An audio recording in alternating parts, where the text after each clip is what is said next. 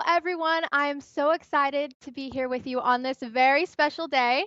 My name is Alexandra Villasenor. I'm a 15-year-old climate activist and the founder of Earth Uprising International. Hi, everybody. I'm Milana Weintraub. My pronouns are she, her, and I'm on the land of the Tongva people, also known as Los Angeles. And behind me are all of the plants that I managed to not kill during quarantine.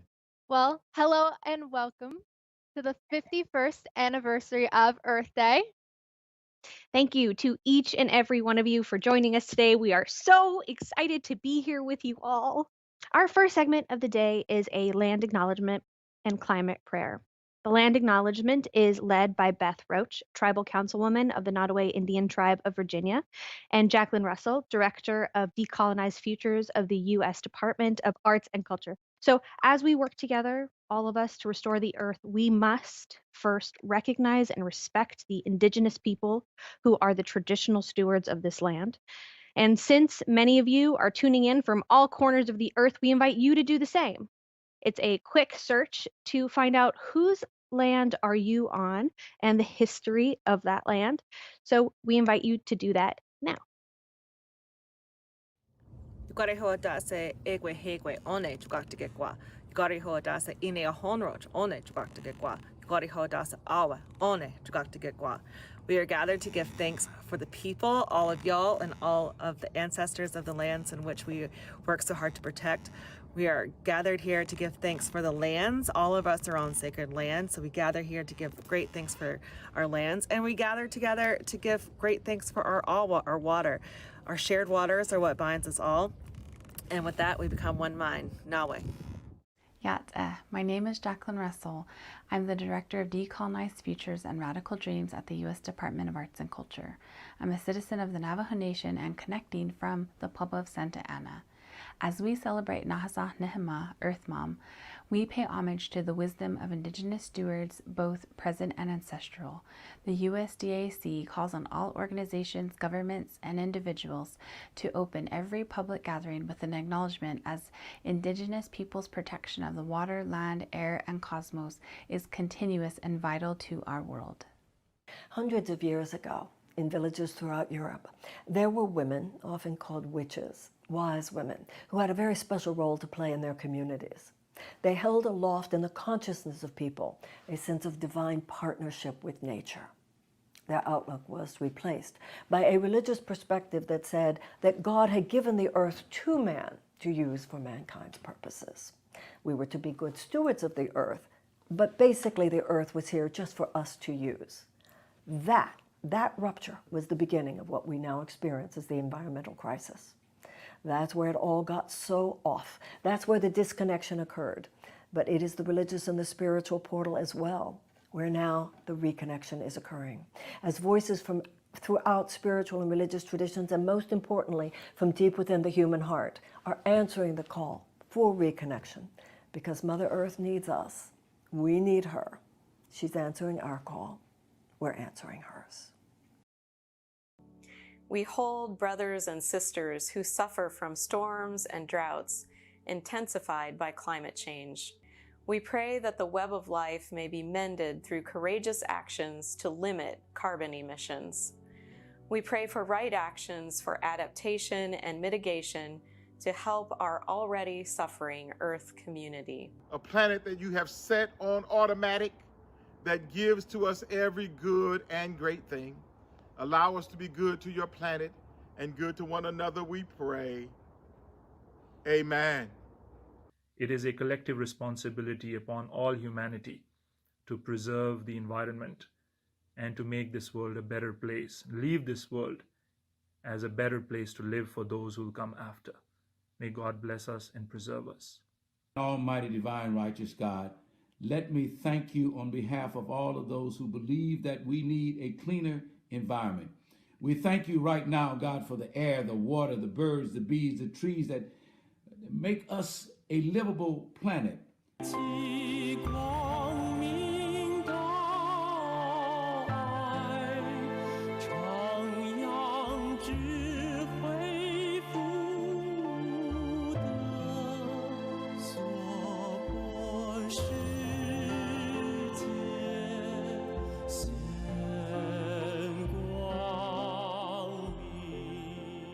For we believe deeply that climate justice is a human right, it is a racial justice right, and it is the work of the Church in 2021. Salutations to the divine wife of Lord Vishnu, who is clothed by the oceans and is adorned prettily by the mountains. Pardon me, Mother, for setting my foot on you. Saint Michael and all angels, Episcopal Church demands 100% clean energy for all. Clean energy for all.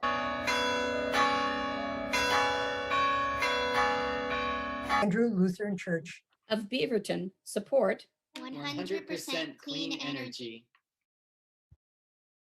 This next video comes from someone who needs no introduction, His Holiness Pope Francis. Pope Francis shares with us the need to be stewards of our planet. I'm so excited. Let's hear what he has to say. Hermanos y hermanas, en esta conmemoración del Día de la Tierra, siempre es bueno recordar cosas que nos decimos mutuamente para que no caigan en el olvido. Desde hace tiempo estamos tomando más conciencia de que la naturaleza merece ser protegida. Aunque sea por el hecho de que las interacciones humanas con la biodiversidad de Dios deben hacerse con el máximo cuidado y con respeto. Cuidar la biodiversidad, cuidar la naturaleza. Y esto en esta pandemia lo hemos aprendido mucho más.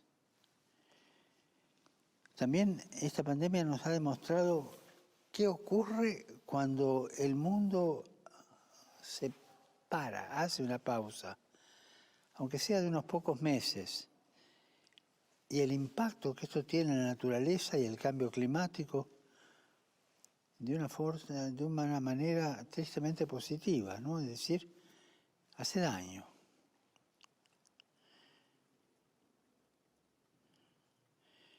Y esto nos demuestra que la naturaleza global necesita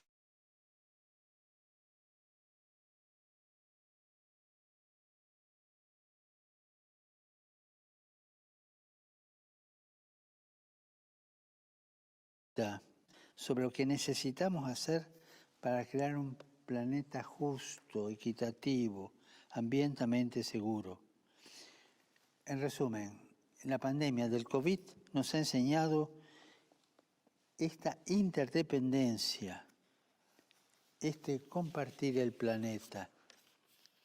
Y ambas catástrofes globales, COVID y el clima, demuestran que no tenemos tiempo para esperar, el tiempo nos apremia y que, como lo ha demostrado la COVID-19, sí tenemos los medios para enfrentar el desafío. Tenemos los medios. Es el momento de actuar, estamos en el límite. Quisiera repetir un dicho viejo español. Dios perdona siempre. Los hombres perdonamos de vez en cuando, la naturaleza no perdona más. Y cuando se gatilla esta destrucción de la naturaleza, es muy difícil frenarla, pero todavía estamos a tiempo. Y vamos a ser más resilientes cuando trabajemos juntos, en lugar de hacerlo solo. La adversidad que estamos viviendo con la pandemia y que ya en el cambio climático la sentimos, nos va a impulsar, nos tiene que impulsar a la innovación, a la invención, a buscar caminos nuevos.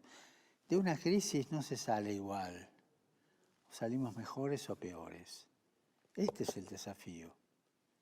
Y si no salimos mejores, vamos por un camino de autodestrucción. Que todos ustedes, y yo también me uno a ustedes, a un llamado a todos los líderes del mundo, para que actúen con valentía, que actúen con justicia, y que siempre digan la verdad a la gente, para que la gente sepa cómo protegerse de la destrucción del planeta, cómo proteger al planeta de la destrucción que muchas veces nosotros gatillamos. Gracias por lo que hacen, gracias por la buena intención, gracias por reunirse todos y prosperidad para todos. So before we turn to the next feature, we have a special prize offer for you. We have teamed up with our partner Propeller to offer you the chance to win a custom Super 73 S2 e-bike by helping the Canopy Project. The Canopy Project is EarthDay.org's reforestation campaign. And the Super 73S2 is a high-performance street-legal electric motorbike that doesn't require a license or registration and reaches speeds over 20 miles per hour. It's super rad, and it's the only one in existence. That's so cool. So make sure that you all visit propeller.la/Earth Day for official rules and to enter for your chance to win. No payment necessary, so if you're a broke youth activist like me, that's great. Enter by July 13th, 2021. Let's plant some trees. Online streaming has a surprising environmental impact. As a whole, digital technology contributes to around 1.4% of global emissions. We now have a discussion about this with Mike Berners-Lee, author and professor of sustainability at Lancaster University, and Simon Robson, BAFTA-nominated animation director and environmental activist. So listen as they share how each of us can do something about this issue. It can be as simple as streaming in standard definition. Following the discussion, we'll have some clips from the movie Earth Definition. I'm Mike Berners-Lee. I'm a professor at Lancaster University, and I'm the author of a couple of books. There's No Planet B, a handbook for the make or break years, and How Bad a Banana's the Carbon Footprint of Everything. Hi, my name's Simon Robson. I'm a freelance director working in film and commercial. I've been working in film production for around 22 years now. And I'm honoured to be here today with Mike Berners-Lee, and we'll be discussing online streaming and its place in carbon emissions and what we can do about that. So getting on to that, I mean, I was really attracted to the concept of Earth Definition because mainly it seems so instantly gettable. I think anyone can get it. It doesn't take a huge, a re-education or a PhD in computer technology to understand that if you stream at 480p as opposed to 1080p, it's a fraction, 25% of the size and therefore the carbon emissions.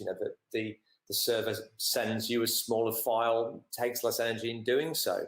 As far as digital streaming is concerned, the idea of streaming less or streaming at lower resolutions really is not even brand new. I don't even think it's on the radar for most people. What's your opinion on all this? Here we are, a very powerful species on a very fragile world, and almost everything we do or buy has a carbon impact and a wider sustainability impact. And most of the time, most of us are in the habit of not really thinking about what lies behind an activity or what lies behind a thing that we buy. We just kind of see what it looks like, and if we fancy it, we go for it.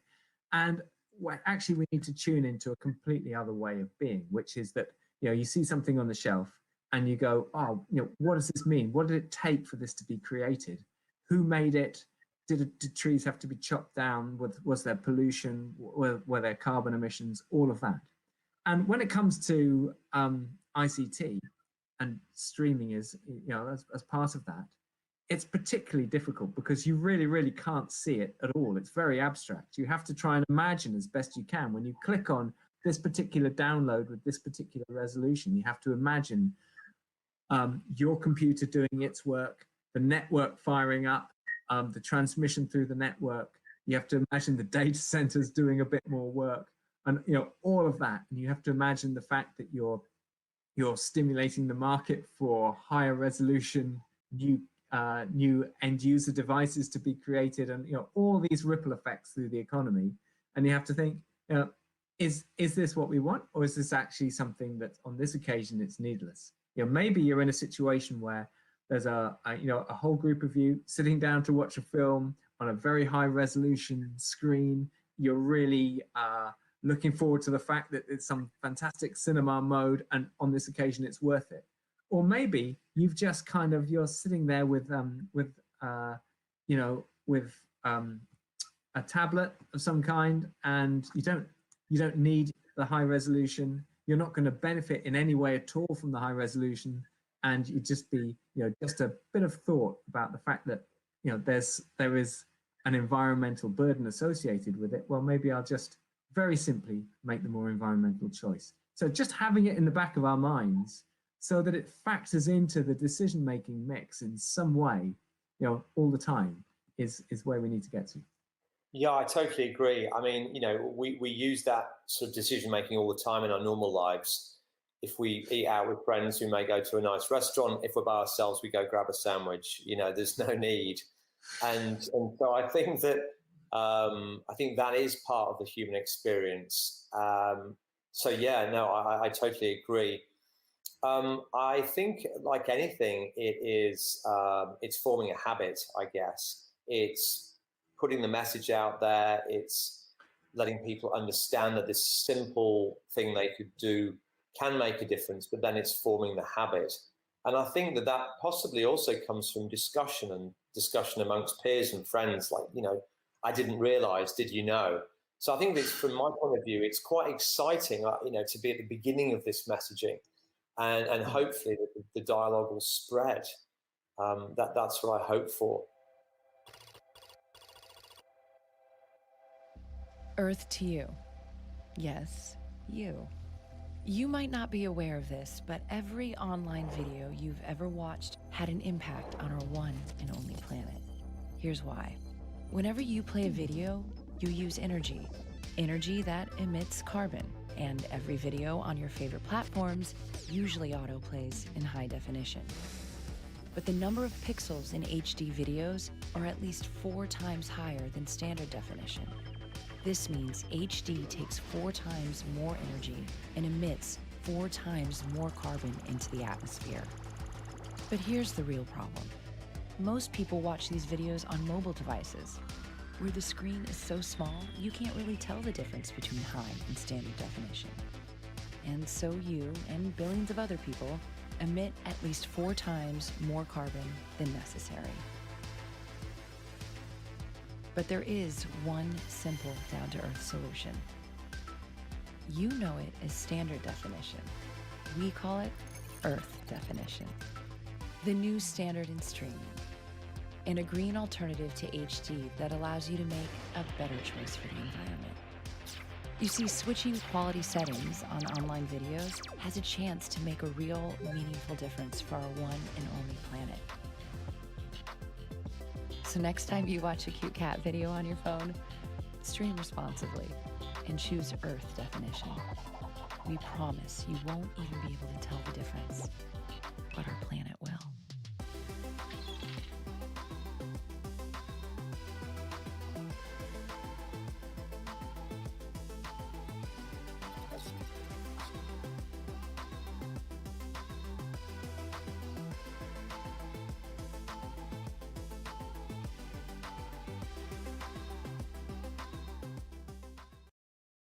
That was such an incredible video. Oh my gosh, hard to move on from stuff like that. But it's now time to check in on our friends on Twitter who are tuning in from around the globe using the hashtag, you know it, hashtag Earth Day 2021 QA. Okay, so our first question comes from Earth Day Warrior 422, and they ask, what is your favorite Earth Day memory from childhood? Well, that is a great question because my favorite Earth Day memory from childhood is the fact that it's not only Earth Day, this day that we celebrate our planet, but it's also the day that my dad's birthday is. So Aw, my dad's cute. birthday is today. Happy birthday, Dad! Happy birthday, He's in the Alexandra's dad. background. And so it was always just an incredible day just because I got to celebrate 2 amazing things in my life, my dad and the planet. And so my father's the one who got me connected to more of the physical realm of the earth, and we always went on hikes together. And so that was just an incredible memory all throughout childhood, and even now it's still celebrated because this day is so amazing in so many different ways. And your dad's the one that kind of got you into this work. So it feels perfect, that kind of fateful that he was born on Earth Day. Yeah, both my parents did in different ways. They're incredible, of course. That's awesome. Okay, let's move on to our next video. It's a shout out from Ed Begley Jr., who is an American actor and environmental activist, and his daughter, Amanda Begley. Ed, if you guys tuned in last year, know that he co-hosted Earth Day Live last year with his youngest daughter, Hayden, and we are thrilled to have him return this year once again to share with us what they do for Earth Day every day of the year.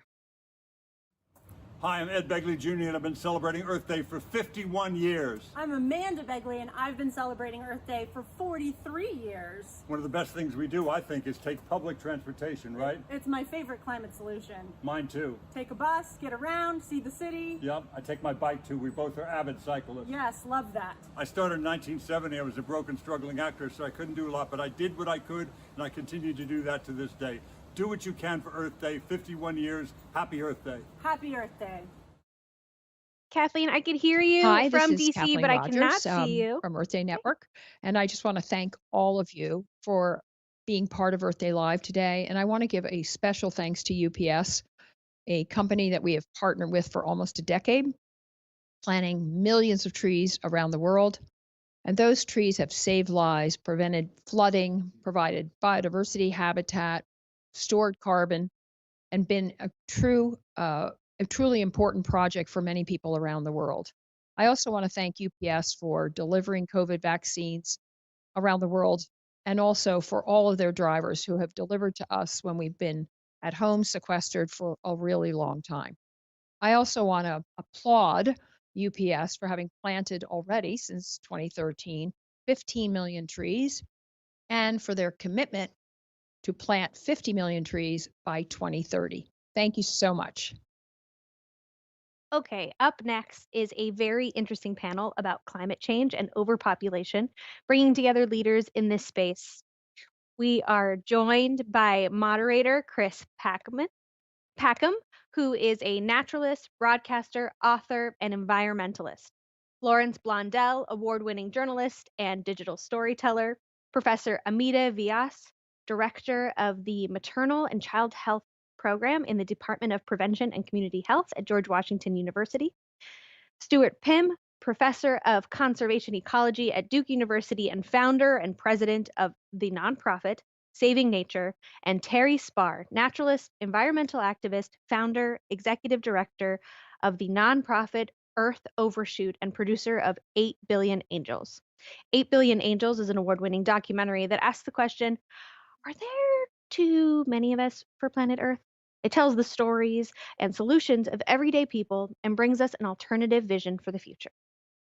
Welcome, and thank you for joining us for this panel discussion. I'm Chris Packham.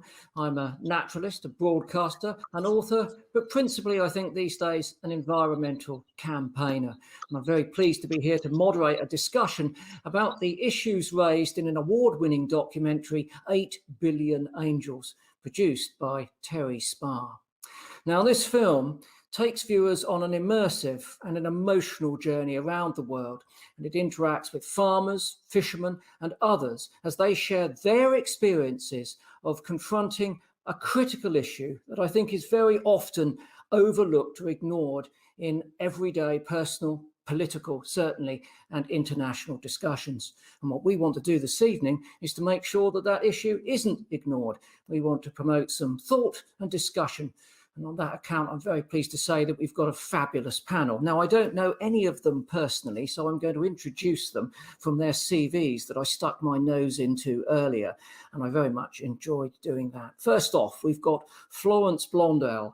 Now, Florence was born and raised in Uganda and holds a master's in science in population and development from the London School of Economics and Political Science. She's an award-winning journalist and digital storyteller in the areas of environment, health, science, and the rights of women and girls. Also, we are very pleased to welcome Professor Amita Vyas. Now, Amita is from George Washington University. She is director of the Center of Excellence in Maternal and Child Health.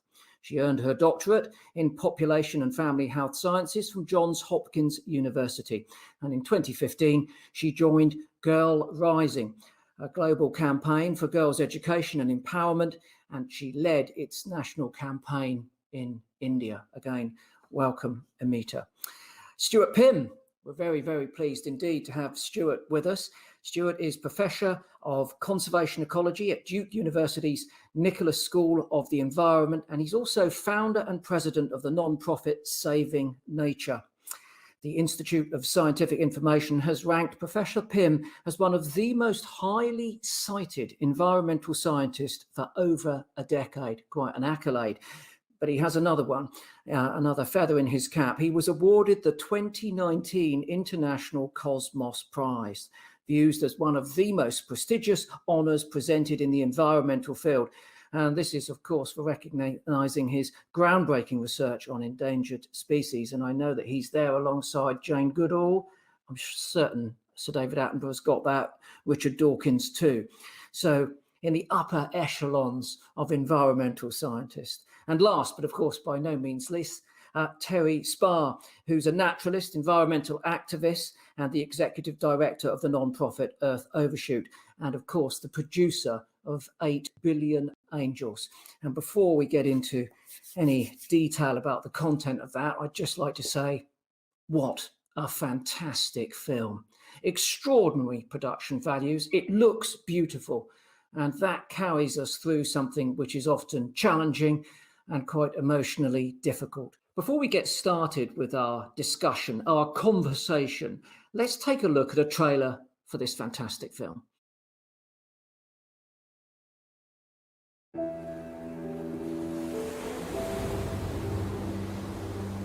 One of the things my mother always taught me, when you borrow something, you always give it back in better shape than when you got it.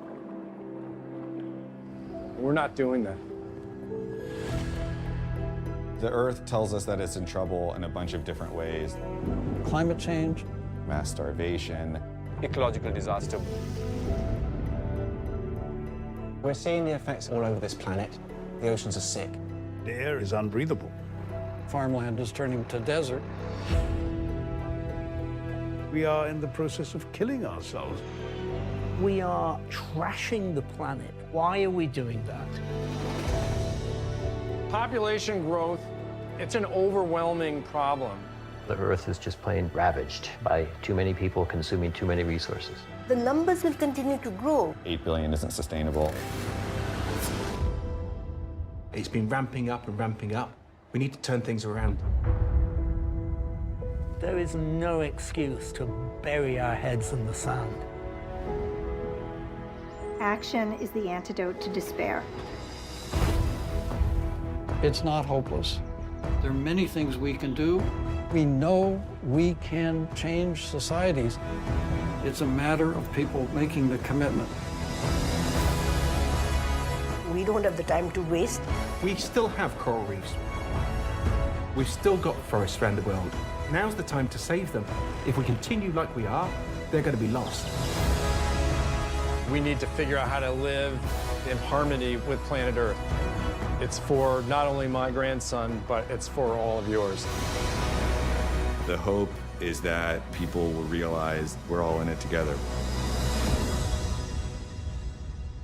Every morning when I get up, I have hope.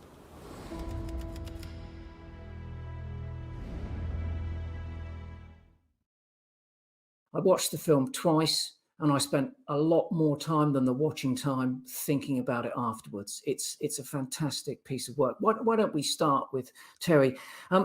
Terry, what led you to want to make this film, and how did you steer your way through that process? Because there are so many different topics that you've got to integrate here, and you do it with a fabulous narrative. Chris, my inspiration for the film came from the observation of the world around me over the past 50 years.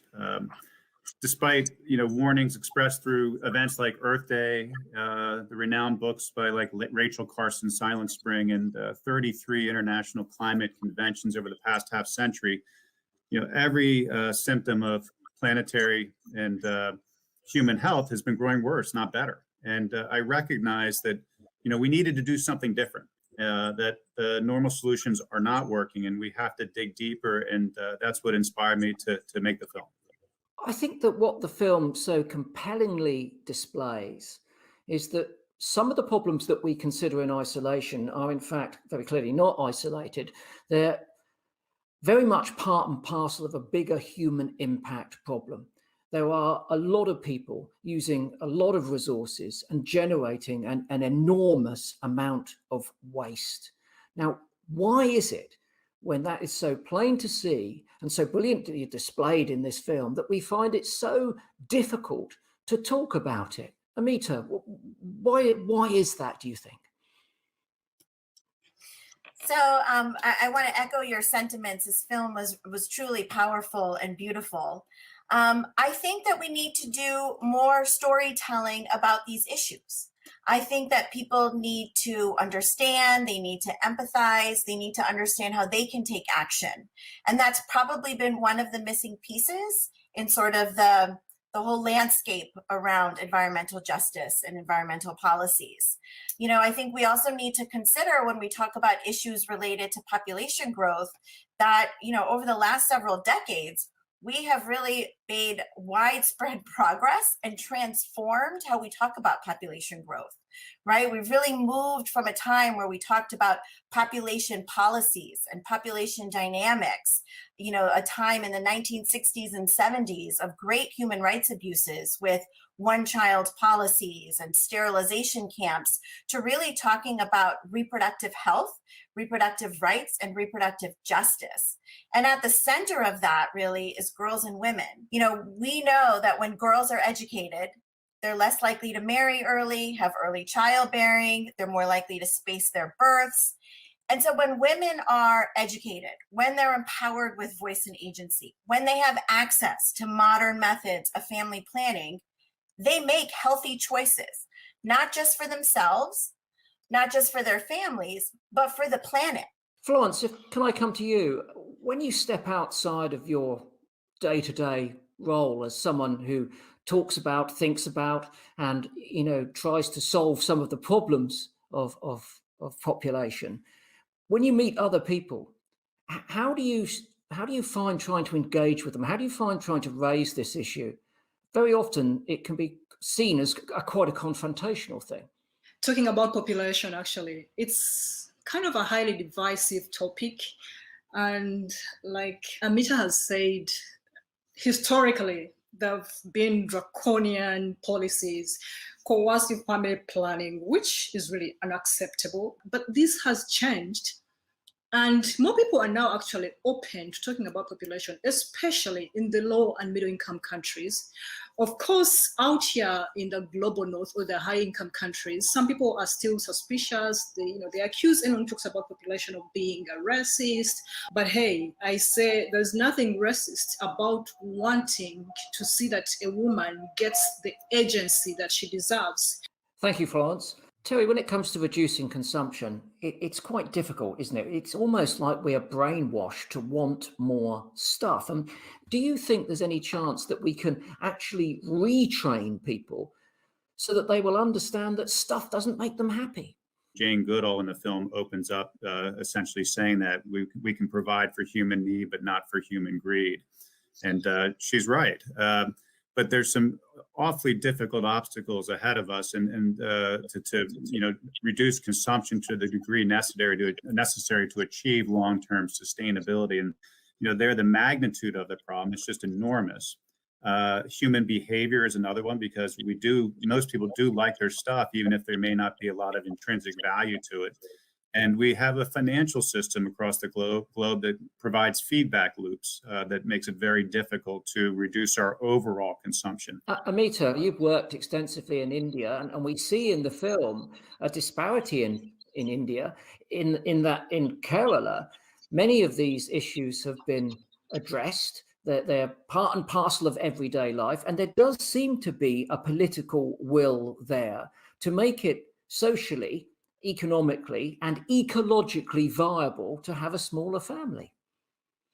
Yeah, absolutely. And if you actually look at the different states in India where you see sort of the most significant decreases in family sizes, you'll also see that those are the states that have higher literacy rates, higher women's literacy rates, and higher rates of girls finishing secondary school. Right. So there again, as we've sort of been talking about here today, there is this really sort of this very close synergistic link between girls' education and the environment and population growth. Women should be on the front lines of this change. I mean, and they are at the grassroots level, but we need their voices at the table. Most countries don't have that female leadership. We don't have women working in science and technology at the highest levels.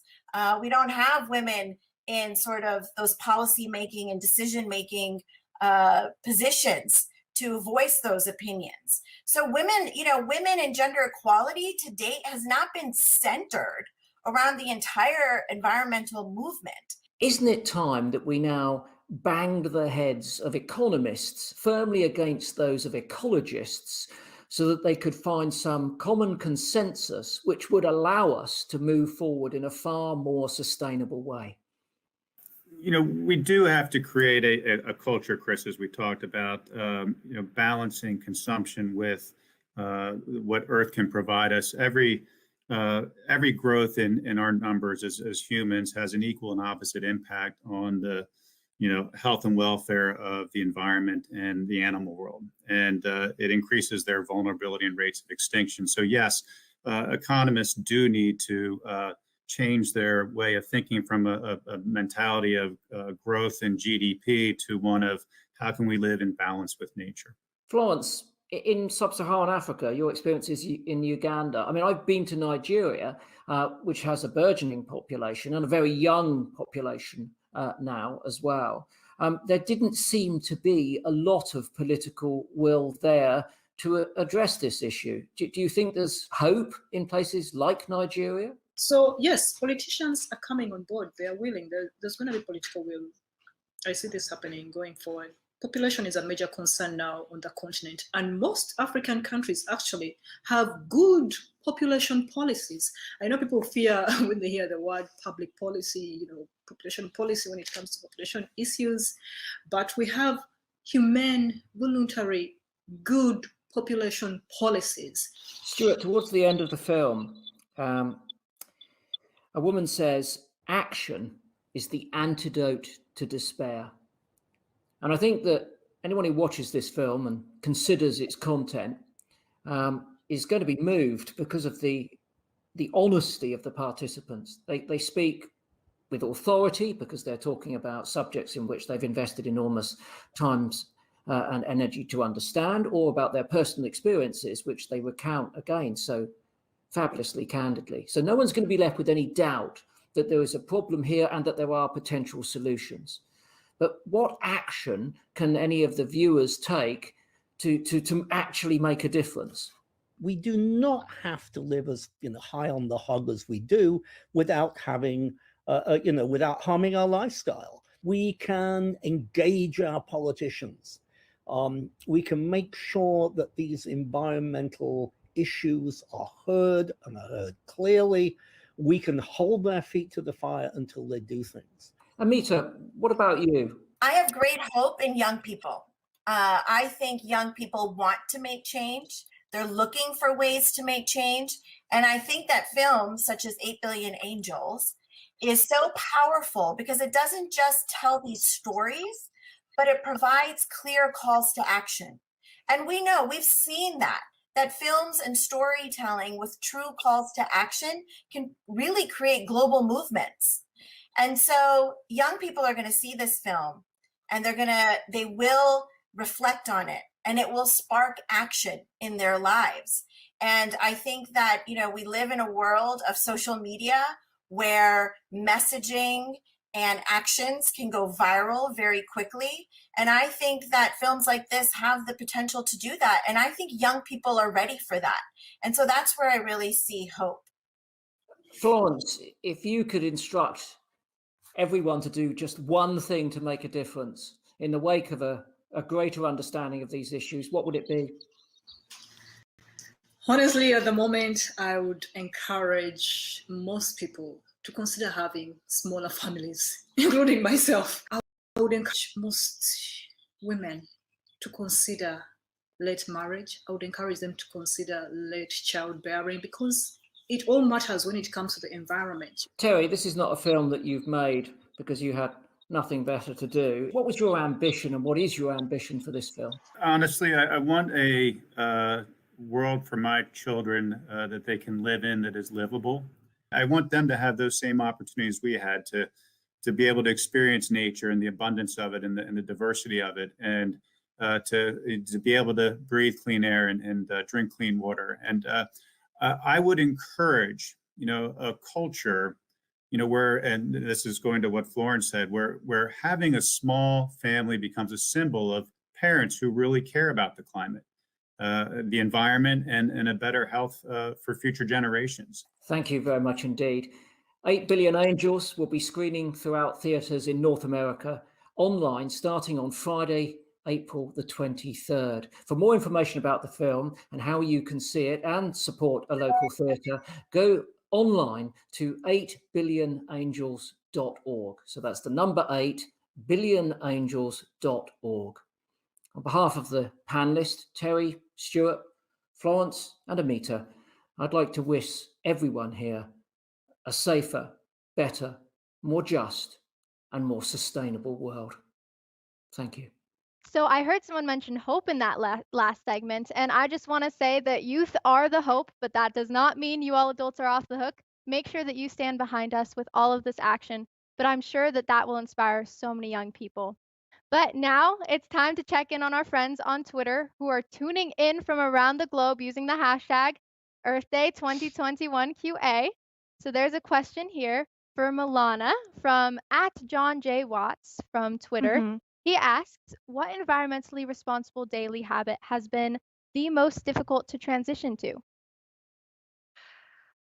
I think there have been some that have been mostly seamless, that have worked for me, like consuming less animal products, being more responsible about my driving. I got an electric car, which I feel very lucky to have. But the hardest one is actually cutting down on paper waste, on boxes, especially during the pandemic. I feel like I consumed a lot through online shopping, whether it's groceries or packages, it just created a lot of waste. And that's something that I know I have a lot of work to do to improve upon.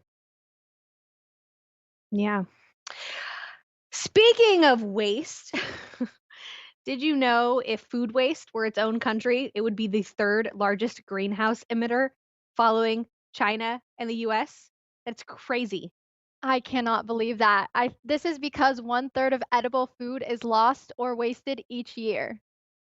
So now you'll hear from Ann Veneman and Justice K-Mine about this exact issue. Ann Veneman is the former United States Secretary of Agriculture. The U.S. Department of Agriculture oversees federal laws on farming, forestry, rural economic development, and food. Justin K-Mine is the co-founder of KDC.Earth. KDC.Earth works to upcycle unwanted fresh food into livestock and pet food. Hello, everyone, and welcome to Earth Day. I'm so excited today as I am joined by Ann Veneman, who's the former United States Secretary of Agriculture, and Justin K-Mine, who's the co-founder of KDC.org.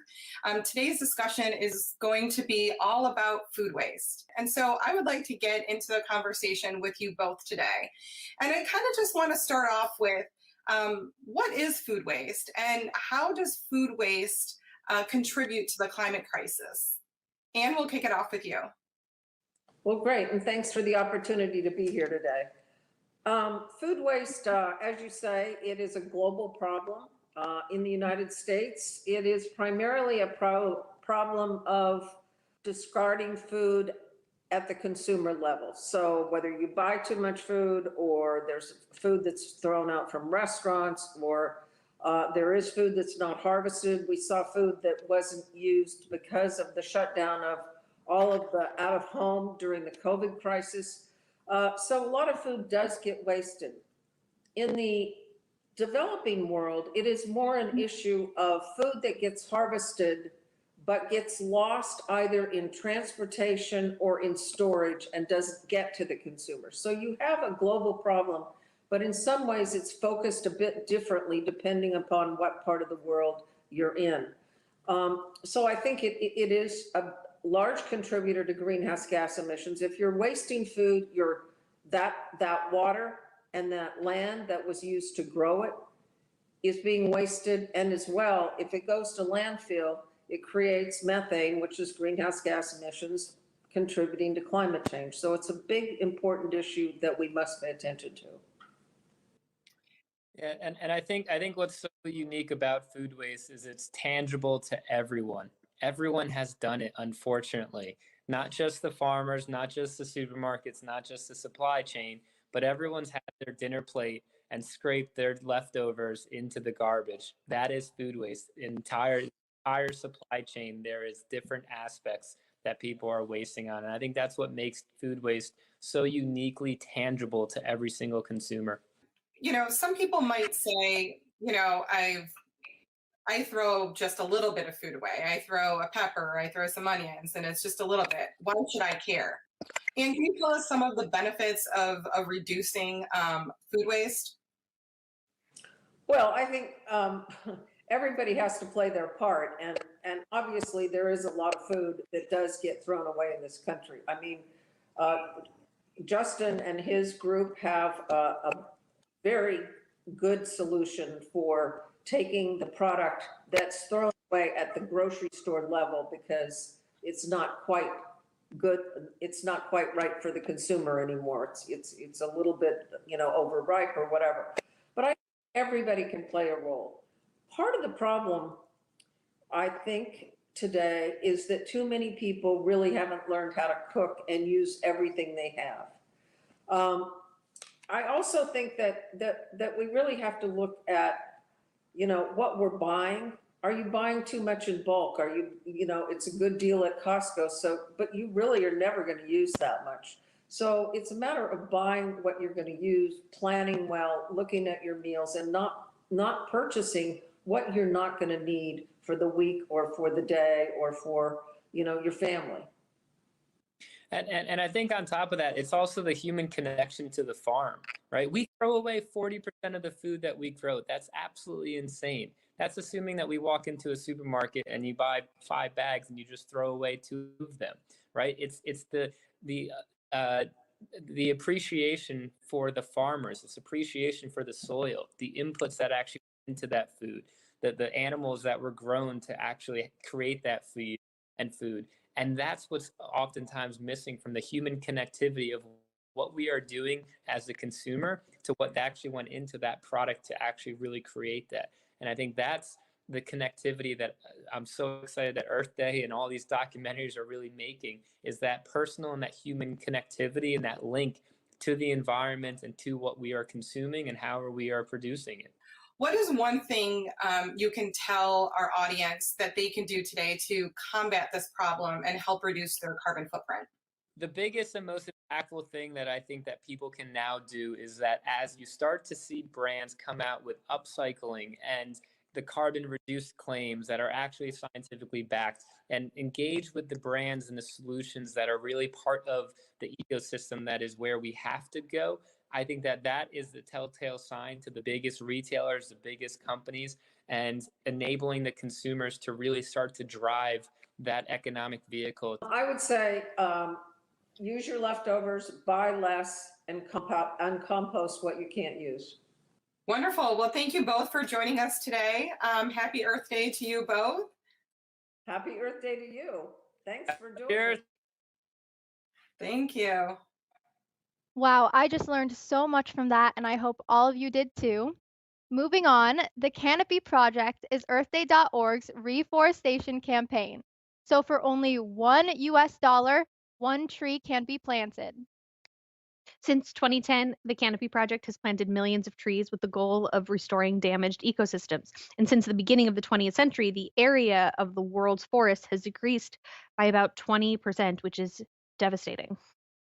Reforestation not only takes CO2 out of the atmosphere, but also protects soil, improves groundwater recharge, provides habitats for native species, and most importantly, promotes economic development for local communities. And so the Canopy Project works in partnership with organizations and government agencies near planting sites in order to ensure that these new trees benefit people and communities who live near them. One of the planting projects takes place in the forest near the Sierra Gorda Biosphere Reserve in central Mexico.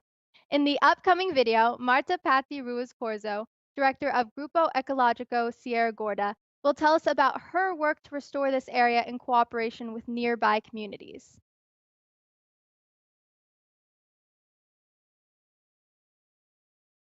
I'm Patti Ruiz Corzo, director of Grupo Ecológico Sierra Gorda, based in central Mexico, Querétaro State, working in a biosphere reserve of 1 million acres and 638 communities that live within the reserve who own the land with high biodiversity values in the forest that are in hands of extreme poverty communities. Then our specialty is the development of solutions based on nature. New skills for productive training, for design, for development of a product that takes you years to weave with the local communities, all those capacities, a nice infrastructure, and so you give value to scenic beauty. And for the services of the forest, we have developed a local protocol that now it's a national strategy that it's ongoing at national level. So a new way to give economic value for ecosystem services and a new value for the scenic beauty, strengthening the capacities of the local landowners. We have a formula to share. We know how to regreen Mexico. We are on that crusade now. So it is a global call to regenerate Mother Nature, to recuperate natural infrastructure, to strengthen the ecosystem services. We can do it, and that would be a great solution to alleviate poverty.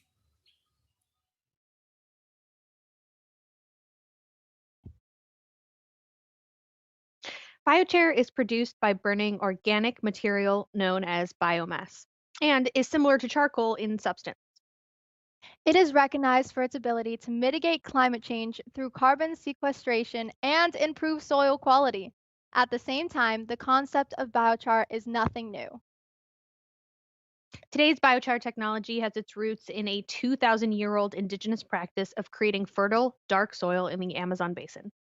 Biochar Now, LLC, harnesses the beneficial properties of biochar to make and sell it at a large scale. James Gaspard, the CEO of Biochar Now, LLC, will now offer us a glimpse into the whole story of biochar. This is James Gaspard, and this is the story of biochar. Biochar is an extremely exciting product.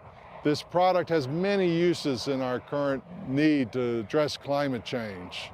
It also has uses to remediate the soil. It has uses in carbon sequestration. It binds water. It can help restore arid parts of our country to grow vegetation. Just many incredible uses. Now, biochar is thousands of years old. We will now hear from Dr. Johann Lehmann, a professor at Cornell University and the chairman of the International Biochar Initiative. Dr. Johannes Lehmann of Cornell University is one of the top researchers in this field. A Cornell professor, the first professor in the Department of Geology in the 1870s, traveled to Brazil and came back with stories about Terra Preta, wonderfully fertile soils on the banks of the Rio Negro. Terra Preta is the remnant of previous occupations of Amerindian populations starting at about 7,000 years before present, up until the arrival of the Europeans. These soils are very dark, black soils that are very organic matter rich, very fertile. Crops grow vigorously on them. So the exciting aspect of that is that in an environment that otherwise features very infertile soils under primary forest in the Amazon, there exist these very dark, very fertile soils that prevailed over hundreds to thousands of years up to present time. How biochar was created in the past to produce terra preta is, of course, largely unknown. One way how this could have happened is using technologies that we also know from charcoal making, piling up biomass and under the exclusion of oxygen, smoldering or thermally decomposing biomass into charcoal or biochar. When you're Googling biochar and how to make biochar, you'll run across a word called pyrolysis. We are really not burning anything. It's a chemical reaction. Pyrolysis is basically heating up a wood or any organic matter in the absence of oxygen. It starts a chemical reaction. The chemical reaction goes to a lot higher temperature than regular fire. It's really just cracking the tars and the lignins and the water and everything out of the cellular structure of the organic matter, and converting the cellular structure of the organic matter into a pure carbon that has special properties that binds other molecules. Here's a comparison of two commercially available biochars. The biochar on the left, you will notice, is far more shinier than the biochar on the right. It's very important whenever you're properly preparing biochar to remove all the tars and the lignins from the finished product, as you don't know how that will react with the plants. It could even be toxic in the soil if it's not properly prepared. So the easy test is just to see if the biochar is shiny, which means the tars and the lignins and the oils have been cooked off.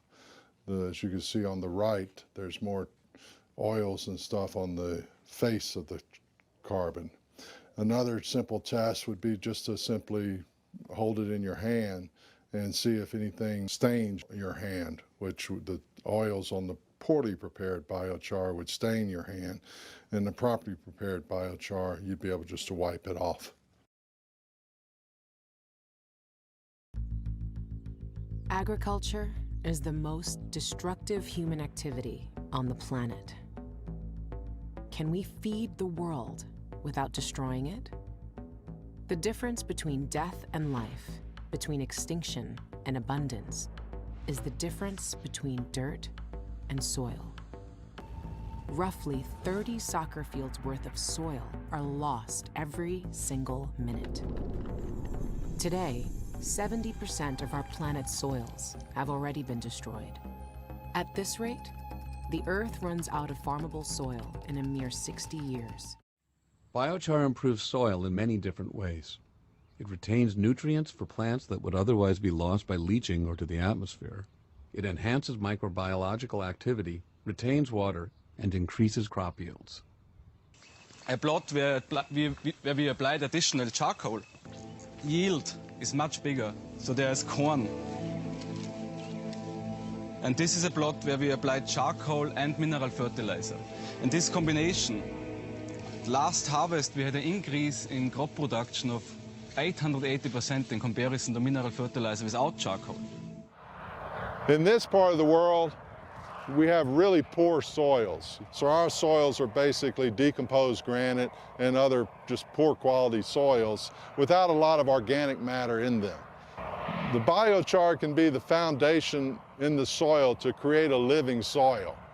Beyond just sequestering nutrients and releasing those to the plant, or sequestering water and releasing those to the plant, the biochar is a home for the microbial life that should be living in the soil here. So basically the biochar acts as a home for the microbes flourish, the microbes live and die, go through their life cycles, create nutrients, create a living soil themselves through their life cycle. That's the secret of the biochar in the regenerative ag world. A healthy tablespoon of soil contains an astonishing 6 billion microorganisms, tens of thousands of different species, each playing a vital role in the cosmic microbial ecosystem. Hi, I'm Charlotte O'Brien, Director of BioBamboo. The reason biochar is so effective is because it has a very high surface area that allows microbes, particularly mycorrhiza, to live inside the biochar. It makes mycorrhiza flourish. Mycorrhiza is a microbe that grows in combination with 90% of all plants. It's a symbiotic relationship in which the plant over-photosynthesizes by 40 to 50% and exudes those carbohydrates down to the mycorrhiza. The mycorrhiza then go out into the soil and bring back nutrients that the plant would otherwise not be able to get. When there are drought conditions, mycorrhiza can go out and bring back water. But perhaps most importantly for climate change, mycorrhiza sequester carbon in the soil through a system of taking the carbohydrates given to it by the plant and turning it into glomalin, which is what gives soil that wonderful tilth, making more room for additional water to soak in when the rains are heavy rather than rolling down to the valley. So this glomalin is a form of carbohydrate in the soil. In soils that are farmed sustainably, it has been recorded as much as 32 tons of carbon dioxide have been sequestered per year per hectare. This is an essential part of our system. Just a 2-inch piece of biochar, if unfolded, would have the surface area the size of a football field. This structure is an optimal breeding ground for beneficial soil microbes, holding both water and nutrients where plant roots need them most. One industry that has benefited from properly prepared biochar is the mining industry. They've done tests on tailings piles, they've done tests on residuals in rivers and lakes and stuff, and the biochar is properly prepared, binds those toxins, and keeps them from leaching out of the mine site and polluting the surrounding area. High-profile projects that have been done with biochar include mercury cleanup in the South River. There's a lot of projects currently undergoing Superfund sites where you're cleaning up copper, zinc, arsenic, a whole list of toxins, PCBs, dioxins, even PFAS. Properly produced biochar can bind PFAS, which is the latest forever chemical that's going to need a lot of remediation in the world. Properly prepared biochar has been used to stop major algae blooms in just a very, very short period of time. Not by killing the algae. They bind the excess nutrients, which causes the algae to be reduced. Properly prepared biochar has been used in lakes where they've been able to remove all the muck from the bottom of the lake as the cycle, basically the same way it built up by excess algae and building up the muck. As you remove the nutrients, the muck remineralizes into the water, and there have been lakes in Colorado cleaned up of 30 inches of muck off the bottom of the lake in a 2-year time period. So properly prepared biochar takes the nutrients out of the water bodies where they shouldn't be, the excess nutrients, and puts them back into the landscape and binds them up to where they don't wash back out into the water bodies and they're taken up by the plants. Properly prepared biochar will bind glyphosate and atrazine and the legacy pollutants that have been used in commercial farming.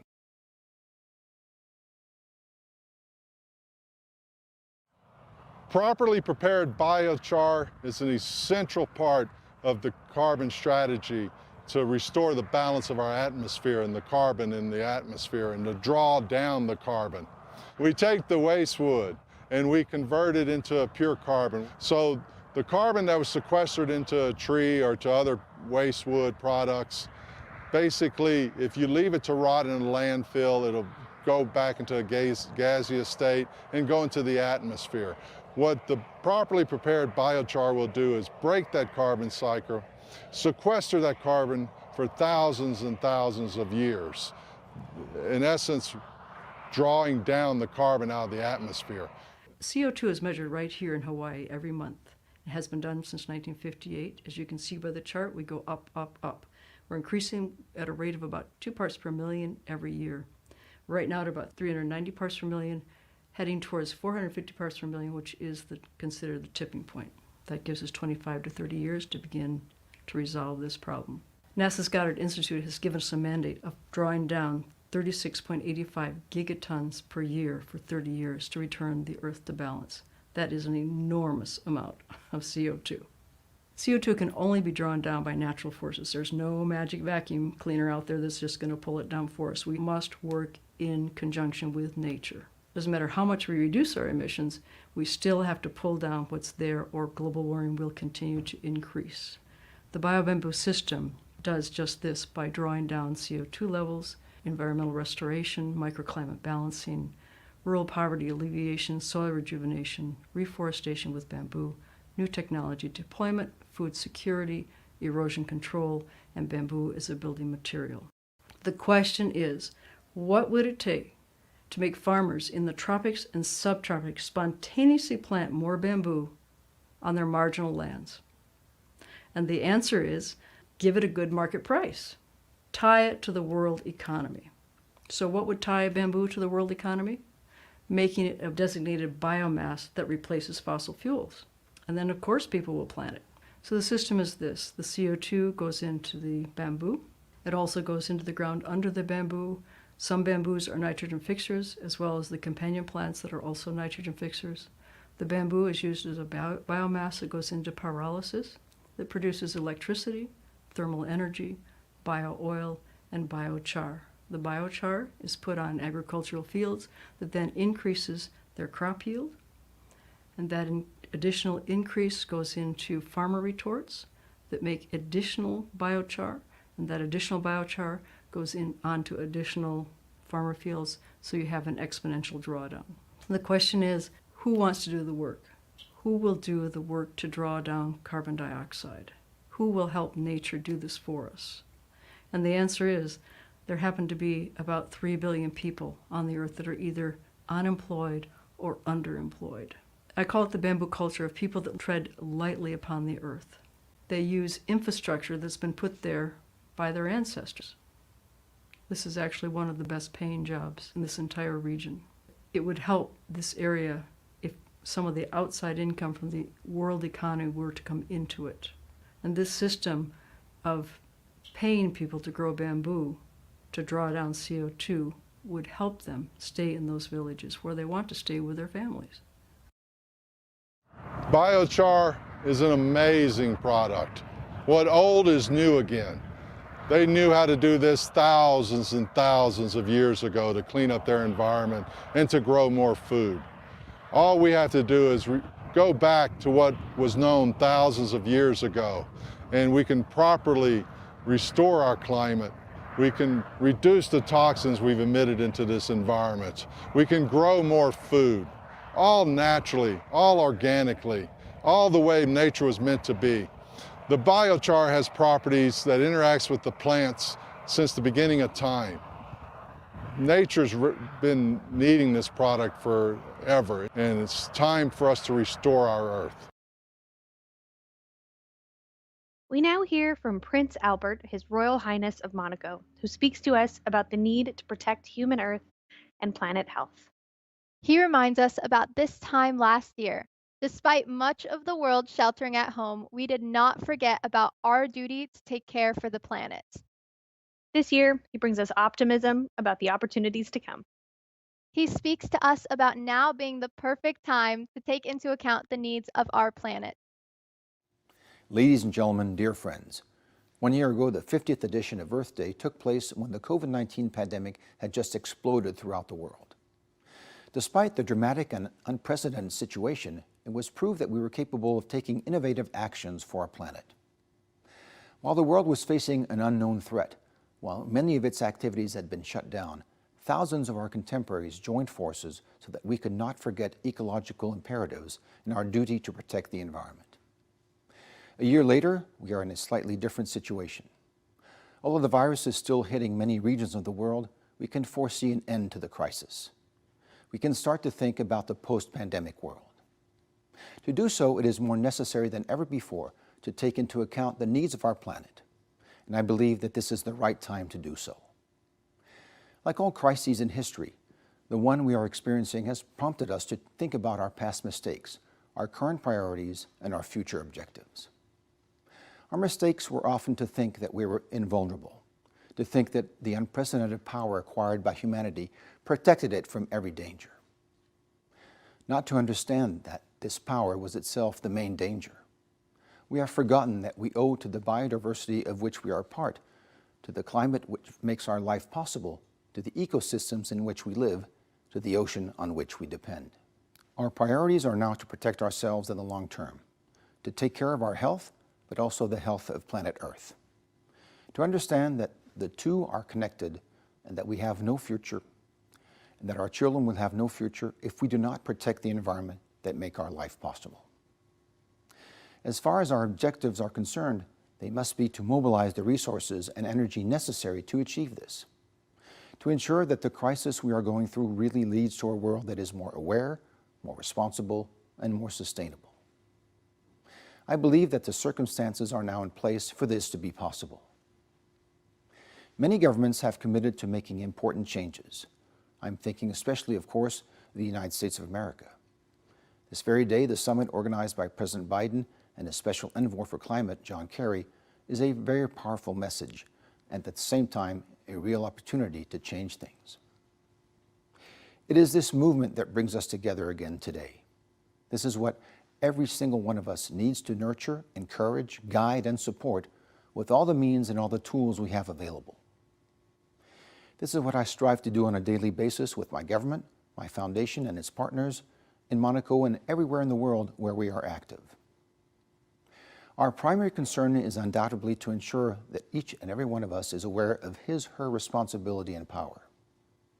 Because planet Earth needs every single one of us. Thank you.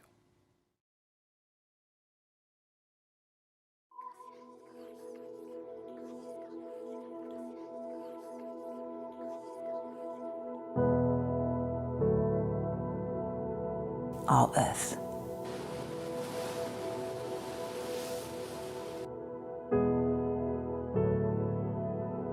Deteriorating.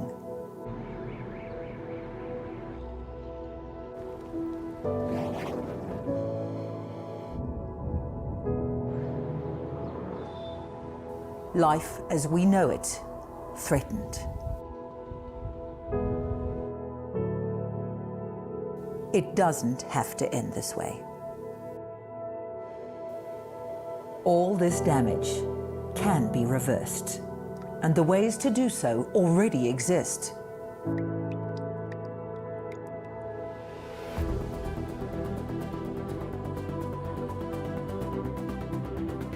The miracle and the mountain of plastic, we're swimming in it. It only takes 5 minutes to finish a bottle of water, but 500 years to get rid of that plastic. Not any longer. If it lasts 500 years, why not use it again, and again, and again? And if plastic is going to end up in the ocean, why not substitute biodegradable materials instead? Around the world, new ways to reduce carbon emissions are blossoming. Cars in some countries are now 100% cleaner than they were just a few decades ago.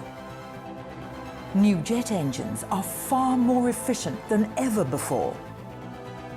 Yet there is much more work to be done.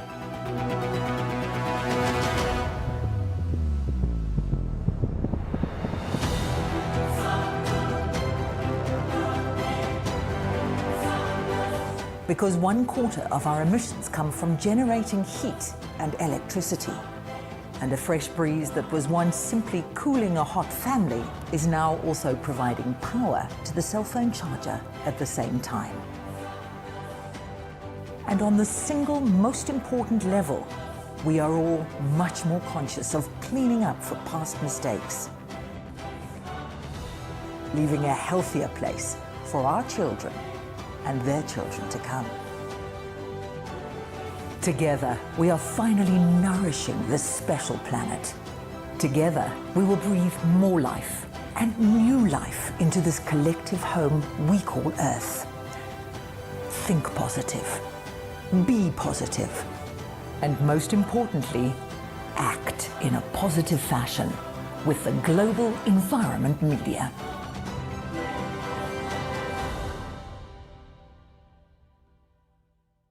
It's that time again. Let's check in on our friends on Twitter who are tuning in from around the globe using the hashtag Earth Day 2021 QA. So this next question is for Milana from @Kira Geologist from Twitter asks, what is your favorite vegetarian meal? Oh, that's easy. It's an Impossible Burger. I love it. They're delicious. I have them on the reg. I prefer them to real burgers, not just because of the environment, but because of the taste. Mm-hmm. I hope that everybody on here who hasn't tried one of those does and goes and try that. Yeah, it's delicious. There's no reason not to. Well, moving on, watch this next compilation from youth climate activists about their set of demands to world leaders who will be convening at President Biden's Leaders Summit on climate change that took place today. These messages are shared during this week's Youth Speaks 2021 Global Climate Summit, which was hosted by none other than Alexandria's organization Earth Uprising and is still available to stream on earthday.org. The messages of Lucia Ureta, Shie Bastida, Vanessa Nakate, Lisapriya Kangujam, and of course Greta Thunberg are different, but all of them speak of universal themes. Let's hear from them about why we should be concerned about climate change and what changes need to be made.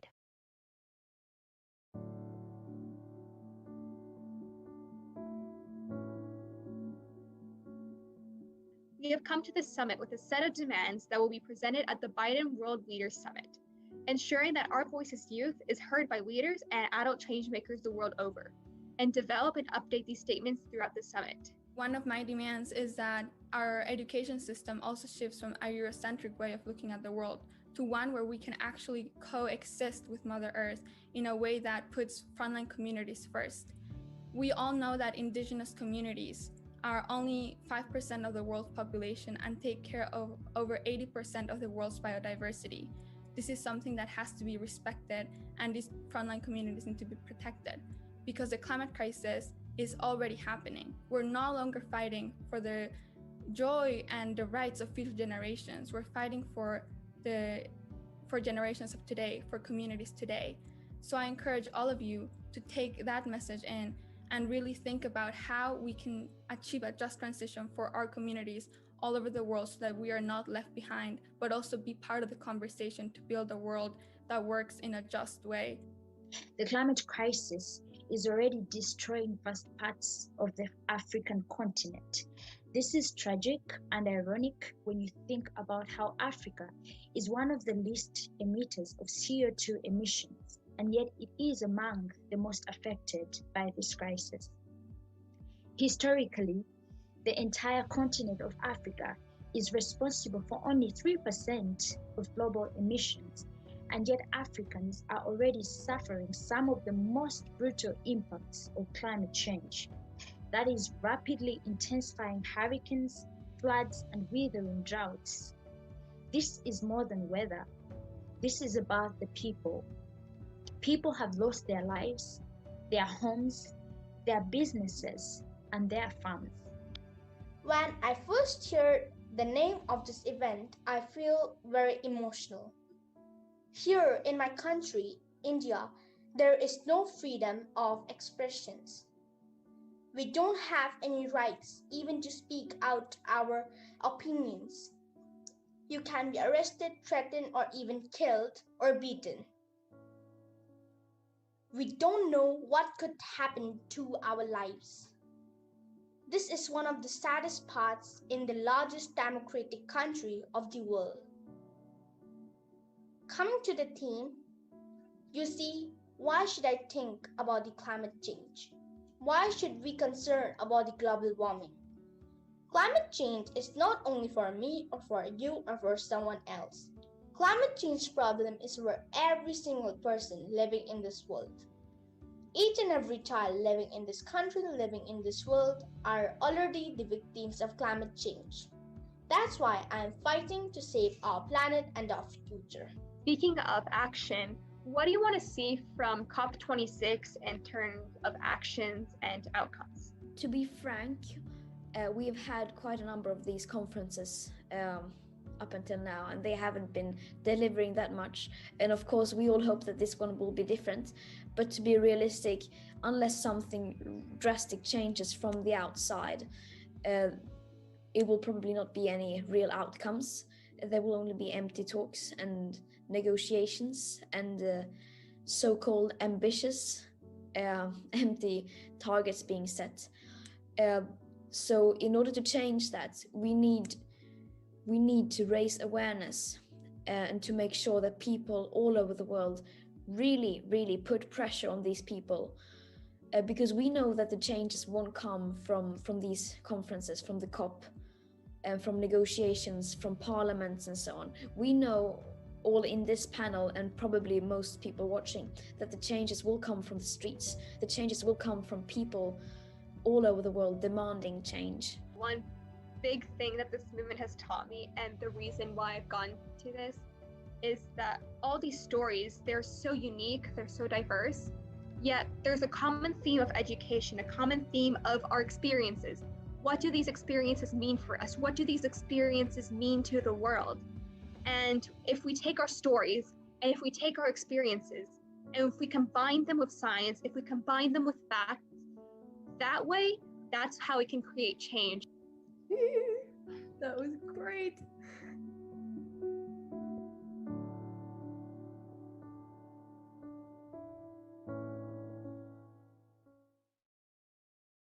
Oh, that was so inspiring. Love him. I wish nothing more than for you to not have to do this. And I'm so grateful that you are. We are now joined by Thomas Lovejoy, referred to as the godfather of biodiversity. He is the president of the Amazon Biodiversity Center, senior fellow at the UN Foundation, and university professor at George Mason University. Which is fitting for this year's theme of Restore Our Earth. He will be discussing why restoration is so critical to combating climate change. In the last analysis, climate change is really just a biological problem.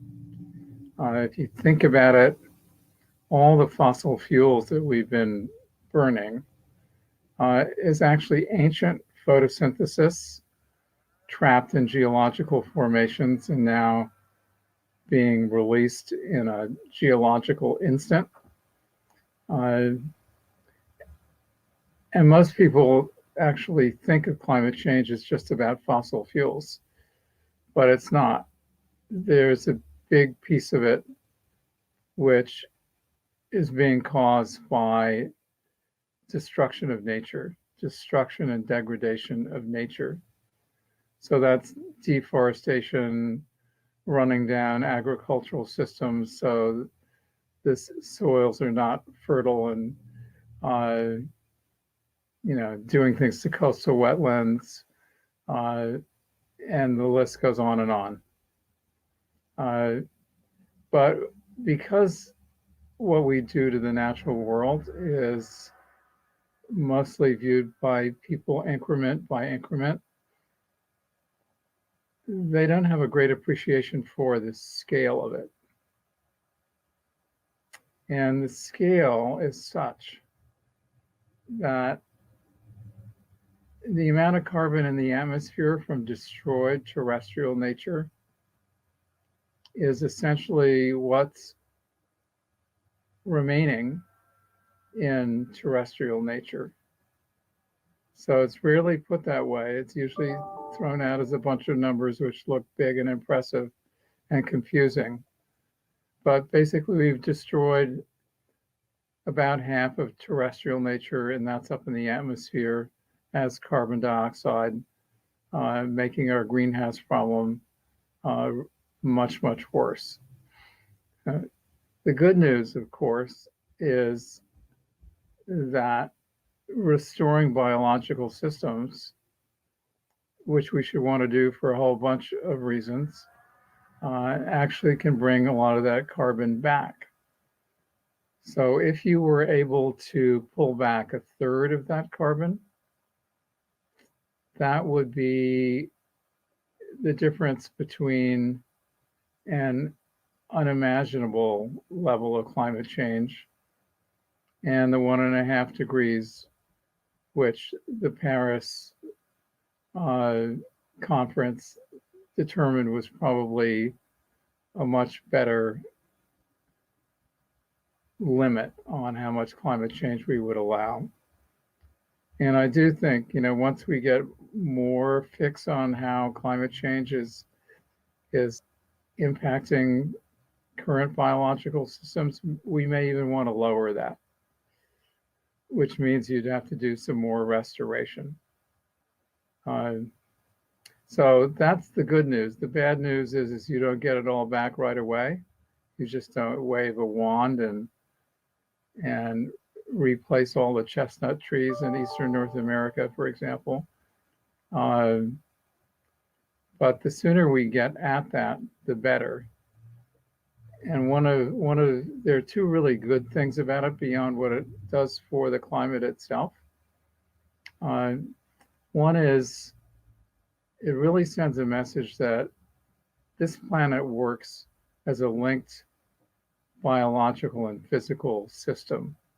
It really is a living planet, and that's how we should relate to it. And the second big plus about it is this is something that every individual can contribute to. So climate change is no longer this huge monster thing. What can I possibly do? It becomes something that everybody can contribute to addressing, through planting a tree or helping restore a coastal wetland or the like. So as we know, there are just endless benefits that come from ecosystems. So we have every reason to be doing that restoration anyway. So it's one of the, in my view, one of the real win-win-win situations we can embrace on a global scale. Now, please watch this next video from Dr. Michael Greger, who is a best-selling author, physician, and the founder of nutritionfacts.org. He brings his expertise on nutrition, food safety, and public health issues to advocate for a plant-based diet. Hello, and thank you for joining us today as we celebrate Earth Day. Today, I am so excited as we are joined by New York Times bestselling author, physician, and founder of nutritionfacts.org, Dr. Michael Greger. Hello, Dr. Greger, how are you? I am well, thank you so much, and happy Earth Day. Happy Earth Day. So let's get into the conversation. I'm a big fan of your book, How Not to Die. And How Not to Die really talks about the vast majority of premature deaths that can be prevented through simple changes in diet and lifestyle. And I love how you laid it out in your book. So tell us a little bit more about How Not to Die and why you wanted to write this book specifically. Yeah, I mean, that's the good news. We have tremendous power over our health, destiny, and longevity. The vast majority of premature death and disability preventable with a plant-based diet and other healthy lifestyle behaviors. For me, it really all started with my grandma. I was just a kid when my grandma was sent home in a wheelchair to die. She had end-stage heart disease, already had so many bypass surgeries to basically run out of plumbing at some point, confined in a wheelchair, crushing chest pain. Her life was over at age 65. But then she heard about this guy, Nathan Pritikin, one of our early lifestyle medicine pioneers. And what happened next is detailed in Pritikin's biography. It talks about Frances Greger, my grandmother. They wheeled her in, and she walked out. Though she was given her medical death sentence at age 65, thanks to a healthy diet, was able to enjoy another 31 years on this planet till age 96, to continue to enjoy her 6 grandkids, including me. That's why I went to medicine. That's why I practice lifestyle medicine. why I started the website nutritionfacts.org, why I wrote the book How Not to Die, and why all the proceeds from all my books are donated directly to charity. I just want to do for everyone's family what Pritikin did for my family. In that same vein, people ask, I'm vegan, and people ask all the time, where do you get your protein from? You don't get enough protein. What do you say to those people in terms of where they can get protein from and why people are so scared to understand that they can get their protein from plants? Yeah, anyone who doesn't know how to get enough protein from plants doesn't know beans. Legumes, beans, flippy, chickpeas, lentils, these are the protein superstars of the plant world. In fact, that's where all protein comes from plants. Any protein found in animals came from the plants that they eat or from the animals who ate the plants that we eat. All essential amino acids are created from the earth. And so we can kind of cut out the middle moo by going straight to the plants themselves. The Institute of Medicine, who sets the RDAs, recommends 0.8 grams per healthy kilogram body weight a day. Comes out to be about 40-50 grams of protein a day. Most Americans get twice the average estimated requirement. And so 98% of Americans, between 97 and 98%, get enough protein, and the few percent that don't typically are on extremely calorie restricted diets, so they're just not getting enough food, period, across the board. I mean, if you really want to know something that people are terribly deficient in, fiber. 97% of Americans don't even reach the recommended minimum intake of fiber. 98% don't meet the recommended minimum intake of potassium. For example, 98% of Americans eat potassium deficient diets. So it should be like, where are you getting your fiber? Where are you getting your potassium? Not where are you getting your protein, where almost everybody is getting more protein than they even need. Let's talk about like the climate food connection. And we often don't make that connection. I think there's a huge disconnect, as a matter of fact, when it comes to our environmental impact and the food we eat. What would you say to folks who want to reduce their carbon footprint, but still want to maintain their diets, whether it's a plant-forward diet or not? How can we make that connection a little better? Well, we can learn the facts, and that what we put at the end of our fork is one of the most powerful personal decisions we can make in terms of not only our carbon footprint, but water use, land use, energy use in general, and it's something that we can do all day, every day.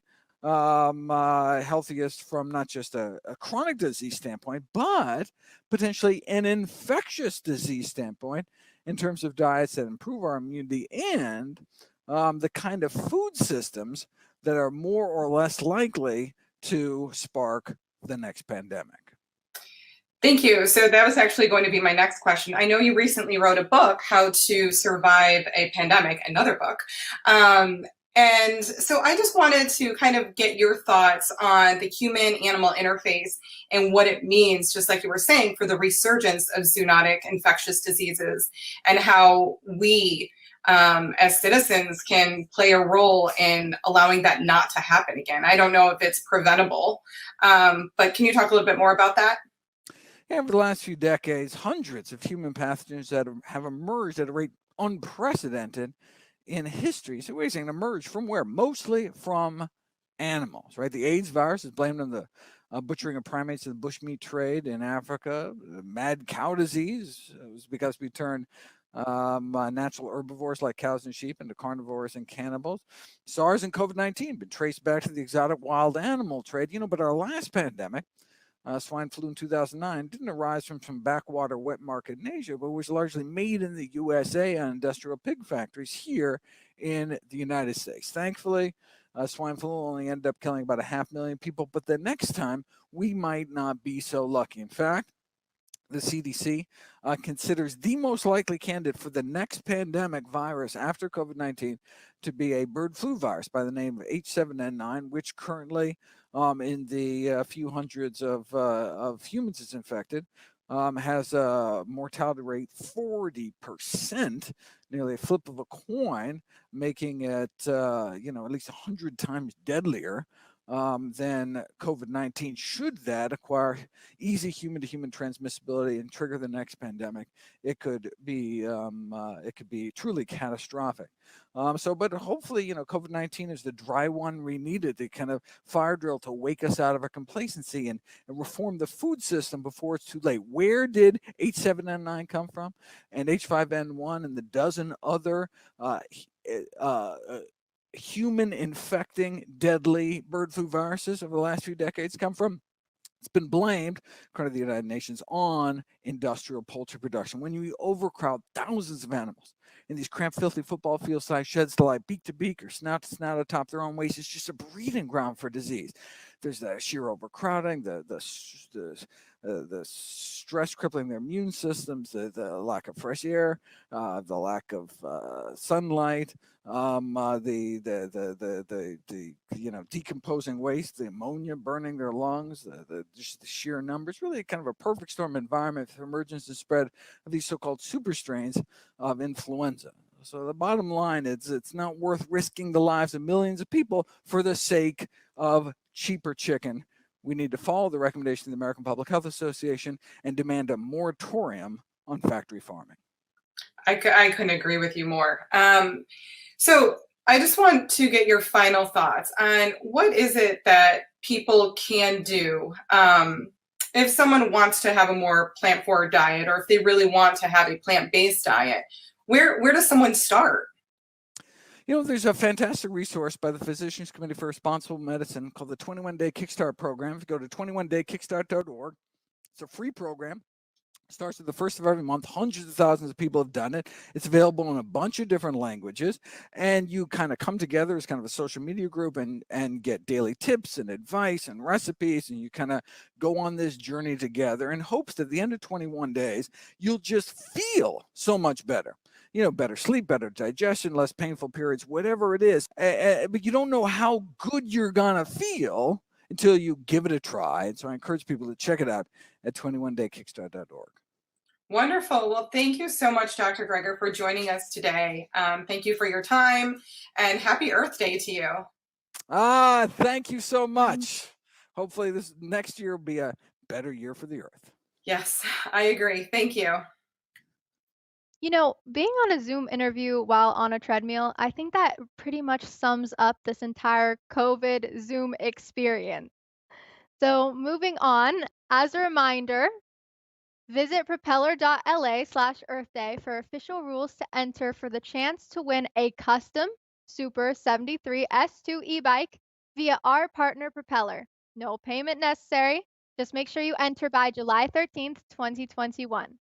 So this next panel is from our very special friends at globalchoices.org and Arctic Angels about driving action on the ice crisis in the Arctic and Antarctic regions. It will feature Sally Rainey, co-founder and president of Global Choices and the Arctic Angels. My personal friend who actually just spoke to world leaders this morning at the Biden World Leaders Summit, Shea Bastida, an Arctic Angel, climate justice activist, co-founder of Re-Earth, and an organizer for Fridays for the Future. Mitzi Jonelle Tan, also an Arctic Angel, climate justice activist, co-founder of Youth Advocates for Climate Action Philippines, and international team member of Fridays for the Future. And this inspiration to me and the youth movement, Bill McKibben, co-founder of 350.org and Schumann Distinguished Scholar at Middlebury College. Welcome, everyone. I'm Sally Rainey, president and co-founder of Global Choices and the Arctic Angels, an all-women international organization focused on the polar ice crisis. Our panelists today include Shea Bastida, an Arctic Angel and climate justice activist, co-founder of Re-Earth and organizer of Fridays for the Future. Mitzi Jonelle Tan, an Arctic Angel as well, and climate justice activist, co-founder Youth for Action in the Philippines, Climate Action, and international team member of Fridays for the Future. And Bill McKibben, we are so honored to have you as our moderator today, the co-founder of 350.org, and you're at Middlebury College as a fellow right now. So please take it away. Well, Sally, thank you very much for this important event. It's a pleasure to join you, in part because, you know, I've gotten to stand up on the great ice shelves in Greenland and watch big chunks of them fall into the ocean. There's nothing abstract about the crisis we're talking about today. It's one of the clear manifestations of a rapidly heating climate. And it's one of the things that's going to drive damage in ways that we're just beginning to understand. It's not just that the sea level is rising, though that is a horrible function of this. It's also that as the Arctic has melted, it's begun to affect the ways that the jet stream operates, and we see strange phenomenon like the polar vortex in Texas earlier this winter. We're beginning to worry that the Gulf Stream itself and the great ocean currents are beginning to be altered by this melt of water. And of course, there are millions of people who live in the Arctic whose lives are being upended, turned upside down, because the world that they have known for hundreds of generations is now suddenly entirely different. So it couldn't be more important to have people speaking out about this, particularly these Arctic angels from around the world. And it's a real pleasure today to get to talk with a couple of the best activists I know around the world. And I'm just going to get straight to them. Gia, let's start with you. One of the things that you've talked a lot about and really powerfully is the intersectionality of the climate crisis and the importance of action across generations. Does this feel like it links up with what's going on in the Arctic and on the ice to you?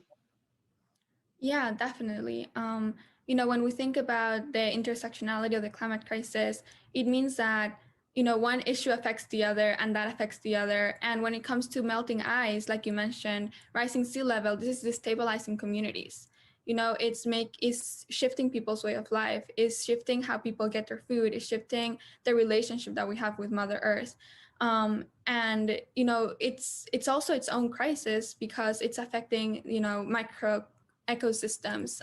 It's affecting the way that communities in the Arctic and, you know, in Alaska and in just places that depend on ice are functioning.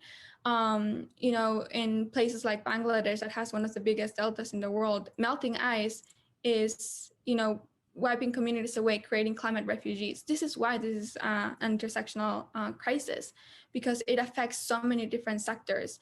And, you know, it's not hard to put our efforts together and address what's happening in the Arctic, because we don't want it to be drilled, we don't want it to be exploited, we want it to be protected. And that's what, you know, the Arctic Angels are supposed to do. We're supposed to be the voice of protecting the Arctic. And when it comes to intergenerational cooperation, you know, in indigenous culture, we have this system of talking to elders about wisdom and sharing that wisdom. And one of those pieces of wisdom from indigenous peoples who live in the Arctic is, you know, just protect your ecosystem, protect where you get your life from, give back. So definitely intergenerational cooperation is important, the sharing of information, and just the fact that, you know, we as youth shift the conversation to caring for the Arctic, because the conversation was there for a really long time. It shifted away from there because we didn't see how intersectional the issue was. But now that we know how the melting ice affects all of us, we can go back and say and take a stance against the drilling of the Arctic and other issues. Absolutely. It's so well said. Let's go to Mitzi. Mitzi, you live in the Philippines. You know, the only ice you encounter day to day is in a cube in the bottom of a glass. So why do you care about what happens many thousands of miles away up in the Arctic? Well, as she already mentioned, everything is linked together, and those in the most affected areas or the global south, like countries in the Philippines, are those experiencing the worst of the climate crisis, and we can't treat parts of the climate system in isolation. Everything is interconnected, and it all starts with the Arctic. It's the place that's heating the fastest anywhere else in the world, and the Arctic has already hit 2 degrees Celsius plus temperature rise. And this has impacts on people, especially in small island nations like the Philippines. As Xie mentioned, with Bangladesh, climate refugees are rising. The Philippines is also one of I think it's the second highest number of climate refugees within our own country. And it's at some point, we're going to end up not having places to seek refuge within our own country, and we'll have to leave our own country. And that's a horrible thought for me, to have to leave my nation, my country, because of the climate crisis, which is being caused by the same countries, the same multinational companies that are drilling in the Arctic and in the ice. And so this really is interconnected, as Shea mentioned. We have to make sure that when we talk about the climate crisis, it isn't just about carbon dioxide emissions and numbers and vague graphs, which is very important. Like, the science behind the climate crisis is very important, but also remember the people that are most impacted. Also remember how everything happening across the world is going to impact those in the most affected areas, those in the most exploited areas of the world today. And it has to be at the top of the global agenda, because it's not just making typhoons and storms stronger, it's also causing issues like food insecurity and more class inequality. And this is something that has to be talked about and has to be brought at the front of the agenda. Absolutely. Thank you so much. Sally, you've been listening to this testimony from the next generation about all this, and it's as eloquent and powerful as it's possible to be. You bring us home now. Why does this matter overall? Why do you do what you do? Well, you know, the polar ice, Bill, is basically going extinct. And the reality of this is that its fate is our future. And in the Arctic specifically, the centerpiece to all of this is the Arctic sea ice. And because that's the indispensable planetary cooling system. And we're losing it because of the unprecedented loss of ice to melting. And as you said, it's impacting climate regulators, the jet stream, ocean currents, food chains for many species, including us, floods, droughts, extreme weather, fires as far-flung as Northern Africa and even California, and less precipitation in the Amazon has been linked to Arctic sea ice loss. This is a global phenomenon. This is a global system that affects all of us. The Central Arctic Ocean actually is an ice shield. It keeps the albedo effect intact. That's the reflection of the sun's heat and radiation. When the ice is gone, that all is soaked into the dark ocean, higher temperatures, and the ice keeps melting. So it's a vicious circle. One of the interesting things about the Central Arctic Ocean is that it's a high seas global commons, meaning it has no jurisdiction. It's not owned by any countries yet. It belongs to all of us, and it's the rightful heritage of all of humanity. And that the voice of the Arctic Angels brings this piece forward too. So we're calling for an immediate action to protect the Central Arctic Ocean ice shield from deep seabed mining, oil and gas exploitation, seismic testing, radioactive waste dumping, nuclear weapon testing, and shipping. So Global Choices is taking the ice crisis to the top of the global agenda and to the streets. Very powerful. Look, I think the message that everybody's been sending today is, it doesn't matter if you live a long ways away from the Arctic. As the Arctic melts, that's coming to you. And we need you to be a part of the fight to keep things the way that they have been for tens of thousands, hundreds of thousands of years. Go to globalchoices.org and sign up. You too can be an Arctic advocate, and this planet badly needs for you to do it. Thank you very much. It's time to hear again from our friends on Twitter. So don't forget the hashtag is hashtag Earth Day 2021 QA. Okay, so we have a question for you, Alexandria. What can teens do to help out the planet? Well, there is so much that teenagers can do to help protect our planet. And so I think the number one thing that I would tell young people to do to take action is and to protect our planet, the number one thing for them to do is get involved. So the number one thing after finding out your climate story, so seeing how you're being impacted by the climate crisis, and then from there, after looking to your local community, find out what you want to do about climate change. So, for Mm. example, I saw California's wildfires in my local community, and after that, I was really upset and I wanted to do something about it. And so find that story and then find out what you want to do about it. And from there, then you can find a group or an organization that matches the mission that you want to focus on. And so for me, I really wanted to focus on education to bring more people into this movement. And Mm. so Earth Uprising focuses on climate education. But there are so many other youth organizations that have so many different missions, and so getting involved is the number one thing that teenagers can do. Yeah, it's almost like we want you to ask yourself, why do you want to get involved? What is calling you towards this mission? And then use that to figure out your what.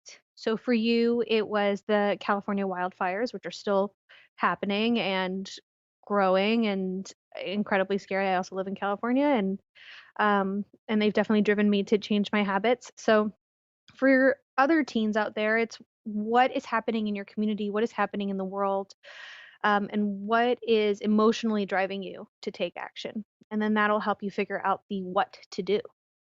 Exactly. And one way you can also get involved is you can support Earth Day every day by becoming an earthday.org member at earthday.org/member or texting Earth Day to 3339 to donate. Awesome. Upcycling transforms waste into a product that is of higher value than the original. Koe Suplicy, the founder and CEO of Barnana, joins us to discuss how his company reduces food waste. Barnana upcycles bananas into healthy and delicious snacks like banana bites and cookie brittle. Koe is a big supporter of upcycling and wants you to be one too. Hello, everyone, and happy Earth Day. I am so happy to be here today with Kawe Suplicy, who is the founder of Barnana. And today we will be talking about something so fun, upcycling. What is upcycling? And can you tell us in particular why you decided to focus on bananas? Of course. And before we get going, Jillian, I just want to thank you for having me. I have always been a huge fan of Earth Day, so being here, it really is an honor. Like you guys are amazing, and to be part of this, I am so excited. So yeah, let's get into upcycling. Upcycling is trending, and that is a great thing because when I started my company Barnana, I didn't know anything about upcycling or food waste. At that time, food waste already happened, and it was a big issue, but no one talked about or knew that we had that problem. So the idea with upcycling is that we are utilizing a product or a food that otherwise would end up going to waste and not be used for human consumption.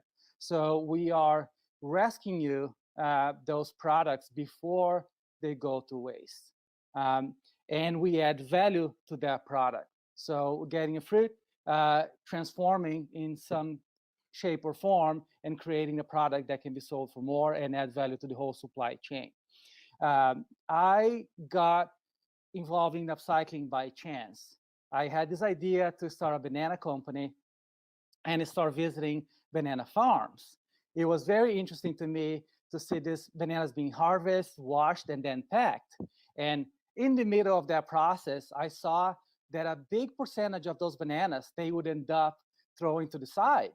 And that pile of bananas that didn't make the cut kept growing and growing. And at one point, I asked them, so what is going on here? What is the difference? Those bananas look the same to me as the one that you were packing. And they explained to me that those were considered to be the seconds. They did not qualify to be exported most of the time because they were green, but they were not green enough, or they had the wrong size, shape, or form and couldn't fit in the box. So a good example of this, just to illustrate what I saw at those farms, were bananas that look like this. if you're going to a grocery store, you're going to look at these bananas and you're going to say, oh, they are too green, I'm not going to buy them. And to us at the supply chain, they are already too ripe. As you can see, they have a little yellow tint behind the green, and that means that the ripening process already started. So they will go bad before getting to the stores. And this, interesting enough, we have to wait for the bananas to turn yellow like this to use them.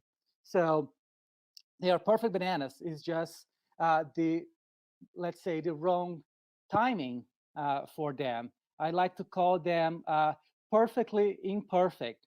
I think the only imperfect portion of them is the timing or the format. Otherwise, they are perfect. I guess talking about imperfect, are these like really labeled as imperfect? And if they're being labeled as imperfect, as a consumer who looks at that and says maybe they don't want to consume something that's imperfect because they may attribute that to nutrients being depleted. Is that true, false? What can you tell us about that? That is totally false. These bananas or carrots or whatever the produce is, they have the same exact nutritional content and nutritional value as the label perfect foods. It's Earth Day, and we at earthday.org continuously talk about solutions for climate change. And food waste is such a complex problem. How can upcycling be part of the climate solution? It is a complex problem, and is also one of the easiest way to solve that problem. So when you're growing foods, there's a lot of resources and time that goes to that. So your farmers are utilizing water, their own time, a lot of things that go into growing those foods. So if they are going to waste, you're wasting all the resources that went to creating that product, and at the same time, you are creating greenhouse gases because those products are going to a landfill. The best way to prevent that, to utilize those resources involved in growing the food, is to upcycle them and utilize them in a different way, not the traditional way that we have been doing for a long time, but there's so many companies now trying to find solutions for all the different parts of the supply chain and utilize those products. So if someone asks what is the difference between recycling and upcycling, can you tell us what is probably the number one or two differences between the two? Of course. And it's great to talk about this because people are used to recycling, right? We have been recycling things for a very long time. So when you recycle something, you are going and rescuing something that already went to waste, something that already went to the trash and went to like a recycling program, and then finding ways to sort that out and use in a different product. On upcycling, we are rescuing those products or those foods before they actually get into the trash. So we are bypassing one of those steps and then creating something totally new that is more valuable than that product that otherwise would end up going to waste. I think that really helps people understand the difference between the two of them. Awesome, wonderful. Thank you so much, and happy Earth Day, Kawe. Happy Earth Day, Jillian. Thanks for having me. Thanks. Up next is an exciting panel talking about how natural solutions and regenerative agriculture can solve the climate crisis. EarthDay.org's Regenerative Agriculture campaign works to raise awareness about regenerative practices. You'll learn more about this from our guests. Moderator, Dr. Shita Chakraborty, who is a risk and behavior scientist and the U.S. representative for We Don't Have Time. Dr. Jonathan Foley, a top climate scientist and executive director of Project Drawdown. Andrea Illy, the chairman of Illy Cafe, co-founder of the Ernesto Illy Foundation, and chairman of the Ernesto Illy Foundation USA. Ibrahim Tiao, who has been serving as the executive secretary of the United Nations Convention to Combat Desertification since 2019. And Elizabeth Whitlow, the executive director of the Regenerative Organic Alliance. Happy Earth Day, everybody. This is an earthday.org webinar looking at natural solutions and regenerative agriculture. American agriculture faces a trifecta of potentially devastating challenges.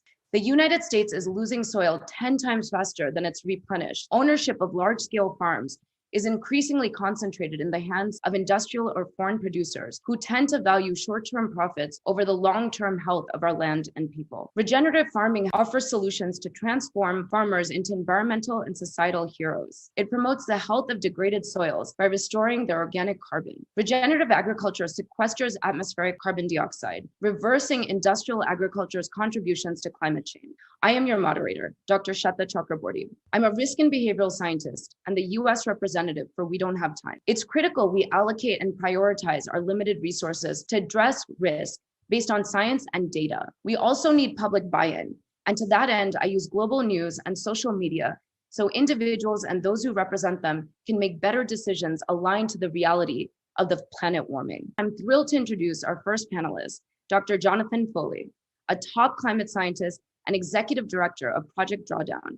His work focuses on finding solutions to sustain the climate, ecosystems, and natural resources that we all depend on. Jonathan has become a trusted advisor to governments, foundations, nonprofits, and business leaders around the world. He and his colleagues have made contributions to our understanding of climate change. Next, we have Andrea Illy, the chairman of Illy Cafe, a benefit company founded in 1933 with the mission of offering the greatest coffee to the world. He stepped down as the company's CEO in 2016 after 22 years in the role. Under Andrea's leadership, Illy Cafe recorded double-digit growth and became a leading quality-first global coffee brand. Andrea is also the co-founder of the Ernesto Illy Foundation and chairman of the Ernesto Illy Foundation USA. Next, we have Ibrahim Tiao. Ibrahim of Mauritania was appointed by the United Nations Secretary General as Under-Secretary General and Executive Secretary of the United Nations Convention to Combat Desertification in January of 2019. Ibrahim brings to the position almost 40 years of experience in sustainable development, environmental governance, and natural resource management. He joined the UN back in 2007 and made significant contributions as Assistant Secretary General and the Deputy Executive Director of the United Nations Environment Program, and more recently as the Special Advisor to the Secretary General for the Sahel. And finally, we have Elizabeth Whitlow. She is the Executive Director of the Regenerative Organic Alliance, having culminated over 20 years of working for systematic change in agriculture systems. Elizabeth began her career as an advocate for shade-grown, fair trade, and organic coffee growers in Central America. She's now leading the charge for regenerative organic agriculture. So Elizabeth, I'm going to turn to you. How does this ROC certification compare to the standard USDA organic certification? How is it more accessible for small-scale farmers and farms? I want to start first with what the Regenerative Organic Alliance, why we came together to create the Regenerative Organic Certified label. And really, this is the most important part, I think, and then I can just highlight some of the differences. If I go into that rabbit hole, I might not come back out. So first off, the Regenerative Organic Certified label was created because first off, recognizing that regenerative organic agriculture has the potential to address so many of today's pressing problems. And that includes climate crisis, factory farming, and fractured rural economies. Industrial agriculture and factory farming are the top contributors to climate change, as we all know here. And looking at what climate change is doing to farming, it's making it much harder for farmers. So, looking at the way conventional farming has degraded our soils to dangerous levels around the world, we need to find these ways to motivate and encourage farmers to regenerate soil and keep soil in the ground. Thank you, Elizabeth. And yes, we will absolutely get into more details on this. Let's look at the macro level here. Ibrahim, you are so well positioned to give us your vantage point on this, because throughout your career, you have been successful in developing environmental projects at this global scale. So can you please speak to the challenges of adapting regenerative agriculture and other natural climate solutions to really adequately address the multiple challenges we face today? They just seem so complex. Thank you very much, Chakra. Here is the equation. We have 9 billion people to come by 2050, according to some statistics. These need to be fed, no doubt about it. They also need cotton, because we all have like to have clothes. We also have some animals that will need to be fed somehow. The second parameter of that equation is climate change. Now, we want to achieve net zero by 2050, that at least to respond to the ambitions of the climate Paris Agreement. And the third parameter is basically the amount of soil that we lose, the amount of land that is lost every year, and the amount of biodiversity that is depleted, and how much can we reconcile these ambitions of feeding the world, reducing climate change, and conserving biodiversity, soil, and water. That is really a very big parameter that we all need to keep in mind. The scenario we have right now can arguably be called as a win-lose scenario. The world has made great progress over the last 50 years. The economy has grown. We have new technologies. We have made a lot of progress in science and medicine and so forth. But that has come with a very high price to us. We are about to leave to our children and grandchildren a planet that is broken. Now, how can we fix that? And it is still possible to fix it. Well, one of the solutions is sustainable land management and regenerative agriculture. That is really where regenerative agriculture is coming to make a big contribution to resolving some of these challenges that we are facing today. And Jonathan, you've been doing that with the work in Project Drawdown around food, agriculture, land use. What solution do you believe will be the hardest then for the global agricultural sector to implement? We have this incredible kind of dual challenge, really triple challenge of how do we increase food security in the future with increasing demands, while simultaneously reducing the massive emissions from the agricultural sector. Agriculture and land use together are about a quarter of what's causing climate change today, between mostly deforestation, methane from cattle, rice fields, and other agricultural products, and overusing fertilizers and manure, which produces nitrous oxide. Those are the three big emitters of greenhouse gases from this sector. I think the biggest challenges are going to be this kind of dual challenge of how do we meet increasing needs, especially a world where, as it gets richer, seems to be heading towards more animal protein-based diets, which just inherently can take more resources. Not always, but often. How do we handle that and think about a more appropriate diets? So I think addressing dietary changes is going to be very, very tricky. There's equity, justice, culture issues here. It's not merely a technical and economic problem, and that's hard enough. Then we, of course, have to think about deforestation, and then kind of pivoting an industrial form of agriculture that tends to be maximizing throughput, not human benefit or sustainability. We have to kind of rethink the whole model. So I don't have a nice, clean, simple answer about what's the hardest thing. I think we've got a lot of hard things to do here.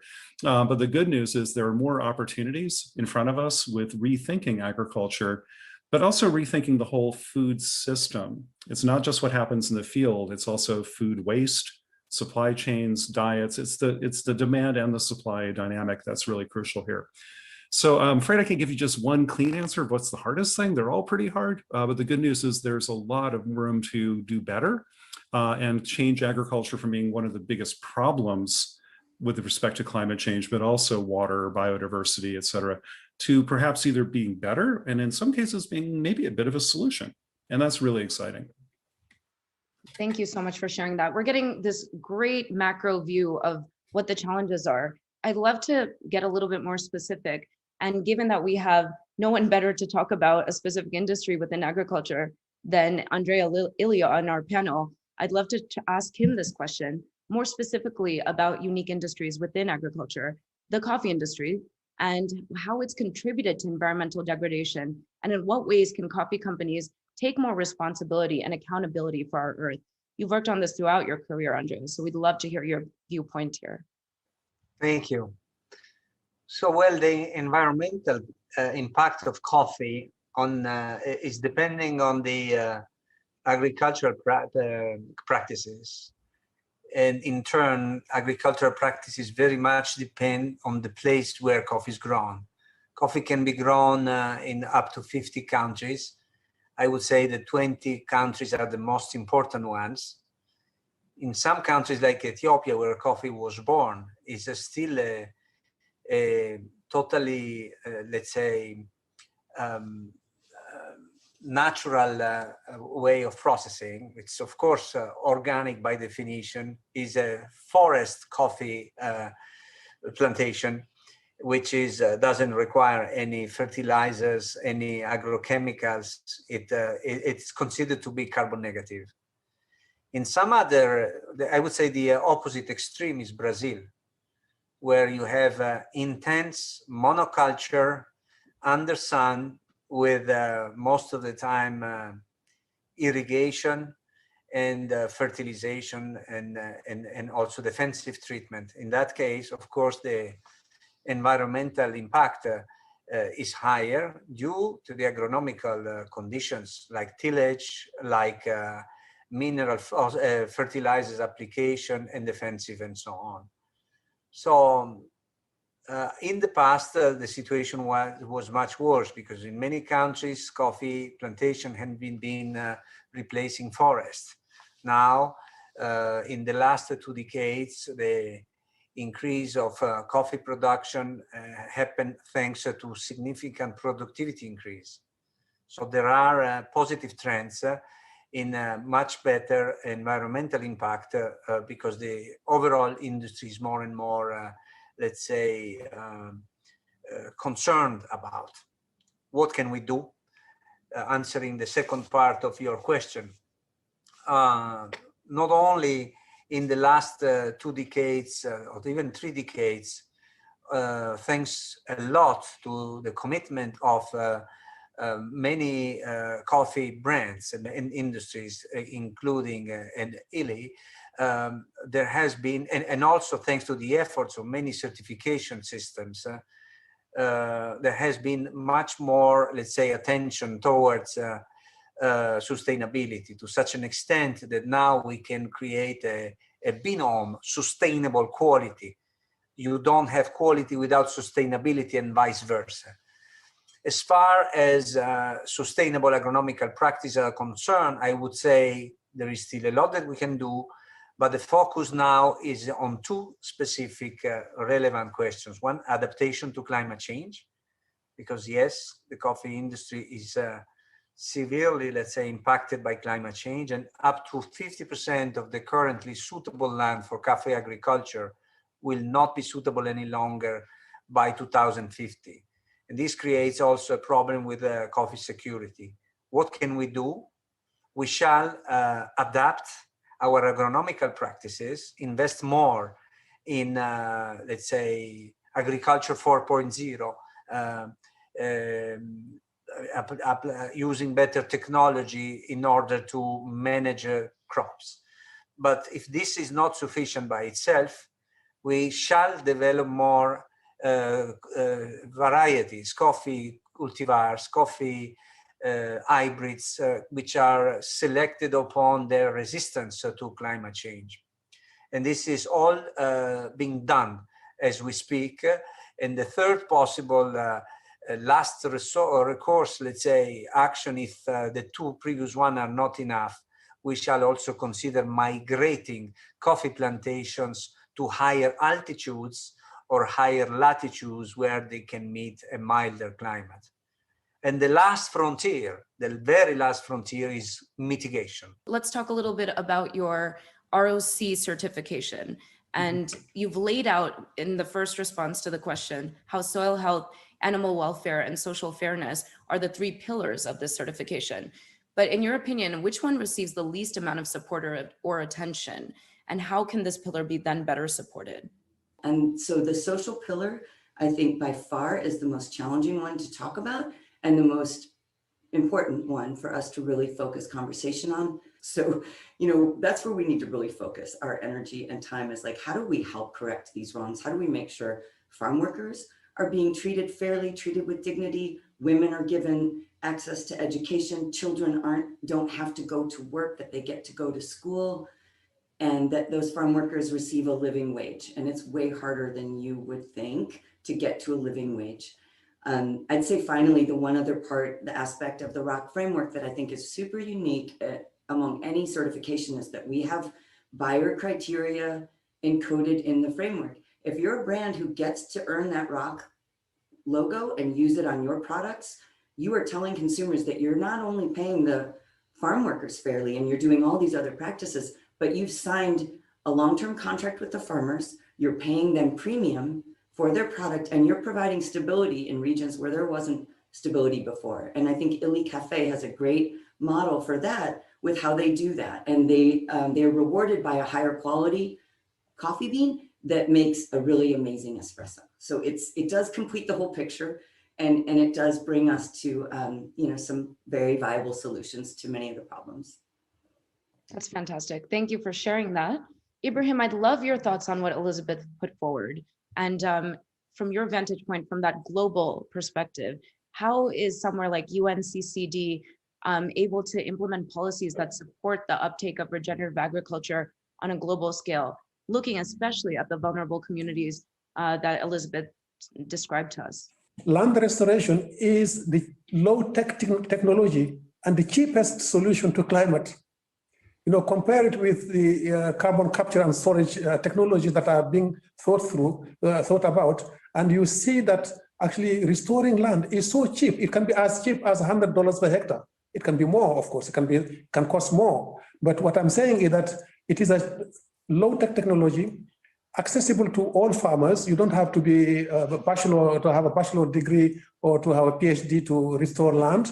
And it is basically contributing to the multiple challenges that the world is facing, from the climate to land, to biodiversity, to soil, to water. So it is really something that we as the UNCCD, in collaboration with our colleagues in charge of climate change and biodiversity and poverty alleviation and so forth, that we are all aiming at, because it is addressing some of the most striking challenges that the world is facing right now: reducing poverty, creating jobs, restoring land, fixing some of the global challenges that the world is facing at the moment. I really appreciate you making that point, especially the cost effectiveness of some of these solutions. We have so much science and technology and human ingenuity, but there's also in our toolkit cost-effective solutions and behavioral changes that people can make, and just better communication that can address a lot of these, which are cost-effective as well. So we have many tools in our toolkit. And Jonathan, I've seen you nodding. I know you are all about solutions. One solution to agriculture's high carbon emission rate is to implement a carbon offset program to help reach net zero emissions by 2050. So talk us through a little bit about the areas where regenerative agriculture practices of carbon sequestration will aid the solution and the impact that smaller farms will have on the outcome. Would love to hear some more from you on that. And as Ibrahim was saying too, I 100% agreed with everything he was just saying, because a lot of land restoration, and also kind of into the regenerative agriculture space, but also reforestation, agroforestry, a whole suite of practices we could be doing here, are very helpful to many, many challenges we face around the world, especially human challenges. But also for the climate crisis, these can be the most effective kind of carbon offsets you can imagine. They're cost effective, they work, they're here now, they have co-benefits. And they're also, one thing we didn't really mention, they're inherently democratic. You don't need to be a tech billionaire to buy some carbon capture machine in the high north.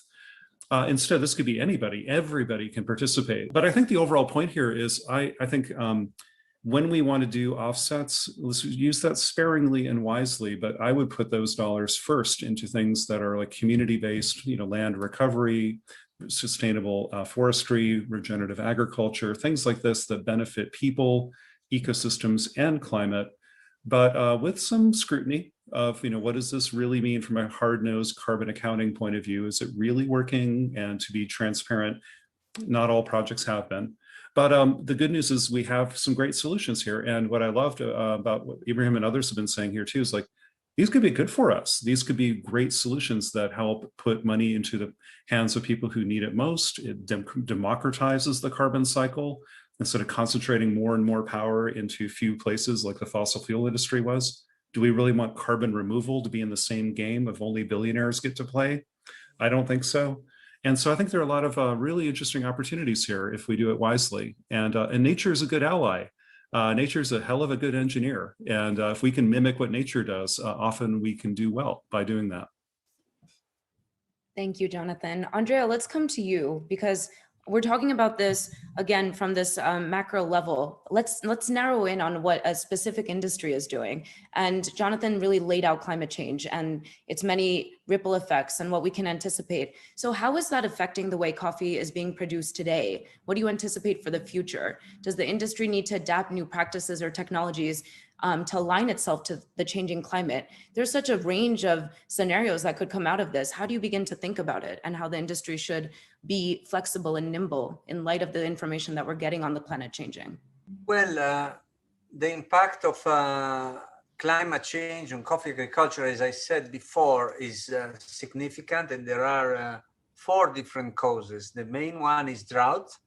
Second one is too much rain, which creates the proliferation of diseases. Too much rain can also be a problem for erosion. And last but not least, too high temperatures also is a big problem. So, but the behavior is erratic, because one of the characteristics of climate change is that you don't have regular patterns in climate. So one year you can expect a rainy and cold weather, the next year the exact opposite, and so on and so forth. And which makes it even more difficult for growers to adapt to the different erratic climate conditions. So sometimes they are impacted irreversibly and they have a loss of production. Some other times, when the trend is clear, like for instance in Colombia, they have been severely affected by a disease which is called the coffee leaf rust. So they had to develop new cultivars which are genetically predisposed to, let's say, be resilient to the coffee leaf rust. And this needed a biogenetical project and a substantial program financed by the government to replace also the already existing plants, which for coffee is a substantial problem because the average life of a coffee plant is, let's say, it's up to 30 years in some countries. So in Brazil, they are irrigating more. So it very much, in Brazil, I hope soon they will decide to start shadowing their plantations because it's going to become too hot in some lower altitude countries. So the adaptation, in Brazil, they are investing now a lot in building water reserves for irrigation, because there is also a problem that might sometimes you have the irrigation technology, but then you lack the water reserves and so on. So all in all, the investments in adaptation to climate change are increasing, particularly in the most competitive countries, the first 5 or 6 countries accounting for over 70–80% of the world coffee productions. And that's it, more or less. Fantastic information. Thank you for sharing. We know that climate change doesn't respect borders, and we know the solutions need to require multilateral efforts. And Ibrahim, you are so well positioned to champion some of these efforts. Talk to us a little bit about the role that forestry can play in regenerative agriculture, particularly from your vantage point at the UN. In my professional life, I have come to discover an even larger school than forestry. And what I think a good system would require is that we do not look at a tree, but rather we try to find the forest. Don't look at a spot, think about a landscape. Don't look at just a productivist approach to improve the production. Think about the sustainable production that is required in order to have a long-term approach. So our advice to all is to say, try to have an integrated approach, a multidisciplinary approach. Try to have a human face on most of the problems that, in most of the programs. Don't only look at biophysical aspects of land restoration. Think about the people that are behind. Think about the people that will be left with, that are managing that land, and think about their children that will be inheriting the land that they live in at the moment. So it seems philosophical, but it is really important that we, I will give you an example just to finish with, because you mentioned the UNCCD. We have been supporting for the last 10 years or more many countries in Africa that have come up with the idea of the Great Green Wall of the Sahel. I don't know if you're aware of that. Now, the Great Green Wall intends to restore 100 million hectares by 2030 and creates millions of jobs from 11 countries, from the Atlantic coast to the Red Sea in Africa. It's a huge chunk of land.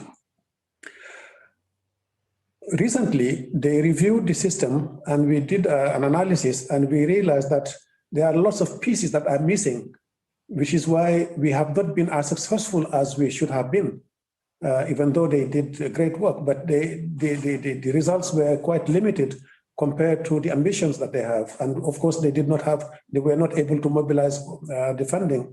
Now, with that change of approach, now billions of dollars have been pledged, close $17 billion have been pledged by donors recently because they like the new approach, because they are not looking only at the land from the, as pedologists, specialists of the soil, but they are looking at it as part of service that is being delivered to millions of people, 500 million people today, 1.6 billion by the end of the century. That is the population, the size of the population in the 11 countries that we are talking about here.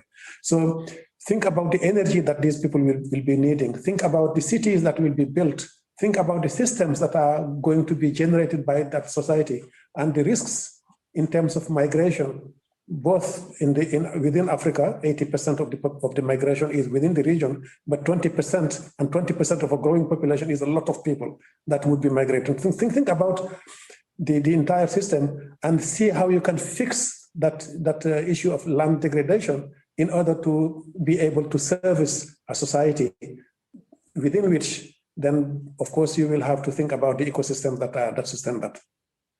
Thank you, Ibrahim. I often use the Sahel as an example of a microcosm of what is to come for larger global challenges that we're going to be facing as the planet continues to warm. So the work you're doing there is much needed, and we are very thankful and deep gratitude for the work that you are doing to address the challenges in the Sahel. Jonathan, some of the insights you can provide us around where the private sector can really play a role. We know that about 100 companies are responsible for 71% of global emissions. How can we begin to address that challenge? To be clear, that's in the fossil fuel part of the emissions category. So it's not all greenhouse gases, but a similar kind of concentration of emissions and power is probably true also in the agricultural and food sector as well, and other areas that emit more than just the fossil fuel area. At first, you might think that why would a scientist care about that? That's more the political end of the spectrum. When you concentrate that much power in a status quo economic and political system, that is disproportionately causing a lot of these pollution sources, whether it be fossil fuels, deforestation, overconsumption of meat, production of particular chemicals, all these things that are kind of big levers in the climate system are held by a relatively small number of extremely powerful interests. That isn't just a fair market working anymore. This is influencing policy internationally. It's putting a big thumb on the kind of the free market scales, if you will. And it's distorting things like subsidies, tariffs, trade policies. It's caused a lot. It's been responsible for 30 years of predatory delay on action on climate change, has been to serve the interest of some of these large corporate power structures. There's no denying that. And it's been very frustrating to be a scientist and working on climate change for 30 years and seeing the world ignore us. And now it's just barely running out of time. We have absolutely no time to waste. But if we had started 30 years ago, actually rationally listening to good science, this would have been so much easier. We had the tools to think about better agriculture and slowing deforestation and doing renewable energy and energy conservation, increasing fuel efficiency. We knew how to do that stuff in the 1970s. And so it's just very frustrating to see that power concentration, not just affecting markets and dollars, it's affecting the very conversations we have, what policies could even be, the Overton window of what could even be considered. And there are others in this call who know far more about that than I do. But yeah, I think we have to realize it's not just carbon, it's not just trees, it's not just soil and power plants, it's power structures that have resisted change. And that's very, very disturbing. And you mentioned the 100 countries that are like fossil fuel emitters. But again, think about the supply chains, countries, and companies responsible for large areas of deforestation in the world. Half of the deforestation on the planet is in Brazil and Indonesia today, mostly for things like beef, soybeans for animal feed, palm oil, and timber. Now trace it down to how many companies are behind a lot of that. Not very many. And so again and again and again, we see very powerful concentrations of power, wealth, and influence that are largely behind a lot of these problems. And we have to think hard about that, as well as the scientific and technical challenges. Thank you for that. So for Elizabeth, how do we decolonize the food certification system? I would say first off is shifting our mindset and looking at this current food system that we have of this endless pursuit of cheap calories and cheap food. And so it's the soy and the corn that is driving this. And just like Jonathan mentioned, like all these policies that are rewarding this kind of production. And so, just having this general perception that food needs to be cheap is also really problematic. And so I would say just first starting with our mindset and how we approach thinking about our food system.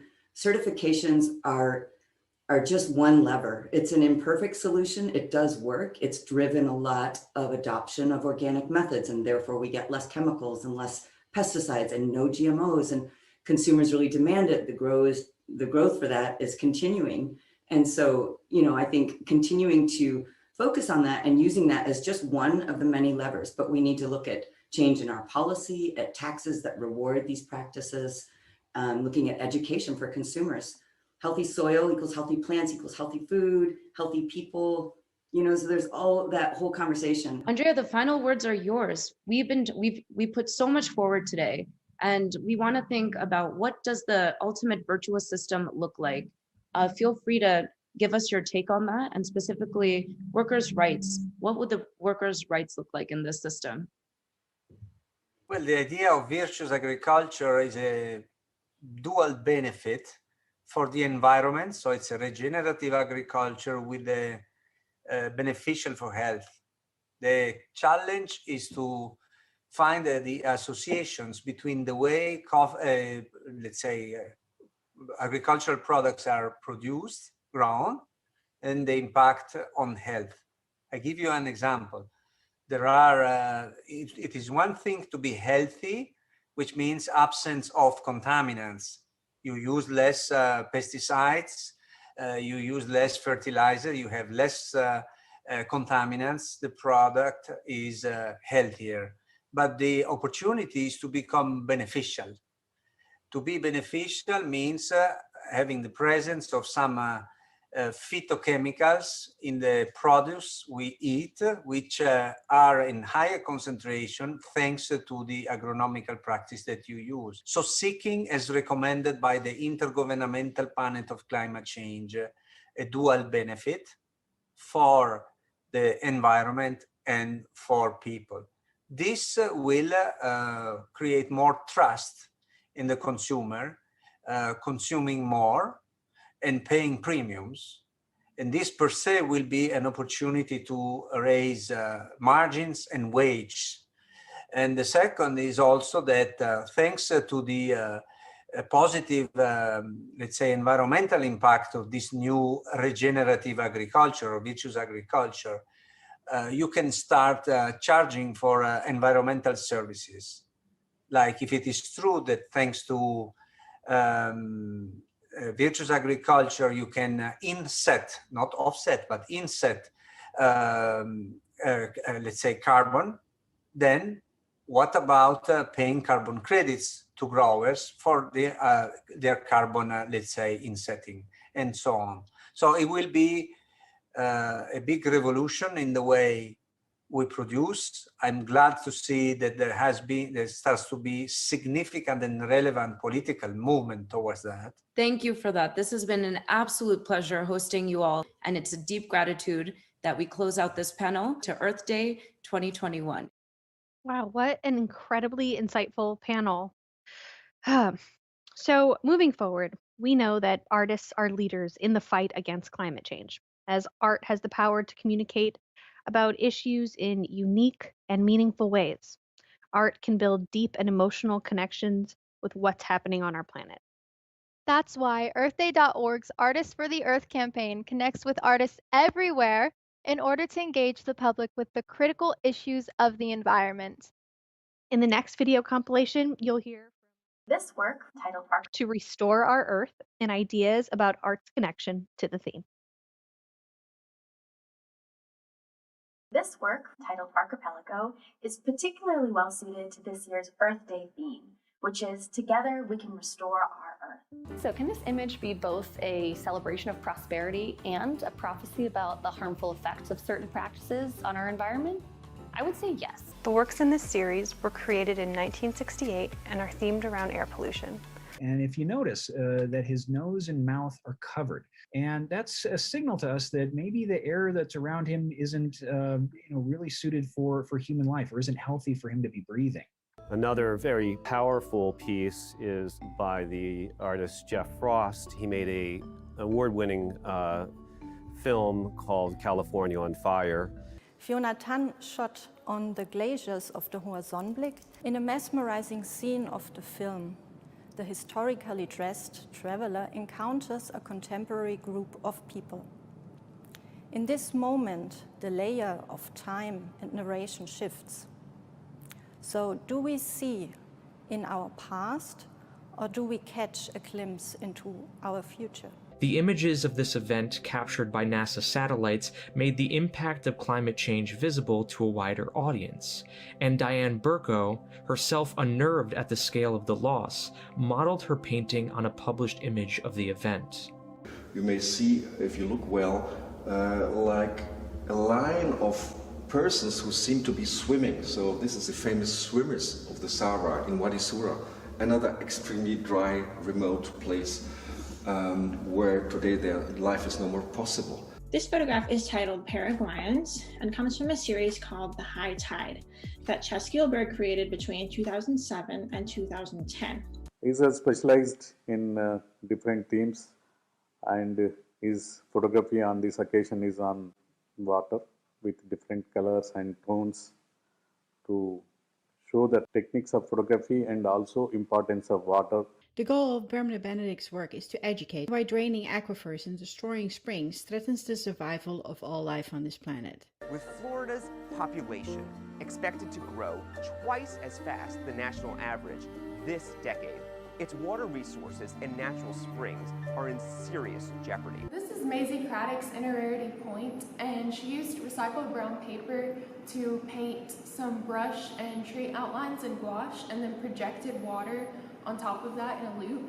And it's about the future of the environment and coastlines. We can see that this whale died because of human activity. This expansive view by Robert S. Duncanson captures the majestic beauty of the Smoky Mountains in Tennessee. The piece we have chosen is an oil painting by Gary Kapp. It is called In a Mountain Valley.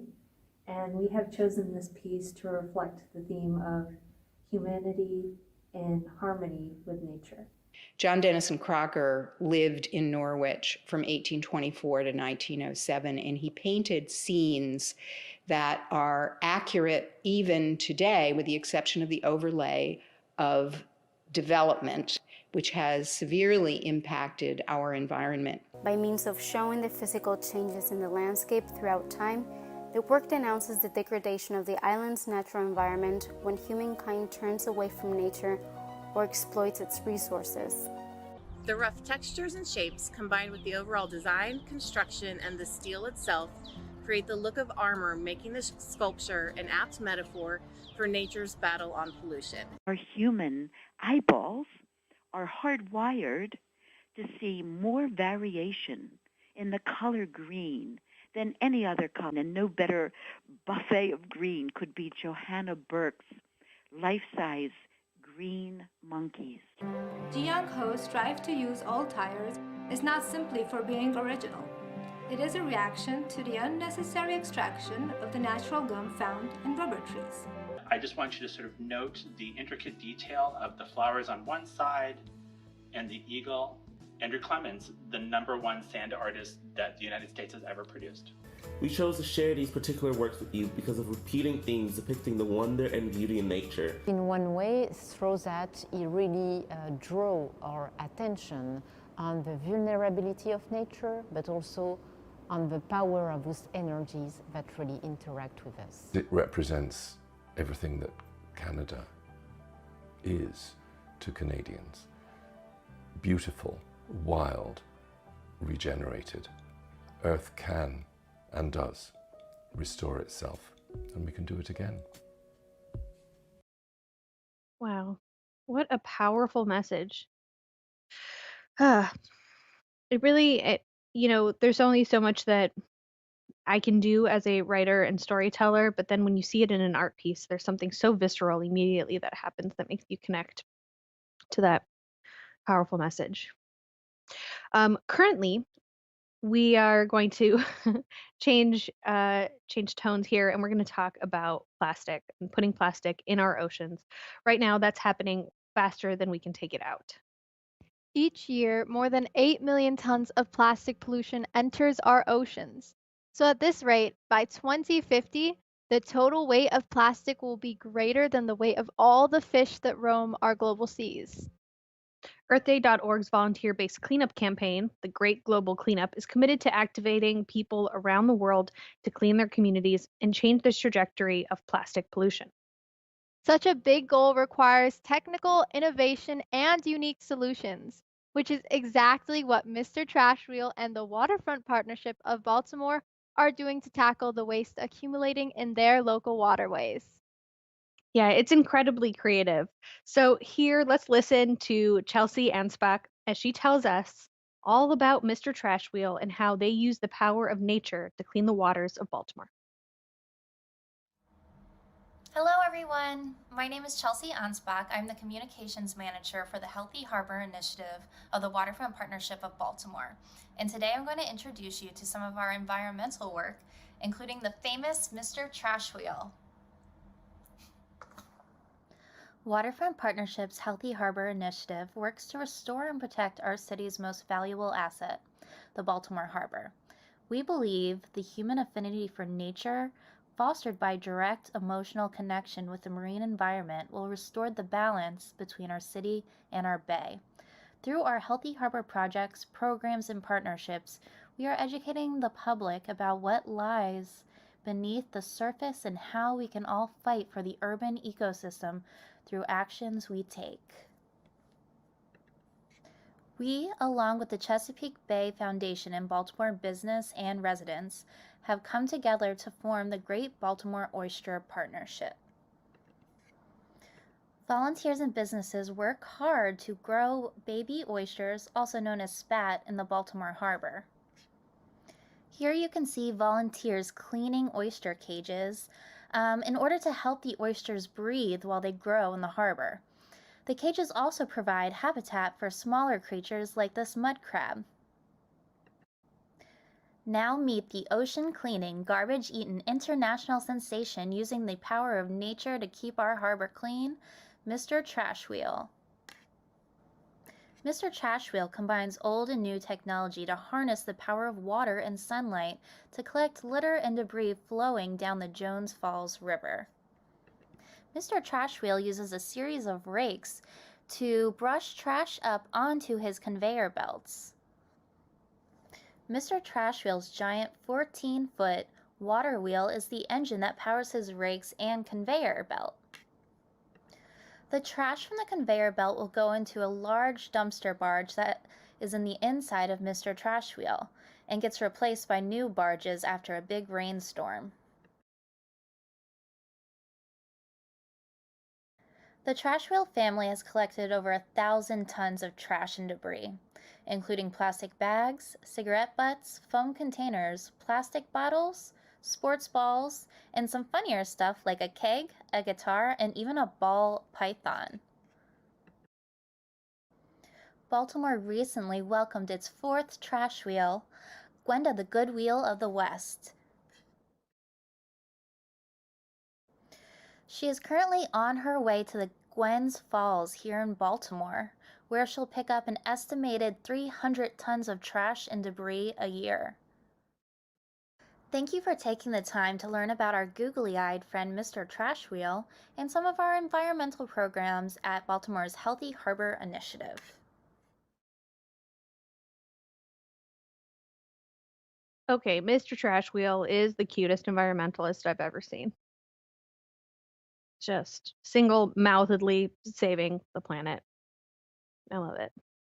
We're going to talk about For Delos, which is a healthy living spaces, For Delos, healthy living spaces improve the well-being of their inhabitants. So Delos supports the health and performance of people around the globe through leading research and evidence-based standards, programs, and solutions. In the next video, Paul Shala, founder and CEO of Delos, talks about sustainability from a holistic perspective. A full picture of sustainability not only relates to our surrounding environments, but our built environments as well.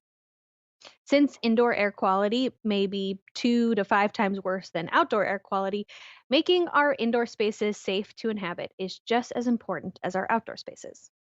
Listen as Paul tells us more about this focus on human and planetary health. Hi, this is Paul Shala, founder and CEO of Delos and founder of the International Well Building Institute. Great to be with you today. We've been merging the health sciences with the building sciences for almost a decade. The first half of that, pure research, getting doctors together with real estate professionals of all types to make sure that our indoor environment can be understood as to all the elements indoors that matter to our health outcomes. I want to say that we appreciate all the teachers out there, all the educators, all the administrators. You guys do the most important task, educating our young folks, and it's not lost on anybody the great work that you do. Without your efforts and help and care and attention to every detail, our classrooms would not be what they are. And we want to thank all the teachers across the world for the passion you put behind your trade and the investment you're making in all of our future. It's a great honor to accelerate and help advance the decades-long mission of Earth Day. Earth Day from the onset has done such important, groundbreaking work, leading the globe in what really matters, our surroundings, our planet, our common home, and our shared future. You know, for most of our time on Earth, people, we've spent our time outdoors. We used to wake up with the sunrise. We'd be active and energized and productive throughout the day under a very bright sky, slept in total darkness, slept in cooler temperatures versus warmer temperatures. We breathed pure air, drank pristine water. That all started to change when we started building boxes around ourselves called 4 walls and a roof and spending more and more of our time indoors. Nowadays, we spend over 90% of our lives inside. We are inspired to help bring the basics, the natural elements back indoors, purified air, purified water, lighting that can mimic the rising midday and setting sun, to really reconnect ourselves with where we belong. So when we think of sustainability, clearly it starts with our planet, environmental sustainability and the great strides made with the green movement over decades, particularly with great leadership from Earth Day and others. It's interesting when you think of a holistic understanding of sustainability that also encompasses people. Human or biological sustainability, for instance, in our buildings is a great complement to environmental sustainability in our buildings. So when we can put both of those together, focusing on planetary health and human health, we have a full picture of sustainability. Unfortunately, it's taken a pandemic for people to be aware of one very basic thing, that what surrounds us matters. What we touch matters, what we breathe matters. At times, how we gather indoors matters. And if one good thing can come out of the shock that we've seen with this pandemic is a renewed focus or an up-ante focus on the elements that surround us and how much they mean to our health outcomes, our lifestyle outcomes, and our overall prospects for longevity. When you think of our health outcomes, anyone's health outcomes, 5% of these health outcomes are genetic. And we can't do anything about that, at least not yet. Another 20%, 20 to 25% of chronic health outcomes are determined by lifestyle and care. The rest, up to 70% of chronic health outcomes, are determined by our surrounding environmental and social conditions, basically where we place ourselves. And in this day and age, we spend 90% of our lives indoors. So consider what that means with regards to the elements that surround us inside. The air we breathe, the water we drink, the lighting we're exposed to, thermal, acoustics, and how they directly influence 70% of our chronic health outcomes. Merging the health and building sciences for almost a decade, it's really nice to see that there is knowledge that can lead to solutions, particularly in a time like this. We've been looking at ultrafine particles in air quality for the better part of 5 years. We understand the size of a pathogen concern, such as SARS-CoV-2 particles, and how to effectively and efficiently reduce those and do so at scale. So it's really good to put that research to work and help lend a hand to some of the nation's top school districts. So many different parts of our lives have been disrupted. So many different types of spaces, offices, hotels, restaurants, our homes, what have you, particularly schools. What an important and vital component to our society, to our economy. We wanted to really go deep into how we can help solution and help make classrooms safer, particularly as it pertains to indoor air quality in classrooms. This is a decades-old problem. Pandemic or not, indoor air quality anywhere tends to be 2 to 5 times worse than outdoor air quality.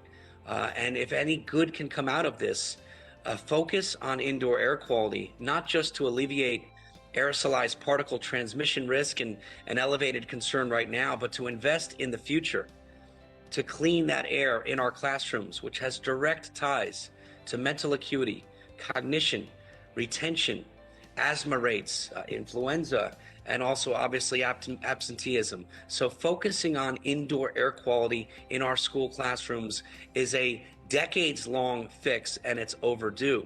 It just happens to now be happening with a catalyst that we've seen last year, an awful catalyst of a heightened elevated concern on pathogens. For the last 6 months, we have been very active helping to solution air quality situations in classrooms across the country for some of the nation's top school districts: New York City, Chicago, Baltimore, Miami-Dade. This is really just getting started, but we have been honored to play a role and look to be on the solutioning side of this with regards to portable, standalone, wall-mounted units that can scale into any classrooms across the country. Did you know that less than 3% of the money that has already been allocated to schools would put efficient air filtration solutions into every classroom in the United States? That's encouraging, and that's what we're looking to accomplish. The Well Living Lab, a real research facility in Rochester, Minnesota, right adjacent to Mayo's campus. This is the only research facility of its kind in the world whereby we can simulate various indoor environments: a bedroom, a living room, a school classroom, a hotel environment, an office environment, and literally test and simulate various health interventions on occupants. For the last year, the Well Living Lab has been focusing on looking to separate fact from fiction. There's a lot of dialogue out there with regards to, for instance, air quality and air purification methodologies. Truly getting down to the science, the micron size efficiency that matters on pathogens is a lot of the good work that's being done at the Well Living Lab. An observation we made a long while ago was to connect the built environment with the human condition. Given how much time we spend indoors, all of these elements around us matter. We have been merging the health sciences with the building sciences for quite some time, looking to understand all of these elements inside: air quality, water quality, lighting, thermal, acoustics, biophilic elements, surface and cleaning protocols, even HR policies and operational guidelines, mapping those directly to our respiratory, cardiovascular, immune, cognitive, digestive, and sleep health outcomes. That ensuing body of work went through tremendous scientific rigor and peer review, and ultimately resulted in the introduction of our well building standard back in 2015. Earlier last year, with the onset of the pandemic, we were asked to serve a role. As the world's largest certification body for healthy spaces, healthy buildings, Industry folks across different sectors asked us to create a new designation, a subset of the full well standard focused specifically on health and safety protocols. We moved quickly, assembling a task force of over 500 virologists, public health experts, behavioral scientists, building scientists to convene and pull forth 15 relevant criteria to create the Well Health Safety Rating.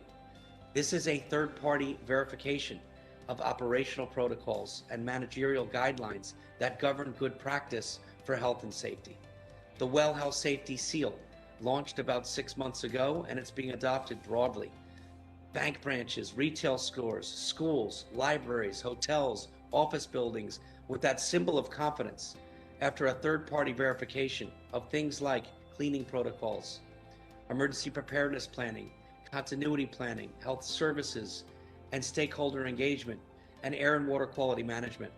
This is also a program that's being messaged heavily into the public consciousness with a Look for the Well Seal campaign, where we felt it was important to combine people of reach and influence with people of credibility and science to get the word out. It's achieved billions of media impressions and will continue to educate the general public on what that seal stands for, that symbol of confidence, that third-party verification of good practice. We'd like to show you that video now.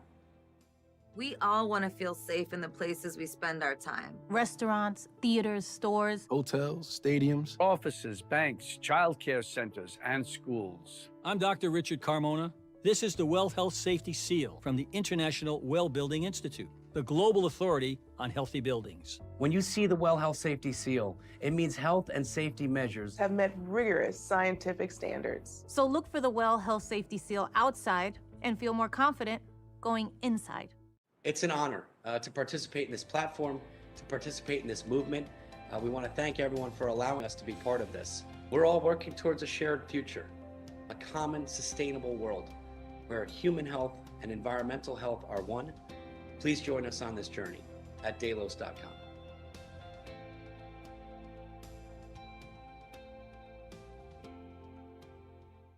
Up next, we hear from businessman, hedge fund manager, philanthropist, environmentalist, and activist Tom Steyer. Tom will tell you that we are at an inflection point for change. Listen as he speaks about our chance for innovation and growth in green jobs. Hi, I'm Tom Steyer, and this Earth Day, I'm more hopeful than I've been in years that we can and will tackle our climate crisis. But the timeline to act keeps accelerating. The natural world demands we act now. The global competition to lead on clean energy demands we act now. The need to act is clear, and our ability to act is unprecedented. We are at a true inflection point where American innovation and new technologies are being supported by both the public and the private sector. Disruptive forces in every sector, from manufacturing and agriculture to clean energy generation and transportation, are putting America back on the path to lead the global transition to clean energy. It's both a necessity and an opportunity.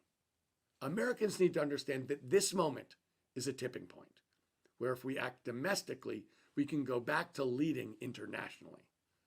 But we need a whole of society approach to tackle this crisis. And that responsibility doesn't just fall on our elected officials in Washington. As we finally see aggressive climate action from DC, we also have to accelerate action from other parts of society, including the private sector, education and climate literacy, and environmental justice. But we need business people in particular to understand that clean energy is our best chance to equitably create millions of jobs, to grow our national prosperity, and to remind the world that American innovation and American leadership are alive and kicking today. It's exciting. After 4 years of stagnation on climate, we're finally starting to move forward again. This is our chance. We can't blow it. Let's make it happen. That was a great video from Tom Steyer, who has actually been a very supportive person to the youth climate movement. So moving on a little bit, we wanted to let you know that you can help support events like today's live stream and Earth Day events year-round, because Earth Day is every day, by becoming an earthday.org member. By going to earthday.org/member, you can join a growing community of passionate individuals who are looking to make a difference for the planet. The next segment comes from Climeworks. Climeworks wants you to join them to make a climate-positive world. Hear about their technological solutions to climate change that remove carbon dioxide from the atmosphere. Carbon dioxide levels in the atmosphere have hit a critical level.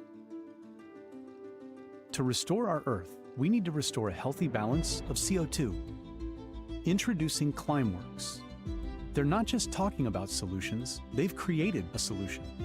And their solution is using their direct air capture technology that's able to remove CO2 from the air.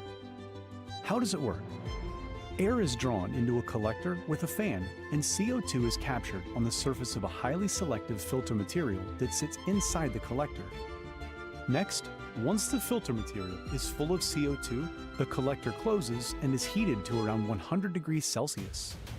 Using the carb fix method, the captured CO2 is then mixed with water and pumped deep underground, where it mineralizes and can be stored permanently for thousands of years. Climeworks is working hard to scale up their solution and is currently building a new plant in Iceland. This will be the world's largest direct air capture and storage plant. Climeworks wants to inspire 1 billion people to remove CO2 from the air. You can join Climeworks on their exciting journey towards a climate-positive world. Climeworks. Let's reverse climate change. Pure ECTR is galvanizing the trend for motor vehicles and car racing. They are passionate about building enthusiasm about electric vehicles and connecting people with this rising trend in order to make sure measures with carbon footprints. Let's hope to see you on the track soon, and let's learn more about their green technology spotlight. It's a kind of an electroshock in the motorsport landscape. You know, technology can destroy the world or save the world. If we look to motorsport or to automotive industry 15, 20 years ago, no one would have expected to have racing cars electric. This is the future, and we want to be part of this future. Pure ETCR is real electric car racing. It's the very first multi-brand international touring car series, but it's much more than this. It's going to be real close, door-on-door racing. It's something unique. The drivers will have to win their battles and then will access finals to get, at the end of the weekend, a king or queen of the weekend. You need to use technology for the benefit of humankind. We must change things. We must get rid of particles. We must get rid of greenhouse effects. We must get rid of global warming.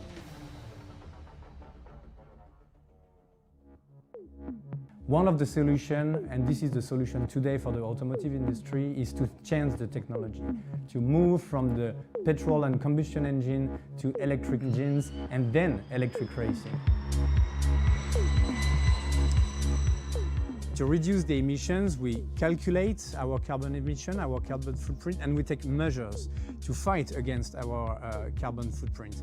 And for this, we now have the support of an NGO named Earth Day. Earth Day is a major NGO on the planet. Earth Day manages on the 22nd of April to gather millions of people around the world on very concrete action to fight against climate change, to clean up the earth and so on. We're really happy to be part of these activities and working in partnership with Pure ETCR because I understand the value, not just of the technology and its impact on the earth, but the way it can really translate into enthusiasm of global audiences, of racing enthusiasts and other people who will become familiar with and then participate in the green economy. And I'm hoping more than ever they'll focus on electric cars. We have concrete action on the 22nd of April. We're going to have all year long concrete action locally in all the countries we are going to clean up the surrounding of the circuit, to educate people, to give good behaviors and so on. So it's a very strong partnership. We look forward to stepping into these actions. Pure ETCR, it is coming to show that electric car, which often people connect electric car, are boring. we're going to be able to show that electric cars are very fun. You have to make it exciting, and if there's a series, or if there are different series that can not only promote the idea of electric vehicles, but make it competitive and interesting and exciting, then that will hopefully entice people to go down that road and to move toward electric vehicles. And I think and what is important is that these cars are great cars, and that they give pleasure. You have to keep the pleasure of driving. The ETCR is made with a touring car that can be bought on the market. Now, of course, it's a bit different because it's a racing car, but basically it's the same car. It's also electric, and everybody can feel now that he's a pioneer. And this I like. You know, in 20 years, all the cars will be electric, but now it's only the pioneers who are driving electric cars. In the ETCR, but also on the road when they buy a Hyundai Kona, Ioniq, or whatever. COVID and the health crisis worldwide help people understanding what's going on and that the things have to be changed. And that will be the case, and that we will humbly want to do with everybody watching our programs, to understand that electric racing, electromobility is part of the answer, but it's only a part of the answer. If you make an electric vehicle competition, this will not change the world in itself. This will not protect the climate in itself. But it gives a clear signal. It gives the signal that if you want to be fashionable, if you want to be in the trend, if you want to have performance, you can do it with an electric vehicle, driving it yourself in your daily life, to go to your business, to go for weekends, to go into holidays. You can drive the electric car. And this is the message that is given by ETCR.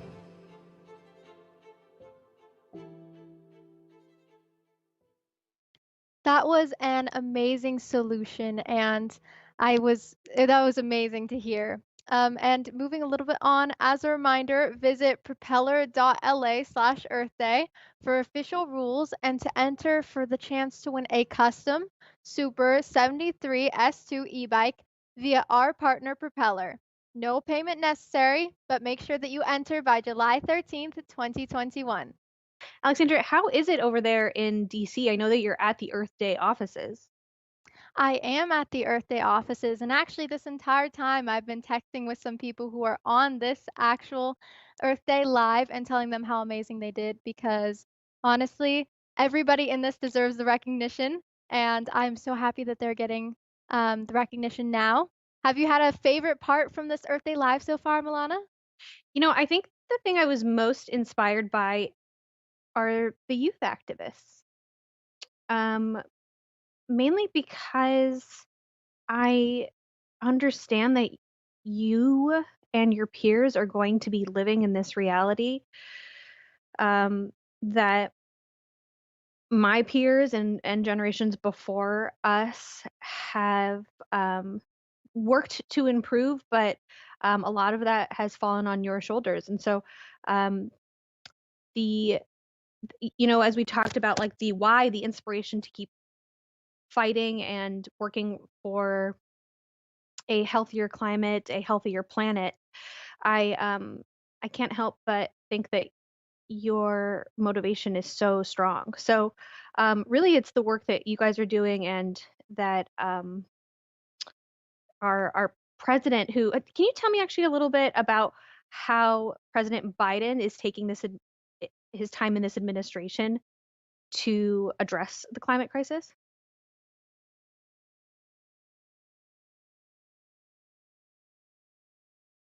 So, yeah, I think that's an incredible question. So, from the youth activist perspective, really, we were pushing a lot before the election for our voices to be involved in all of the climate plans. So, originally, I worked with Jay Inslee on his climate plan, and when he dropped out, Biden ended up adopting that. And so, I was really excited to see this climate plan that Biden adopted, because it's honestly one of the most comprehensive climate plans we've ever really had. And so now this summit that was happening today, the Biden administration World Leaders Summit, is kind of a little experiment that the youth are looking at, because this is the first time our administration here in the United States has actually taking climate change seriously because the last one actually spread misinformation and moved us Mm-hmm. backwards. But now we're on the track forward. And so it's up to us activists in the climate movement to hold this administration accountable to make sure that they take action. Yeah. Thank you for doing that. We have a question from Twitter that we should go to now. So, Jennifer from Florida asked a question on YouTube. Alexandra, what inspired your first climate strike? So my activism actually began in 2018 after a trip back to where I was born and raised in November of 2018. And during that time, I was in my hometown when one of the worst wildfires in California's history happened, the Camp Fire in Paradise, California. And Mm. so that was one of the most destructive wildfires that California has ever had at the time. But since then, of course, we've had our first gigafire, and records have still been broken because of climate-fueled fires that have been happening. And so, after seeing the destruction that happened from that wildfire, that was a big motivator for me to end up getting involved because I started to Mm. research and see the connection between climate change and those wildfires. And Mm. so from there, after researching, I saw Greta Thunberg, and I took my first form of activism in the form of a school strike on December 14th of 2018, and I joined Greta and the Fridays for Future movement in solidarity. I ended up striking actually every Friday for over a year, all the way up until the beginning of the pandemic. And so now the movement is still continuing to grow, and there's still actions that have been taken, even though we're not on the streets. And so really looking at your own personal stories can get us involved. And that's what happened to me and many others. Mm. Awesome. And so when you are striking, are there kids with you in from your school, from your grade out there with you? Well, during the time when we were protesting and striking every Friday, there were a lot of people from the local communities, and especially in New York City, every Friday there were kids who came to the UN to protest, and we ended up striking there, and there was a lot of people who ended up getting involved. And so after I started striking, there were youth that I got connected with all around the world who ended up going on strike, and we ended up organizing for those big global climate strike days that happened on March 15th, May 3rd, May 24th, and September 20th. And so the movement just continued growing from there. And so even though we're not organizing strikes altogether, we're still finding different ways to organize. Now we have a message from singer and songwriter SZA. Listen to SZA's message about how environmental racism, climate justice, and social justice are all interrelated and concern everybody. Hey guys, it's SZA, and I just wanted to wish you a really happy Earth Day, and also to remind you that environmental racism and climate justice and social justice all go hand in hand. They're all issues, that's my dog. They're all issues that affect us in every part of the world at all times, especially here in America, where some of us still struggle to have access to clean water, to have access to trees every day to look at, to have access to clean air and not live around factories and not live in hot zones where your temperatures are 5 degrees warmer. That's why we're partnering with companies like Tazo Tree Corps to hire people locally and directly affected by environmental racism. Please go outside today, get some air, honor the earth, honor yourself, because we're part of the earth, and I love you. Happy Earth Day. That's still my dog. Nothing says I love Earth Day like having animals in your background, I gotta say. So we're on the same team. But yes, it's a very important point that the people that are being affected most by this are people who are in underrepresented communities. And I'm so grateful that she's speaking up. I very much admire that. Our next discussion is with Nick Clegg, the Vice President for Global Affairs and Communications at Facebook, and Dr. Ayanna Elizabeth Johnson, who is amazing and the co-founder of Urban Ocean Lab, a think tank for coastal cities, and the co-founder of All We Can Save project. I echo that. Ayana is amazing, and she is such an inspiration to me. So Dr. Johnson will be discussing effective communication about climate change and the importance of elevating diverse voices in the environmental movement. Okay, let's listen to Dr. Johnson's uplifting message for us all about how we can use our skills and passions to solve climate change. Hi everyone, I'm Nick Clegg, Vice President for Global Affairs and Communications at Facebook, and it's my great pleasure to be here today with Dr. Ayana Johnson, a marine biologist, policy expert, writer, and Brooklyn native. She is co-founder of the non-profit think tank Urban Ocean Lab, co-director of the climate initiative The All We Can Save project, and co-host of the podcast How to Save a Planet. Her mission, a tremendously important mission, is to build community around climate solutions. Dr. Johnson, thank you very much for being with us today. How do we start communicating about climate change more effectively so that everyone can understand the urgency of what we're facing? If you get into a conversation that's loaded with scientific jargon, I think it's important to ask, am I talking with scientists who are talking to other scientists? And if not, is there really even a need to be using these words? From my scientific background as a marine biologist, of course, there's all sorts of technical terms in that field as well. But when you're talking about things like, for example, creating marine protected areas, it can be distilled very simply, right? Like, if we kill fewer fish in this place, there will be more fish in this place. And it sounds ridiculous when you simplify it to that degree, but a lot of these things are that simple. If we release fewer greenhouse gases, if we protect more of nature that's absorbing carbon dioxide, we will in fact have an impact on the chemistry of the atmosphere and how much warmer the planet gets. So I think there are, for sure, I respect technical expertise. I mean, I went down that whole PhD path myself.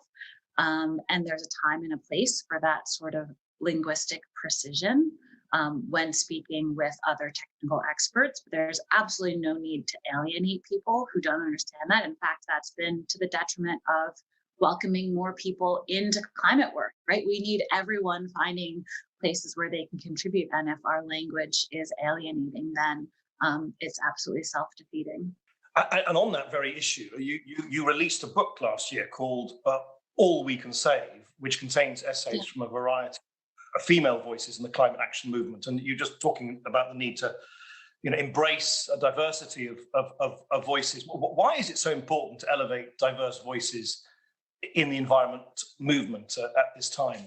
I think, to put it crassly, like, if we want to win, do we want to succeed at protecting nature and ensuring a habitable planet, then we need all of the wisdom that we can possibly access, right? So I think often when we talk about diversity and climate, we're talking about who's most impacted by the climate crisis. And it is often communities of color and poor communities who are hit the hardest when you think about storms, hurricanes, wildfires, droughts, etc. But I think it's just as important to think about who's at the table when we're coming up with solutions. Are we coming up with the most creative, inspiring, effective solutions? Do we have people with the diversity of expertise that's required, the diversity of cultural knowledge that's required, the geographic representation that's required, the religious context and understanding that's required, and yes, of course, race and gender as well. And that's sort of the lens through which I see all of this work, right? Are we welcoming more people in, or with our language, with our practices, are we building more barriers to people finding their roles? Yeah, and I mean, I love your focus on, which I think is reflected in your podcast, How to Save a Planet. Your focus on arriving at solutions, and certainly speaking for myself as someone who's spent many years in government and public service, and now in the private sector, no one's got a monopoly of wisdom, and we need everyone at every level to be making meaningful progress and taking meaningful actions. From where you sit, what should be the top priorities for governments and indeed big companies at this time? Reducing our greenhouse gas emissions to zero as soon as possible, and making sure that people have good information with which to make decisions. Yeah, no, I think the access to sort of authoritative information, it's one of the reasons why we built this Climate Science Information Centre. It's just a start, it's just one step, but to try and put a lot of that authoritative information in one place so people can go to sort of one place to find it. But they want to find it, they need to want to find it in the first place, which I think is your point. Your podcast, I notice, always ends with a call to action. So maybe just as we draw this to a close, I'd love to leave with one today. What's the most important that people watching us today can do themselves to make a difference? I think most often we answer that question with like a single thing that everyone can do that's the same, right? We often say like vote with your dollars, or like use your political power and vote for people who get it, or we say march or spread the word. And those are great things. Reduce your individual carbon footprint. I do all of these things, but I think that answer really misses a remarkable opportunity, which is how can people use their special skills, their magic, their resources? So I would ask people, as an action item for today, think about your role in climate solutions as a Venn diagram. So if one circle is, what are you good at? What skills do you bring to the table? What resources do you have? Like, what is the special thing you can contribute? And then a second circle would be, what is the work that needs doing? Is there a particular climate solution you're passionate about, from bike lanes to composting to modernizing the grid? What is it, right? Or to like changing the public discourse or building political will. There's so many solutions. We have most of the solutions we already need. It's a matter of how fast we're going to get them done. And then the third circle would be, what brings you joy? And figuring out, like, because this is the work of our lifetimes. If it's miserable, like, we're just going to give up or burn out, right? So that epicenter of what is this, what do you have to bring to the table? What is the problem, part of the problem you want to work on, and what brings you joy? And like, how can we all be at the middle of that as often as possible? And that's what I would encourage people to do, is like actually bust out your colored pencils and draw this for yourself and see where that might lead you to like a really powerful and unique contribution. Well, that's wonderful, and I love the mixture of sort of pragmatism and being uplifting in your Venn diagram, and I love the idea that you've got an extra circle there for joy, because, as you say, unless people feel motivated and inspired by it, they're not going to act. So look, talking of which, it's been a great joy to speak to you, Dr. Johnson, and thank you very much for joining me today for these few short minutes. It's been really invaluable and illuminating. And thank you also to earthday.org for their partnership and work to make this possible. Absolutely. So thank you very much. Dr. Johnson, never not inspiring. I do recommend that everyone check out her podcast, How to Save a Planet, for up-to-date changes in the actions that we can all be taking and continued inspiration. Up next, we have a fireside chat about environmental justice and green finance with Phil Radford, the CEO of Progressive Multiplier and former executive director of Greenpeace. Also joined by Ben Jealous, former national president of the NAACP and board member of Aspiration. Ben shares his expertise about environmental justice to protect the planet in a just way, green finance to invest in institutions doing the right thing, and power in numbers to achieve change. Mm-hmm. Hi, I'm Ben Jealous. I'm the former national president of the NAACP, and I'm here with my friend Phil Radford. Great, and I'm Phil Radford, the executive director of the Progressive Multiplier and former executive director at Greenpeace, where Ben and I first met when he was running the NAACP.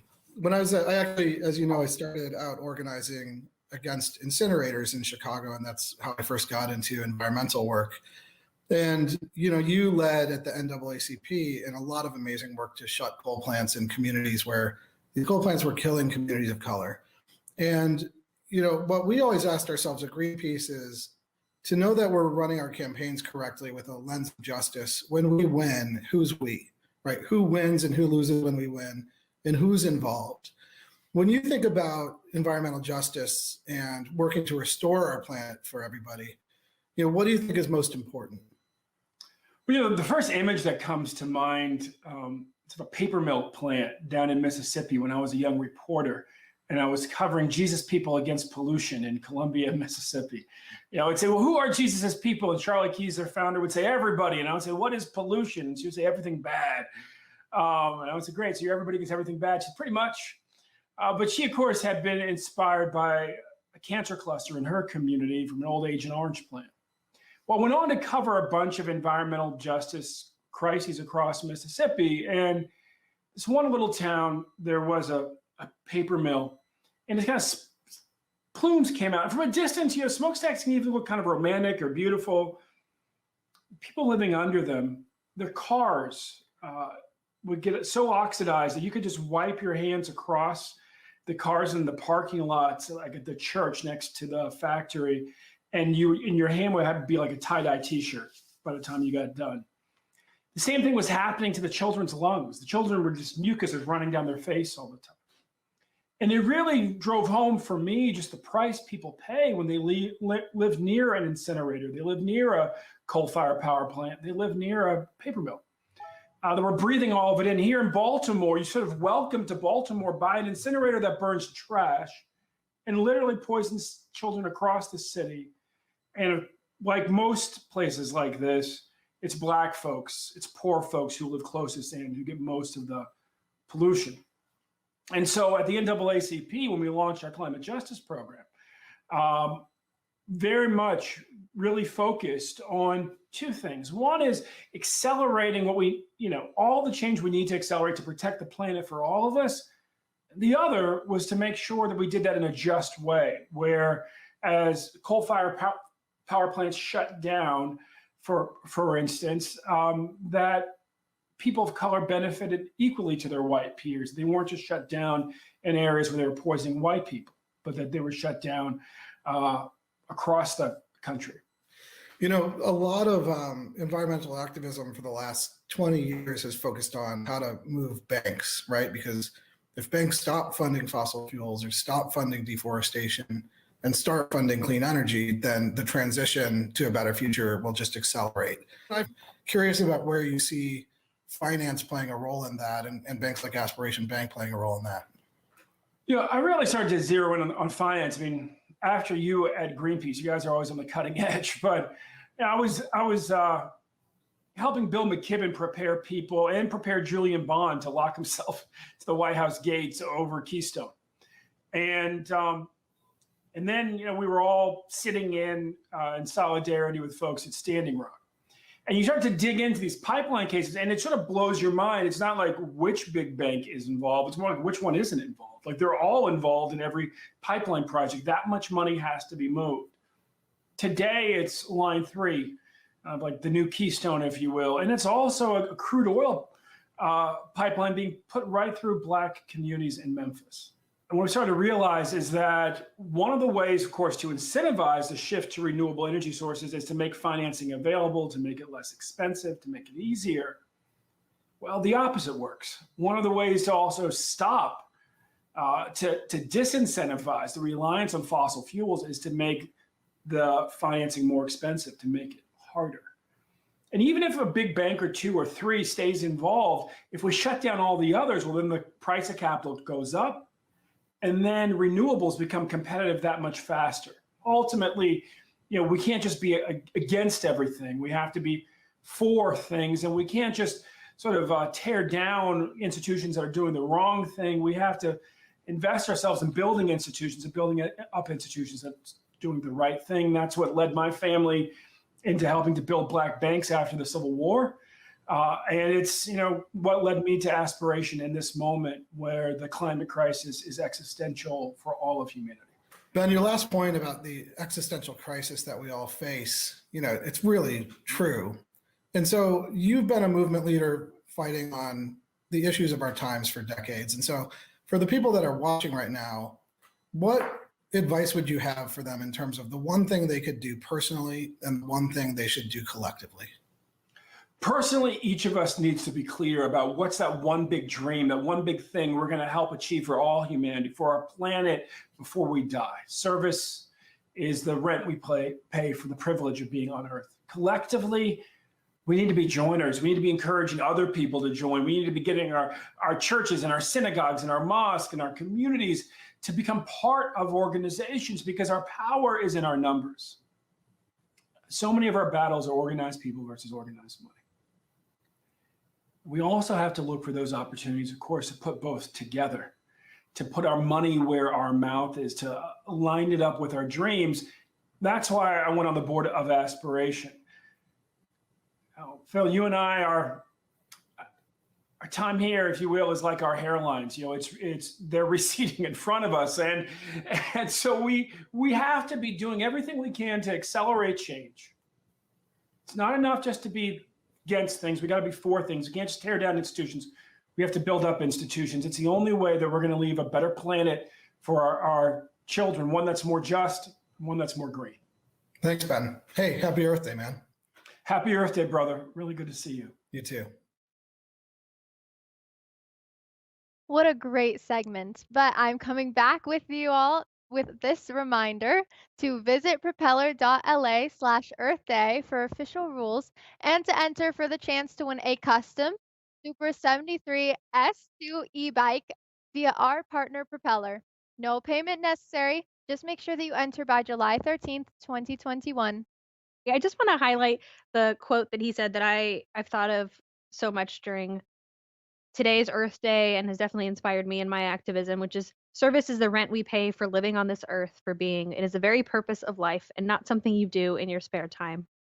It's a Shirley Chisholm quote that has definitely moved me to become more of who I am. So here we are. The upcoming panel discusses how to scale individual actions into collective action.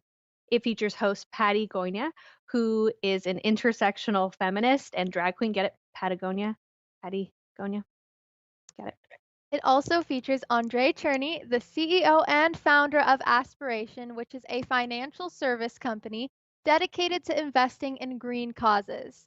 It also features Kate Williams, who is the CEO of 1% for the Planet. And our girl, Kathleen Rogers, president of earthday.org, and venture capitalist Kevin O'Leary of Shark Tank fame. Each brings their background to talk about how the green consumer movement can generate change. Patty Gonia. I am an intersectional environmentalist and drag queen, frequently sunburned human, backpacker, lover of Mother Nature. I am so excited to be hosting this panel today on scaling individual action into collective action. This year's Earth Day theme is Restore Our Earth, which is such an important topic. And I'm so excited to hear from these four incredible speakers as they share their individual climate journeys and to figure out, to strategize, and to discuss how we can all work together collectively. It's really what this is all about. Our panelists today are Andre Cherney, the CEO and founder of Aspiration, Kate Williams, the CEO of 1% for the Planet, Kathleen Rogers, president of earthday.org, and venture capitalist Kevin O'Leary. So without further ado, we're going to kick this off with some 30-second intros from each speaker. And Andre, I would love to start with you. So here we go. I'm so excited to be part of this. The battle for the future of the planet is something that I've been involved with personally for many years. I started my career more years ago than I'd like to admit, 25 years ago, working for then Vice President Gore in the White House on the issue that we were calling back then global warming. And as we've seen the climate crisis, in effect, metastasize over these 25 years since, we've really seen at Aspiration our mission as helping individuals have real, easy, direct, daily climate impact through their debit cards, through their credit cards, through the ways that they spend, save, and shop. And we're excited to be part of this. Awesome. Thank you so much. Kate, do you want to go next? Sure. So yeah, I'm Kate Williams, 1% for the Planet. And at 1% for the Planet, we believe that everyone has a 1%, literally and figuratively. So you have 1% of your time, 1% of your money, 1% of your energy, 1% of your spirit. And we really believe that Earth Day is a great opportunity to kind of reconnect to how you can deploy that 1% for the planet. So look forward to this conversation. Thanks. Cool. Thank you, Kate. Kathleen? Well, I came to earthday.org from a very different background, from litigation and regulation and working on Capitol Hill to joining the movement building business. And Earth Day is certainly that. We bring about 1 billion people into the movement every year and move them along the pathway to activism, which is our goal. So we believe in collective action, from advocacy and protests to cleanups and tree planting. So our organization is very much a big tent. focused on creating a completely different climate, so to speak, for the planet. Thanks so much, Kathleen. And Kevin, here we go.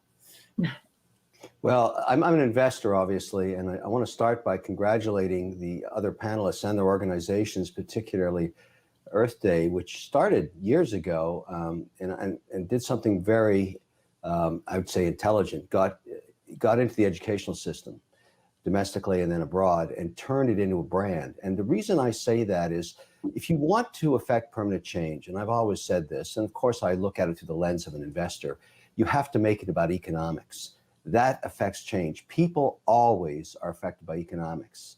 And so what's occurred here, and it's very measurable, is over the decades, the consumers, not just US, all around the world have become very concerned about the earth and sustainability. And it has affected the way companies interact with them. And consumer goods and services today, if you don't have a sustainability mandate, you're not going to get any investors. I don't invest in companies that don't have a sustainability mission. Why? Because the consumers won't buy the products. That's economics at play. And why is that the case? Because years ago, various entities, including Earth Day, made this an issue for young children that were still in school that basically, I'm not going to say indoctrinated them, but got them very hip to the issue.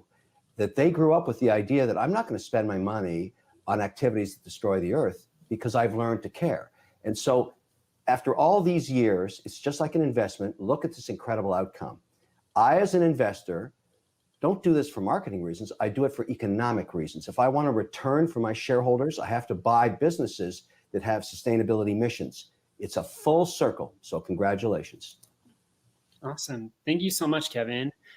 Well, let's dive right into the discussion. And because I get to pick first, I would love to hear from Kathleen. Well, it's really individual action, of course, is what we're all about. The roots of Earth Day are in protest and advocacy. And when 20 million people came out on the streets in 1970, it scared everybody to death, particularly Capitol Hill and President Nixon. And so you enjoyed this extraordinary honeymoon of environmental laws and regulations that benefit us all, happened in quick succession. The honeymoon was over when most of corporate America sort of armed themselves against that for lots of reasons, including just maintaining the status quo. But over the long term, I think, and Kevin's completely right, Earth Day, one of Earth Day's main goals in our projects are building a green consumer movement.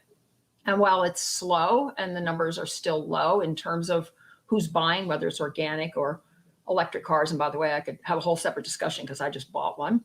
And it's a complicated world of buying and growing and dealing in green, but it is a movement that's unstoppable at this point. So individual action, whether it's protest, advocacy, or the green consumer movement, are all part of the big picture. Thank you so much, Kathleen. Really appreciate that. Kevin, can we hear from you next? Sure. I was going to point out that there has been a fundamental change in the global investment community at the sovereign fund level, the pension fund level. And when I say that, for the first time, this has really only occurred in the last 24 months. Each of these giant behemoth investors, if you're CalPERS or you're a giant sovereign fund like United Arab Emirates, they have put on top of their investment committees a sustainability committee. Before the investment can even be considered and allocated to the portfolio, it has to get the approval of the sustainability committee. In addition to that, there are now ethics committees on top of investment committees. And so when a participant like me, an investor that creates products for those sovereign funds, my instructions are now very clear. We don't want to invest in anything that doesn't have a sustainability mandate. So that now takes out of favor, and I'll give you an example. I index the S&P 500 for sovereign funds, and they do not want any hydrocarbon stocks in it. We've removed giant names like Chevron, Exxon, Schlumberger at the behest of sustainability committees. Now that is a huge change in attitude, a massive multi-billion-dollar change in attitude that manifests itself in direct investment decisions.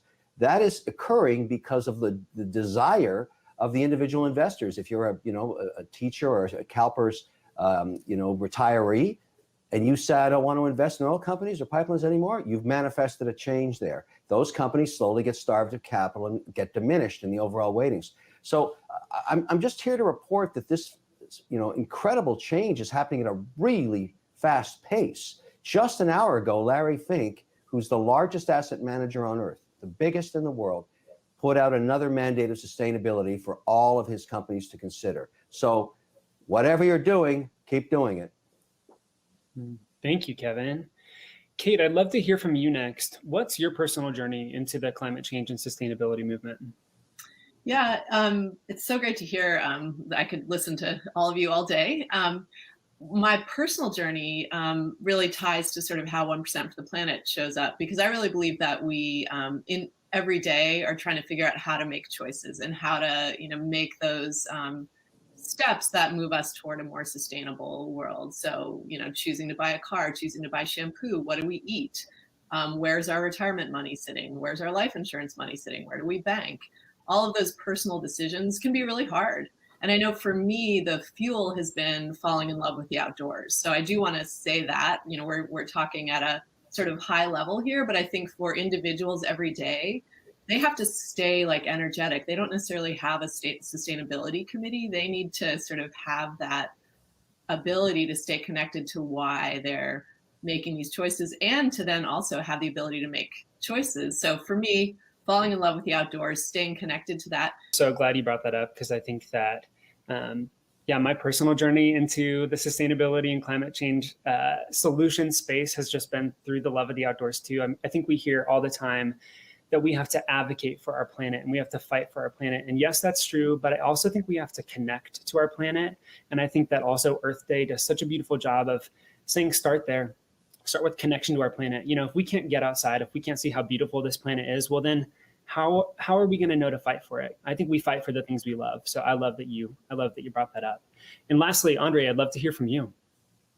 Yeah, I really come from where Kate and Kevin were discussing, which is how can you move the needle? And Kevin was talking about what's going on in the investment world and what's going on with money at the level of the BlackRocks and the large sovereign funds. And that's incredibly important. And we've seen a revolution there over the past few years, as he was describing.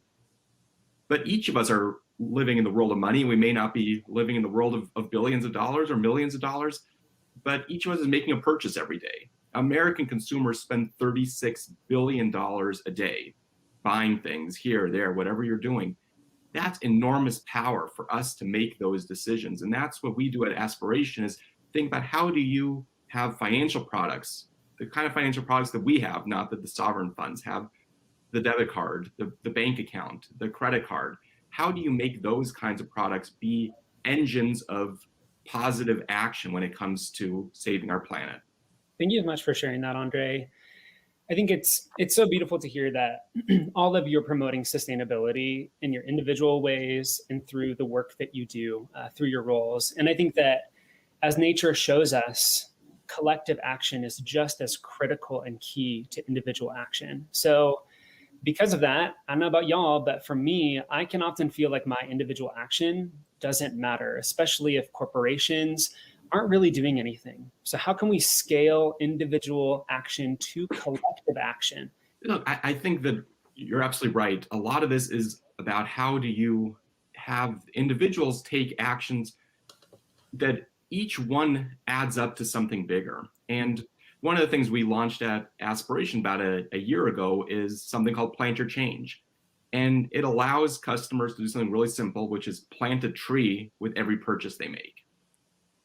And they do it by rounding up that purchase to the nearest dollar. So if you buy something for $1.75, it rounds up to $2. Every time you make a purchase, you're planting a tree. And it's one thing at a time. You're buying a cup of coffee, you're buying a newspaper. Each time you're planting a tree. We launched about a year ago. Our Aspiration customers together have planted over 5 million trees in that time period. That's planting more trees than there are in Central Park in New York every single day. Yeah, I love that, Andre. I mean, I personally, using Aspiration, have planted over 100 trees just with my purchases. And I think it's such an amazing way to just see daily change in my own life. I think for me as a consumer, I'm really looking for opportunities like that. I'm looking for opportunities to succeed because I'm well aware that I'm going to keep on spending money. And I think it's really important to think about who I'm spending that money with. But I also think that if I can do something that is advocating just passively even, no matter where I spend a dollar, I'm going to go for that. I think it's just a no-brainer better option. So thank you for mentioning that. Thank you. Kevin, can we hear from you next? Yeah, just speaking against what Andre said, or for it actually, you know, the idea that the consumer, the way you can measure what's happened here is they make a binary decision. When they look at a business model like Aspiration, they say, sustainability matters to me, so I want to change my purchase behavior. Everybody understands the importance of trees in terms of carbon neutrality. I mean, that has been ingrained in them now for 20 years from the educational system. Everybody gets it. So Aspiration comes along and says, I already know that some percentage of consumers care, and I have a very simple solution everybody understands: a plant a tree on a purchase. And of course, that's how they acquire customers. So that's relevant evidence that the ecosystem, the consciousness of consumers, and it's different in different countries. The Swiss are way advanced to this. 20 years ago, kids in school in Switzerland knew that you don't throw plastic into the environment, not in their country. You don't see a scrap of plastic on any highway in Switzerland because that's ingrained in the population. We're just getting there here in the US from the good work being done here. But I really go back to my original point. If you can show purchase behavioral change, as you're seeing with Aspiration, you know it's working, because it really, at the end of the day, is an economic decision, one after another, after another, after another. And that has sustainability itself. And so, I mean, as an investor, I can't say enough about this because it's changed the whole culture of the community I work in. We don't make investments in teams that don't have sustainability models, not just because it's a way we make a return. It's because all the employees that work for me don't want me to ever invest in anything. And there's 10,000 people in my supply chain of companies. And they already, at their ages, in the late 20s, early 30s, have made a decision. So this is a snowball rolling down, getting bigger. It's working. And I think everybody's conscious of what's happening now. So we can all enjoy the success, but realize we're probably in the third inning only. That's a great point, Kevin. Thank you so much for bringing that up. Kathleen, can we hear from you? Yeah, I mean, I'm sure most people think of me as sort of a pathological optimist, and I am to a certain extent. I work on the science side. So stepped up ambition, whether it's for companies or consumers, is a critical component of this, as is political action, because I think you also find through political pressure, small p political pressure or capital P political pressure, you see more changes happening. Of course, everyone wants to make money in the green economy, and I applaud that. I just also believe that you need to combine the concept of climate restoration, which is tree planting and using natural systems and technologies. And those all require a huge amount of investment, whether it's through what we're all doing here or through what Kevin is doing in particular. I just also caution that corporations need to step up their ambition and follow what Biden just announced yesterday for the climate summit on Earth Day, which is a reduction of 50% of carbon emissions in the next 9 years. And that's a lofty but critical goal. And I would really encourage everyone, every company on the planet, to really look at that goal and stick to it, because the science is troubling. And as we see an acceleration of bad weather and climate migration and biodiversity loss, it needs to be in the front of our mind that whatever we do, we need to do exponentially. And so that would be my only caution to all of us, is that the more trees we plant, which by the way is critical. Everybody recognizes now that even that they didn't 20 years ago, how important it is to use natural systems and technologies that exist to solve the climate crisis. But again, the green consumer movement can be incredibly powerful. And while it doesn't appear that we need to put any consumer pressure on Kevin and you, I do think we need to accelerate that exponentially if we want to solve the science part of climate. Thank you so much, Kathleen, for those reminders. I think that's super important to hear. And thank you, everyone, for sharing that answer. So final segment, here we go. My final question for y'all is, let me do a little bit of a setup. I think that, you've all touched about this a little bit in your answers, but what does it actually mean to vote with your wallet as a means for collective action? I'd like to kick it off by asking Kevin to speak for this first, but I'm really curious to hear all your answers to this. Let me give a story to you that I think you'll find quite profound regarding this exact topic. All of you know that cryptocurrencies have exploded onto the economic scene globally, and Bitcoin today is now worth $2 trillion. Many institutions are just starting to make allocations, and I'm one. And so I decided to go to a 3% weighting. And as soon as I did, I started getting calls from all around the world from institutions I service, asking me, where did I source the coin? Where did it come from? What is its provenance? And I said, why is that of interest to you? It's simply a currency. And they said, no. 64% of coin is mined in China, where many of it is done by burning coal to create the electricity. So you're taking a hydrocarbon, burning it, and then turning it into a digital currency. What a horrific activity. Obviously, I don't want anything to do with that. So now what I'm encouraging, and my behavior has changed. I dumped all those coins because I didn't know their provenance. And now I'm investing in domestic and international miners in Sweden and Denmark and Northern Canada that mine sustainably, that use excess hydroelectricity. That's a behavioral change mandated by being shamed out of ignorance. I didn't know, and now I do, that I now am investing in miners that fit into what I can consider green, sustainable mining. And I'm not the only person. There's all kinds of institutions from around the world calling me saying we want to do exactly the same thing. So here you have it in a 24-month period, while a new asset class has emerged to $2 trillion of value, a whole new constituency saying, no, we're not buying coin made with coal. We're going to make green coin. If that isn't evidence of the wallet in action, I don't know what is. Love it. Thank you so much, Kevin, for sharing. Kate, I'd be curious to hear your answer. Yeah, it's such a great story, Kevin, because I think it points to the importance of transparency and, being able to learn about the purchases we're making. And I think for the everyday consumer, the challenge is sometimes you're grocery shopping, you're managing your kids, you're homeschooling them this past year, you don't have the time necessarily. So I think things like the B Corp movement and fair trade and 1% for the planet that are legitimate third-party certifications of companies like Aspiration that are saying, hey, this company has done this and we have verified this, really help the everyday consumer to be able to make those choices with confidence that their dollars are driving change. Yeah, Kate, thank you so much for bringing that up. I mean, on a consumer level, one of the actions I took this past year was to divest from big banks because I learned how much big banks are funding whole entire industries with my dollars that don't align with my ethics or my beliefs at all. With that, I would love, Andre, for you to maybe expand a little bit more on that. Yeah, I'll go back to what Kevin said, which is he learned. And that's really important for all of us in all the different ways in which we're looking at this. I'll bet there's a lot of people who are activists who care about the climate, who are watching us today, who are doing a lot of things in all aspects of their lives around making sure that they put their own values into action in terms of fighting the climate crisis, who are still keeping their deposits at any of the top 20, 30 banks, Bank of America, Wells Fargo, places like that, and not even realize that their deposits aren't sitting in the back of a vault somewhere.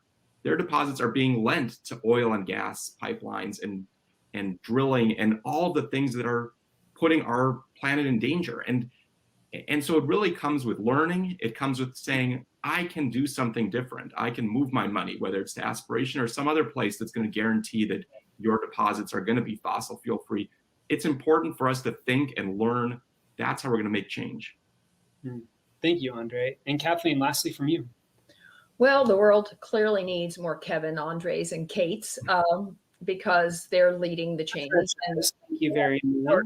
Yeah, they have extraordinary power, not just to move markets, but also to build a consumer base because they're so popular and their efforts are so popular.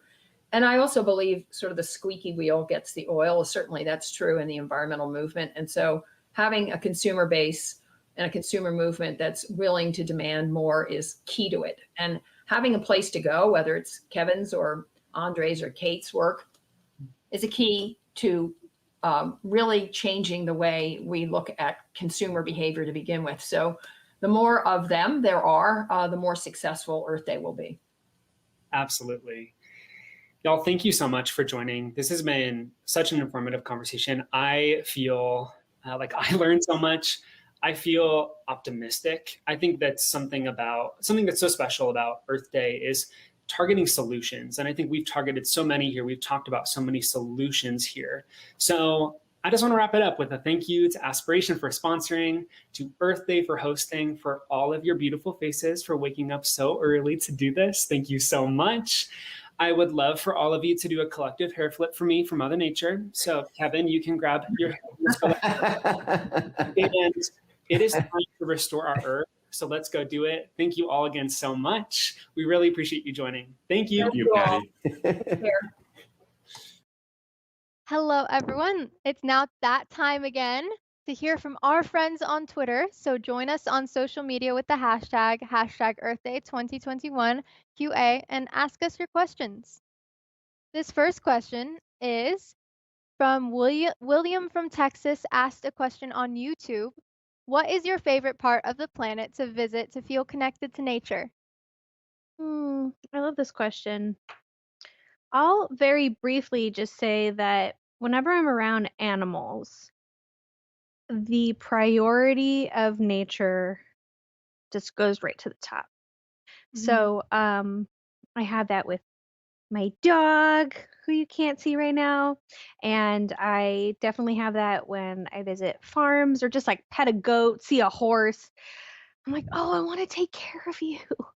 You matter. You can't save this planet, but I can save it for you. What about you, Alexandria?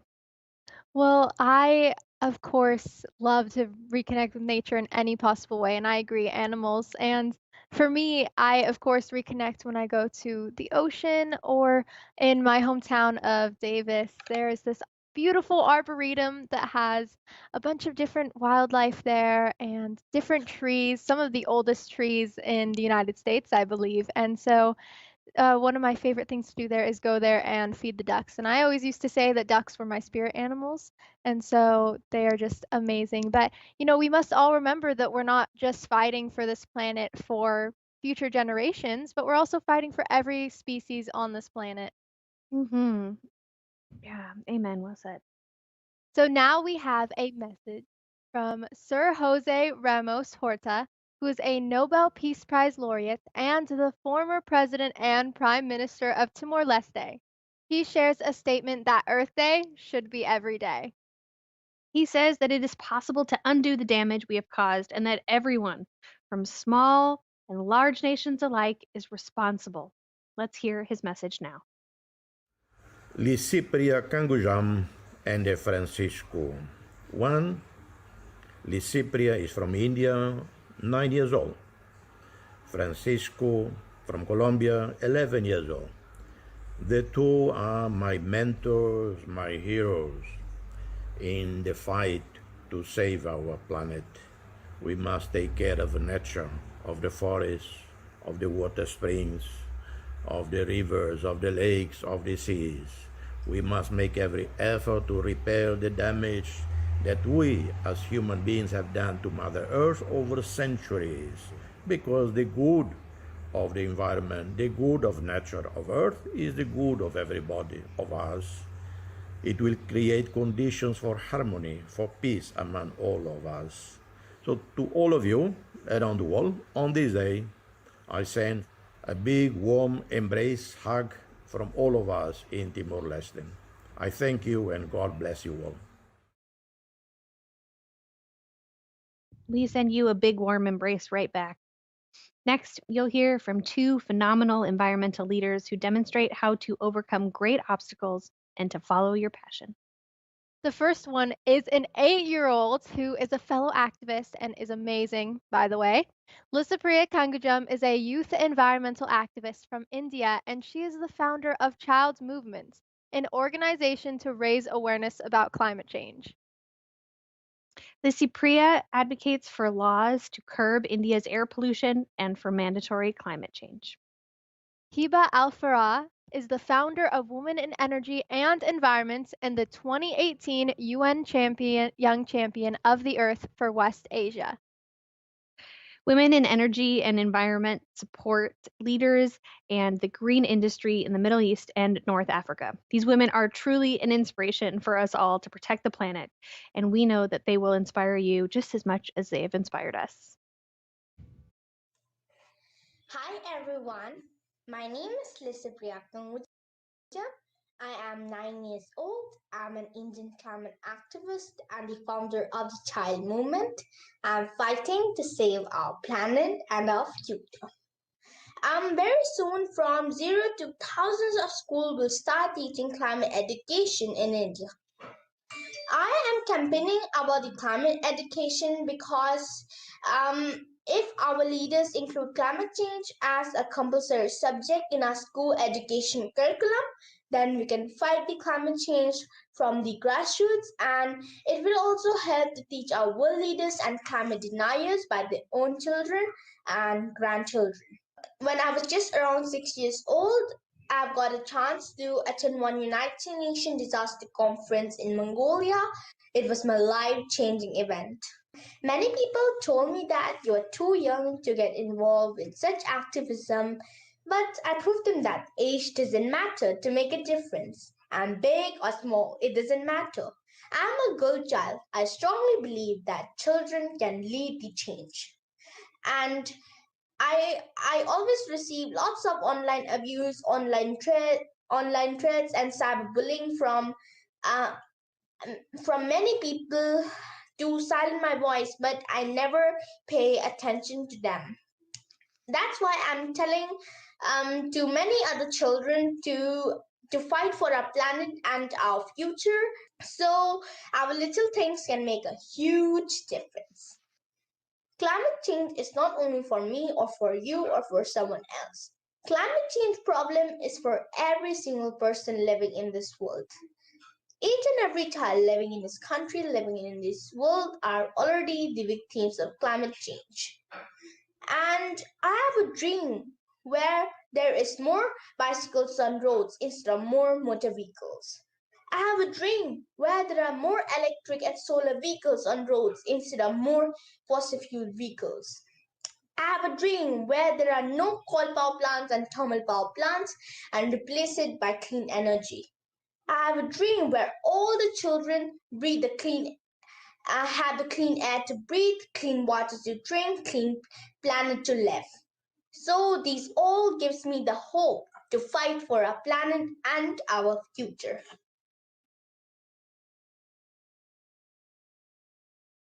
First, it's my pleasure to be with you, Engineer Hiba Al-Farra, the founder of Women in Energy and Environment at Middle East and North Africa. We are here to empower women and to engage Arab women in energy and environment field. Environment is not in our mind. So we need to change this culture. We need to change the mindset of the community here and think more about environment, because what we are doing right now, it's going to be like a reflection for the next generation. The next generation, we are starting the movement, we can say. This generation, they are starting the movement for saving and raising the voice of global warming and guys, please take care of the earth. We don't have another option. We don't have another planet. It's only one planet. So, but still, this movement is still like awareness campaign. We need something actual. So the next generation, they have a new technology now. They have a new information. They can adapt sustainable solutions in many areas. So they are the future. They are something great, and we are waiting for them. As they are now. So I encourage everyone who is involving in environment to continue in this line and to do his best, first work in himself as to get more technical information and to be, we can say, to be solid as an environment, and also to spread as he can the knowledge of environment and conserving our natural resources. At the end of the day, we are living in a one planet, and we must care about this planet. Is like our baby mother. Wow, that's so beautifully said. João Doria, the governor of Sao Paulo, joins us now to tell us about Sao Paulo's actions to make Earth Day every day. Let's listen about his hope for a more prosperous world. In the state of São Paulo, we work with the mindset that every day is Earth Day. We encourage the use of renewable resources, sustainable agribusiness, and technological economy. For our government, restoring our land is a permanent agenda. Therefore, we encourage events such as the Earth Day, and these events allow us to raise awareness and give visibility to the best practices.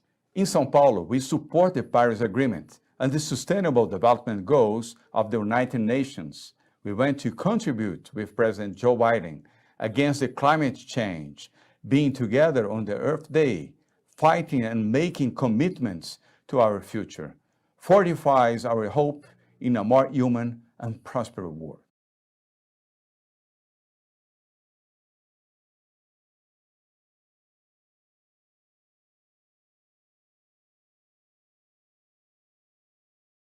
I hope that you all remember this, but just to remind you again, visit propeller.la/Earth Day for official rules and to enter for the chance to win a custom Super 73 S2 e-bike via our partner Propeller. So no payment necessary.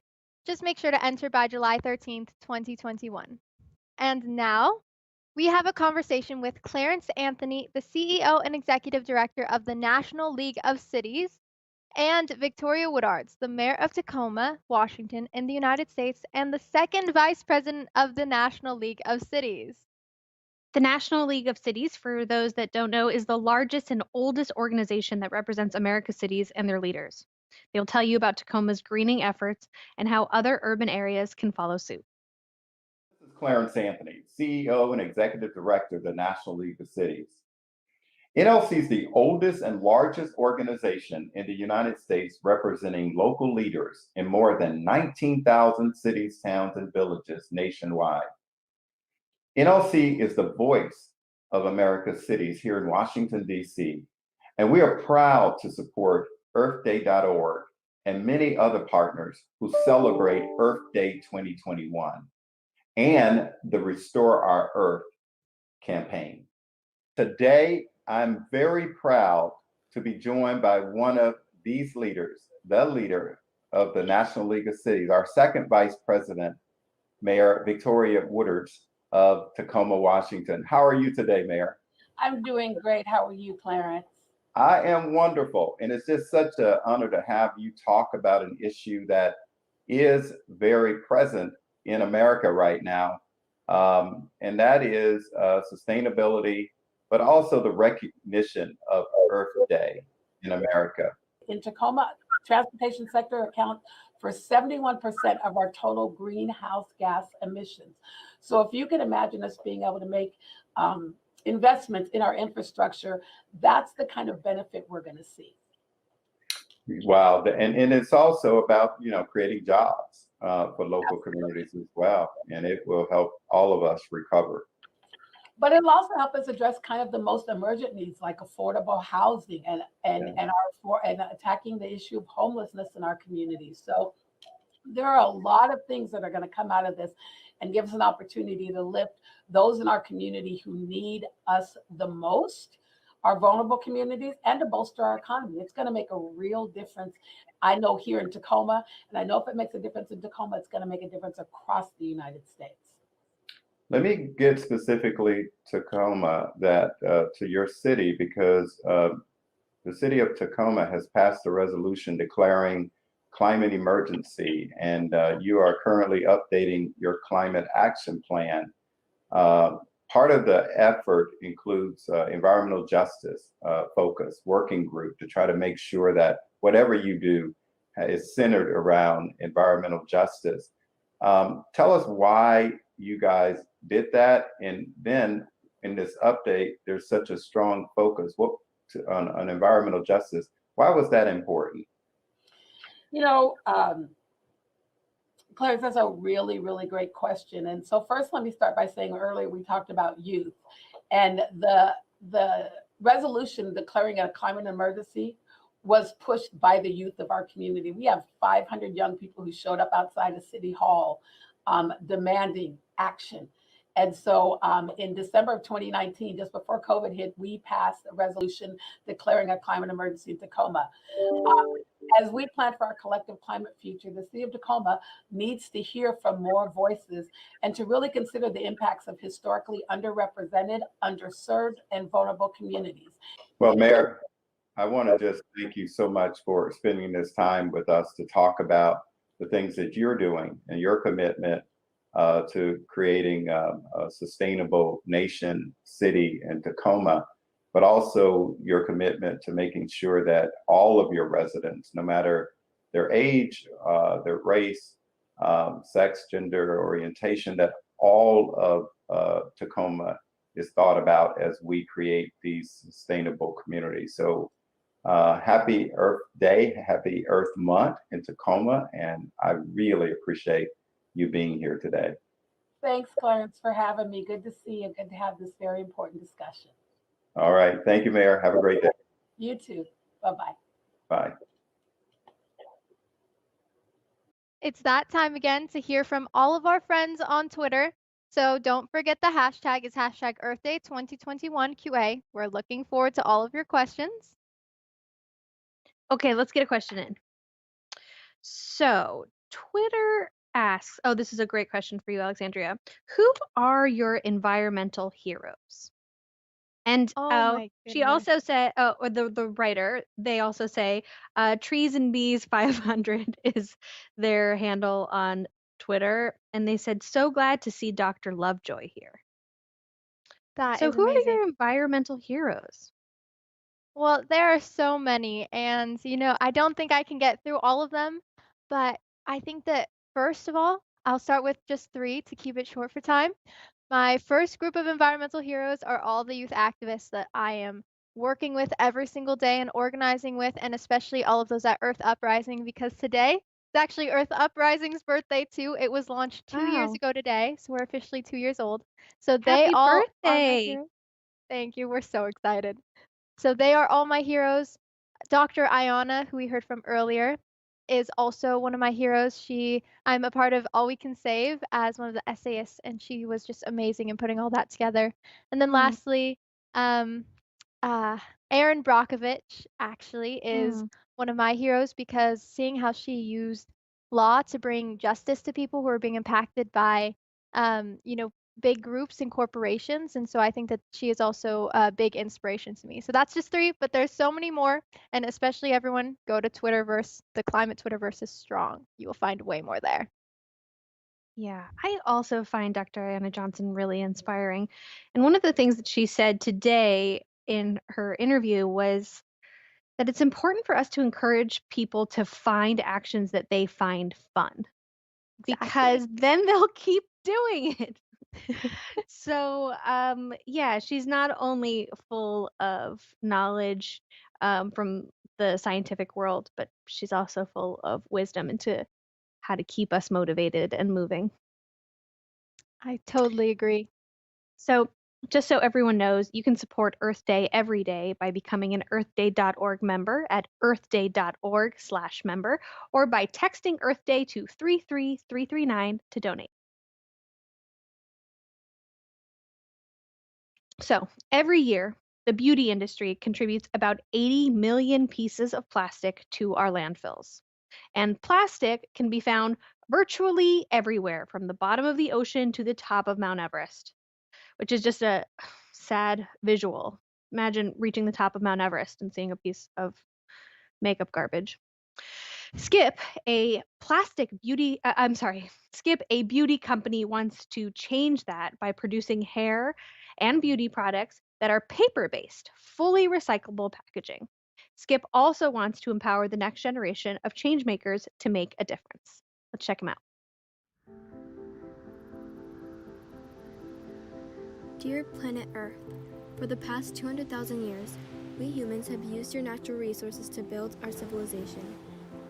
You provide us with food, air, water, shelter, and many other important resources. We owe you our existence. You've gifted us everything we need to thrive, and the generations before me have lived well. But at what cost to you?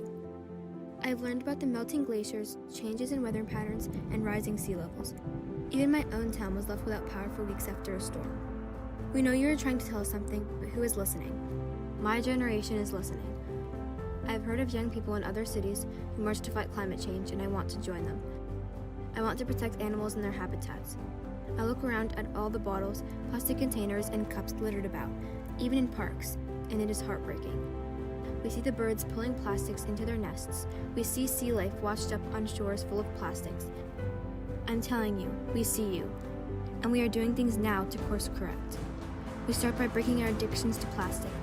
No more plastic bags, grab the tote. No more straws, bring your own, or who needs it really. We are running away from disposable plastic bottles. That's a big step. We are cleaning up our lands, taking the trash out of our parks and off our beaches. We are showing everyone how it's done. On behalf of the 7 billion humans that live in the home you provided, we can and we will do better. If we all come together and work hard to change our ways, we can save you, and we will. Sincerely, Gemma Hardwick, grade 7. Each year, the beauty industry contributes nearly 80 billion pieces of plastic packaging to global landfills. But there are brands out there like us who are trying to make a difference. We're finding alternatives to toxic waste with solutions like fully recyclable and durable paper cartons. This Earth Day, let's stand united with our children and make a pact to find alternatives to wasteful plastic packaging.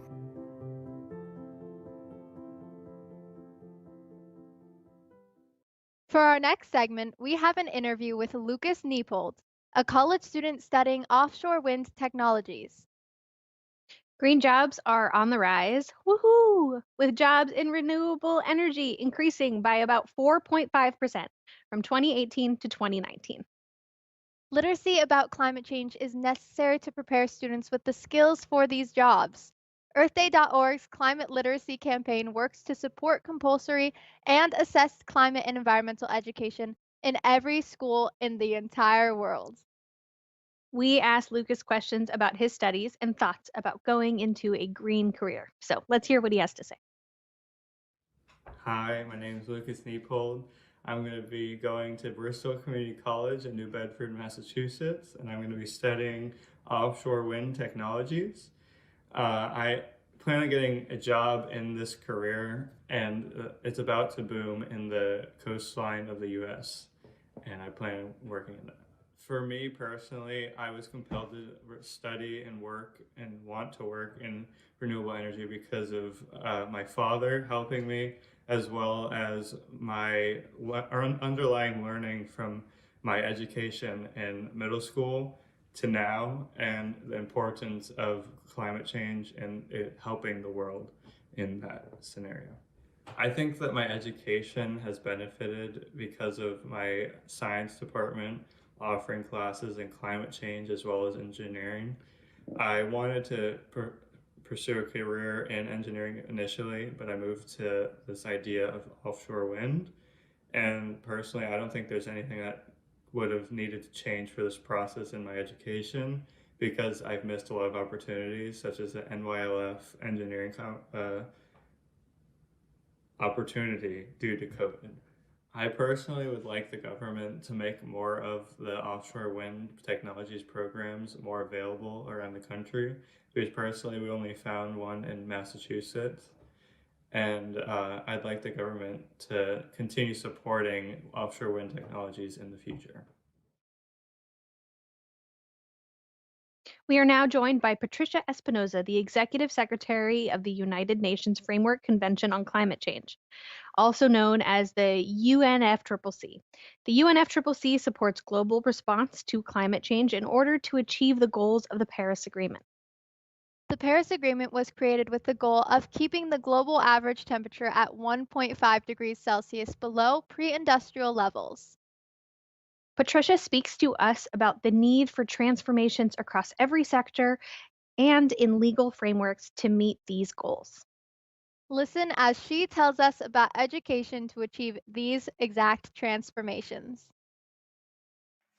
So we're absolutely delighted to have Patricia Espinosa, the Executive Secretary of UN Climate Change, the UN body that coordinates global action towards the achievement of the Paris Climate Change Agreement. We're delighted to have her on Earth Day Live today on the 22nd of April to hear her perspectives.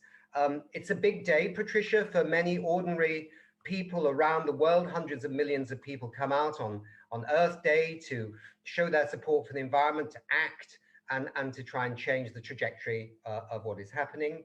But of course, it takes on special meaning today because we have the United States of America's new president, Joe Biden, hosting today 40 heads of state from around the world at his Climate Leaders Summit.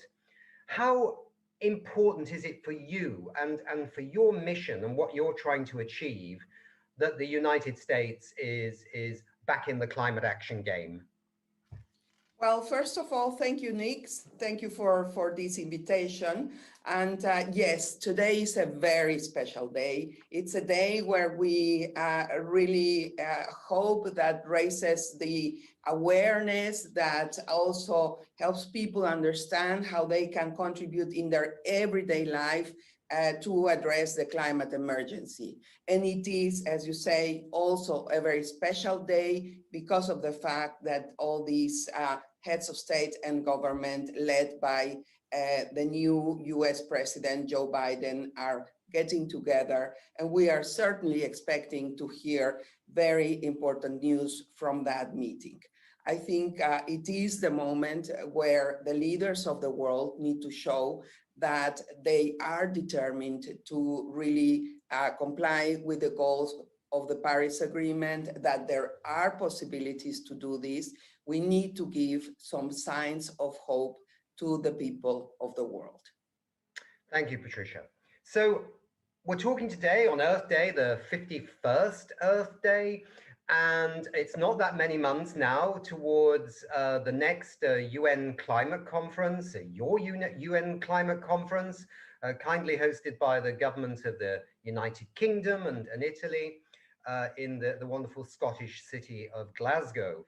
Do you have a sense that there is movement here in terms of raising ambition?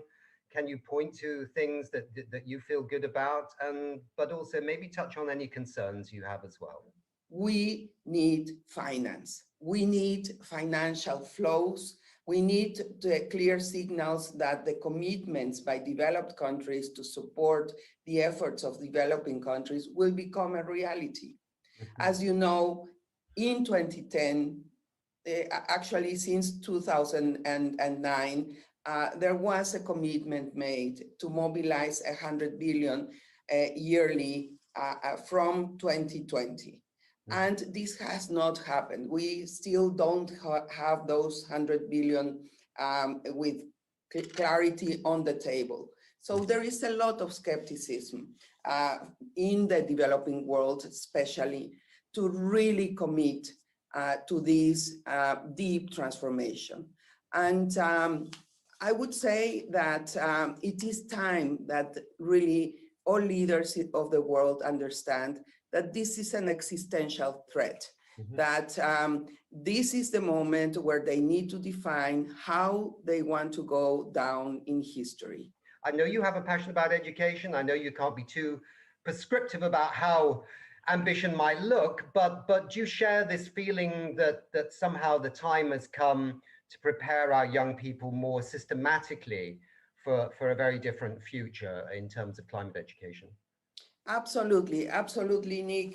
This is very, very critical. As we know, any important transformation, any important development in humanity, in the world's history, starts in the minds of people. So that means that education is really critical if we want to get the new generation, and not only the new generation. If we think about the transition that we need to see in so many sectors, it means we need to give people new skills so that they adapt to the new economy, to the new way of producing, to the new way of work. You know, we really need people to be aware of what they need to do and can do, and we need to give them the tools for that. Patricia Espinosa, thank you so much for finding the time on this very busy day to be with us on Earth Day Live, Restore Our Earth, and we wish you every success for the coming months and for Glasgow. Thank you so much. Thank you, Nick. Our next video comes from Gabriel Cuajandria, the Minister of the Environment of Peru. He tells us that nature needs to take center stage in the economic growth and about Peru's commitment to environmental education. Environmental education shouldn't just be part of school science lessons, but it should also be connected with lessons that have meaning for audiences learning about them. So, as part of the event to mark Earth Day 2021, we're absolutely delighted to have with us today the Minister of the Environment of Peru, Gabriel Quijandria Acosta. I hope I've got that not too bad, Minister. Perfect. Thank you, Minister. In your perspective, since Lima 2014, which helped lay the foundations for Paris 2015, do you feel since those days, in the last 5, 6, 7 years, that the world is getting better on track to deal with climate change? Thank you for the question, Nick. I think that the response is mixed.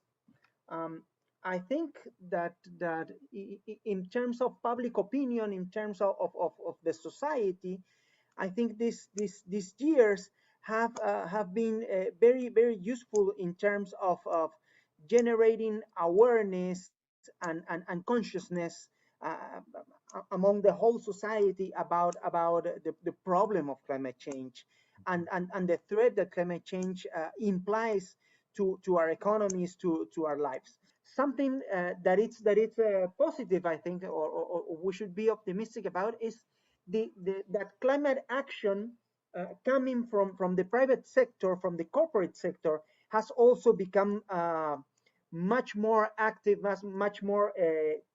it has gone deeper.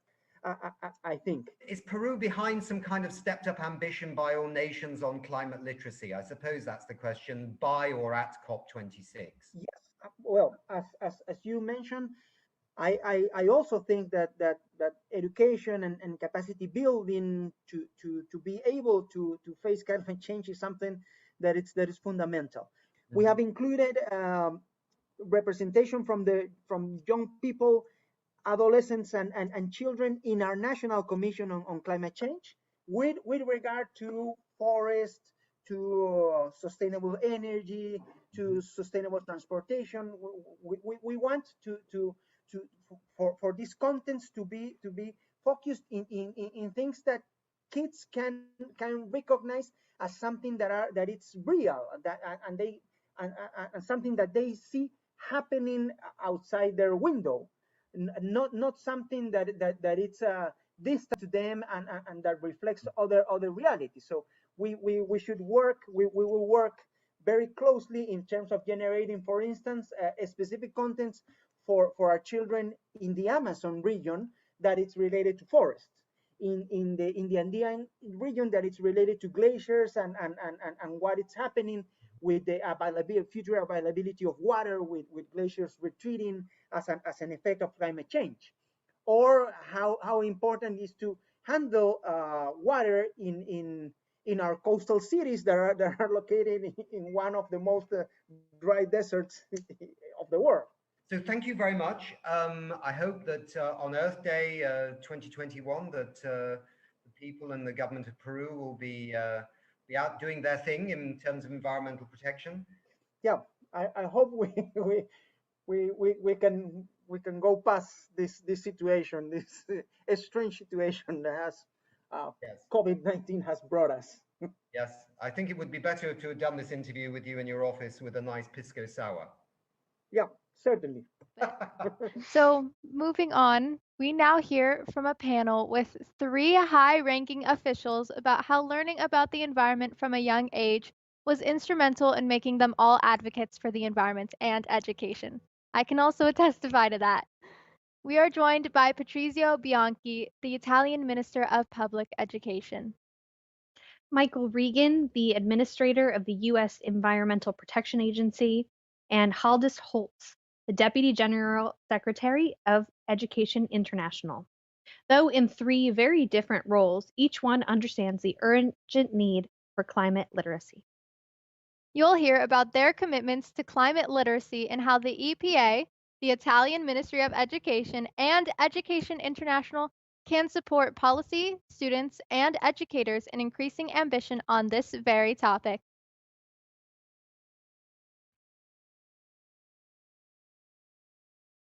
I'm Michael Regan. I'm the administrator of the United States Environmental Protection Agency. Hello, everyone. My name is Astrid Haldis Holst. I'm a teacher. I'm also General Secretary of Education International, Global Union Federation for Unions in the Education Sector. I'm Norwegian. I am Patrizia Bianchi, and at the moment I am the Minister of Education of the Italian government, chaired by Mario Draghi. I am UNESCO Chair on Education, Growth and Equality, because equality is the third pillar of sustainability.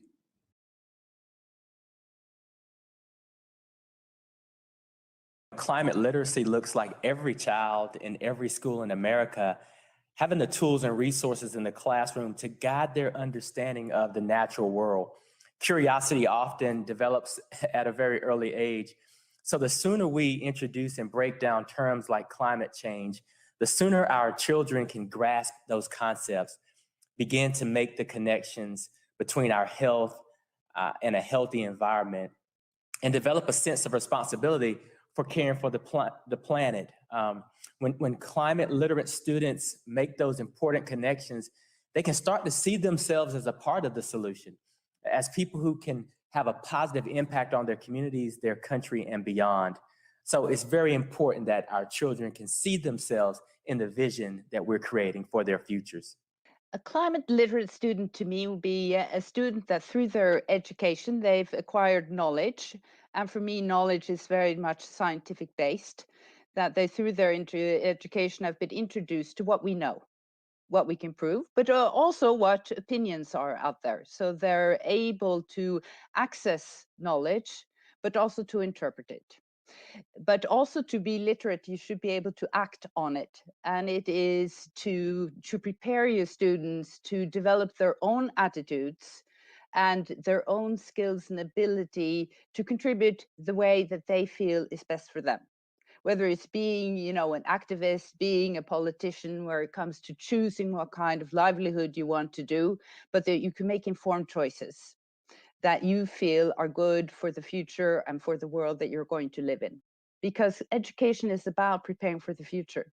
And we can't prepare children for a future without addressing climate now. We are hiding the reality for them. We have to expose them to the knowledge and to the challenges and try to support them in making the right choices.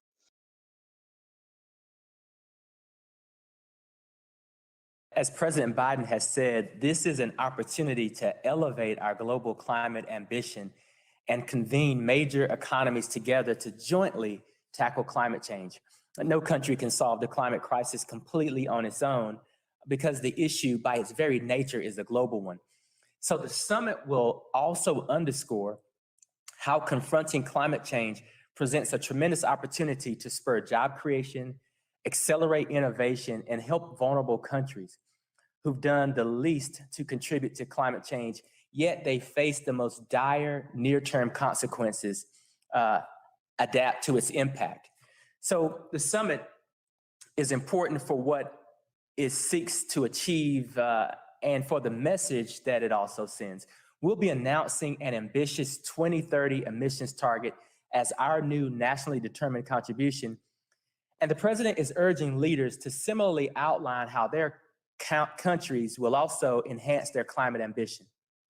The summit will reinforce what's abundantly clear, that after 4 long years of federal inaction, the United States is back on track and committed to rising to the scale of the challenge.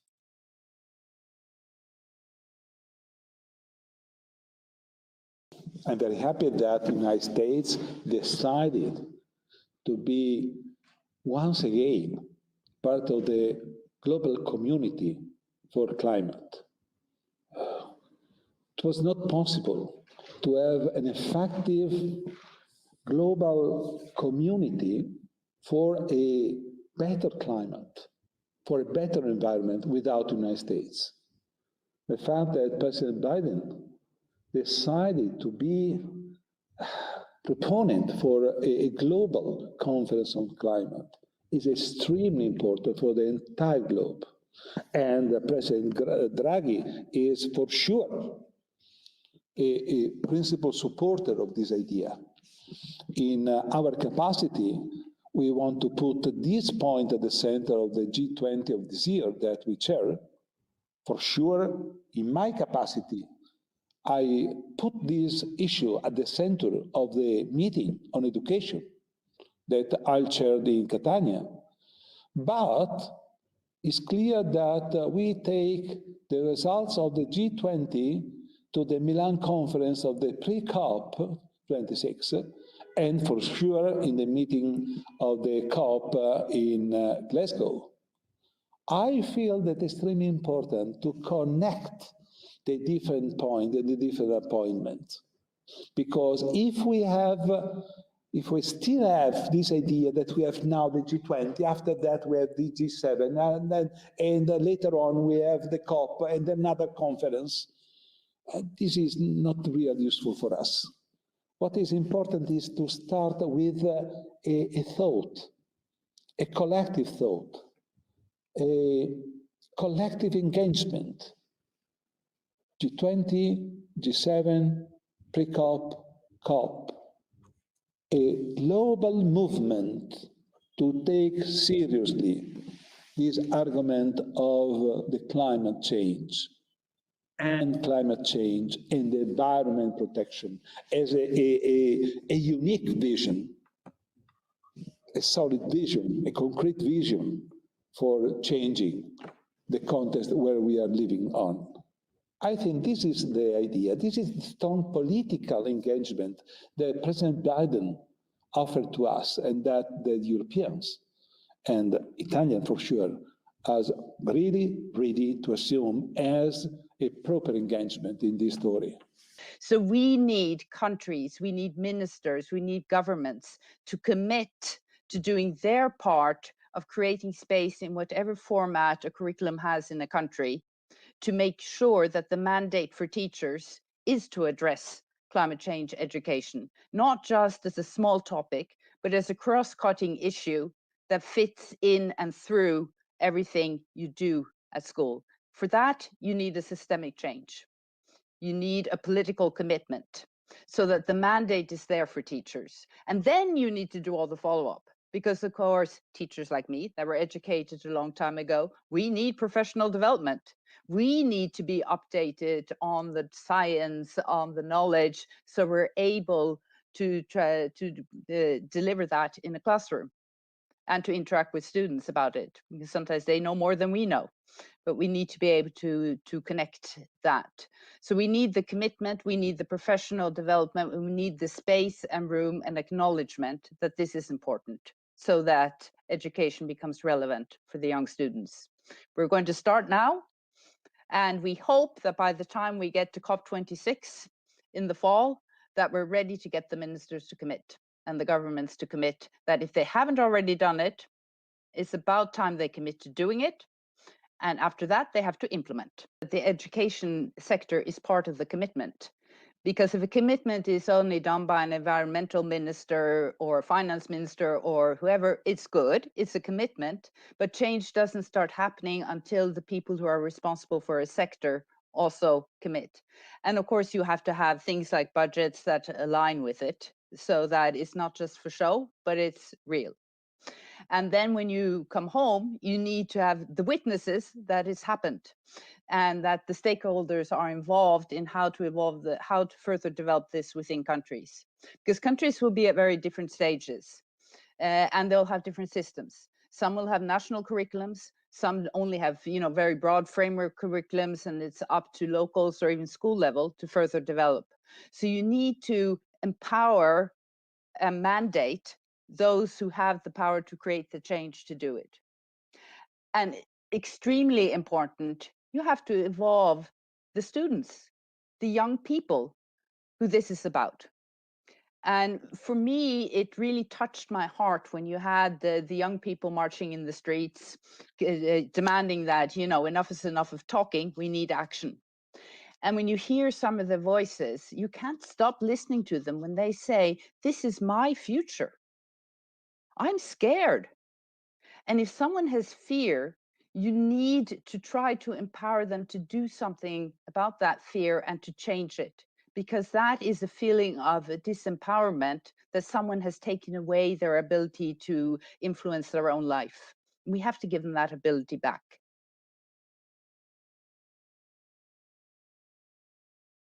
Well, we're so lucky that many students are already a part of the solution. I'm just so inspired by the young people who are grabbing the attention of world leaders and demanding that they listen. They're courageously standing up and speaking out because they know their future depends on the actions that we take today. So there's no doubt that the youth movement is a big reason why we've arrived at this moment where climate change is finally getting the attention that it deserves. But we have a lot of work to do and a lot of groundwork to make up. So I urge young people to keep doing what they're doing. We need for them to stay active in their communities, to talk to their parents, friends, and neighbors. And most importantly, we need young people to get out and vote. Everyone has a role to play in creating a healthier, more sustainable, more equitable future. And like all social movements, progress builds from the ground up. So people, young and old, should feel empowered to get active in their communities and start making a difference. And our young people are doing just that.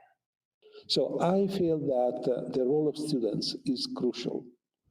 Students, they have to offer not only a vision of the future, but also a practice of the present. And the practice of the present is the capacity to use all these instruments of connection, not to divide the people, but to create a new context of integration. There is a strong connection between these kind of issues, because it's clear that for us is a fundamental issue, the climate change. It's clear that environmental issues are crucial, but are not enough. There is an increasing problem of disparities around the world. There is an increasing problem of inequalities around the world. And I think that the real frontier that we have to pass together in the future is to reconnect all these issues. Environmental is also a social issue. Climate change is also an equality issue. If we are not able to connect the climate debate, the environmental debate, and the social debate, we remain inside a discussion among experts. It's not enough. And for this reason, it's crucial, the school and the students. It's necessary that the students can go over the limit that the adult people offer and offered in the past. And for this reason, it's extremely important that also these events, and also this event that you are preparing now, is not limited to the experts. The experts are necessary, competencies are crucial, by definition is crucial. Nobody can imagine to face this kind of issue, of global issues, simply on the basis of intuition or political sentiments. It's necessary to have proper competencies, proper experiences, but it's necessary to connect all these experiences, all these competencies, also all these moral sentiments in a new vision of global future. I think you'll find that there's more happening on the ground than in the big meeting rooms. So I think by just opening the door and sharing what they're already doing, because of course there's the good principle of pedagogy, of methodology, that you do bottom up. You start with what is known, what is local. So you need the teachers, the professionals, and the children together to find the right entrance point. You know, what is our challenge? What are we concerned with? And there's so many entrance points to start with. It's also dependent on age, because we have to start in early childhood education. You know, it's everything from, you know, if you're on the coastline and your problem is that you see the plastic floating up on your shorelines, then that is something concrete, and you can start tracing it. You can trace products. You know, what's the supply chain of this?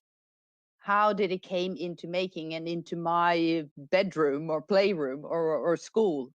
You can look at your own school, how you act. So it's about choosing the entrance point that is correct for the age group and for the place where you are. But the key is to make it relevant for the students that you are working with. And then you build off that and you get the more general context, and you can get into the big questions. That is not just climate change directly, but what kinds of impact does that have on inequality, on the broader issues of sustainability? So it's about building the building blocks bottom up, and then you get to the top.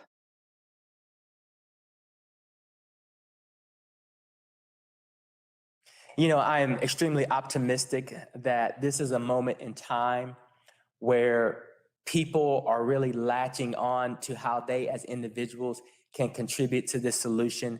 President Biden has laid out an ambitious goal that involves each and every one of us. And so I'm just so excited to have this opportunity as the administrator of EPA to lead a workforce that's willing to step up to the challenge and join our global community to solve this existential threat to our existence. And so while it seems to be a dire situation, I am very optimistic because there is a path forward.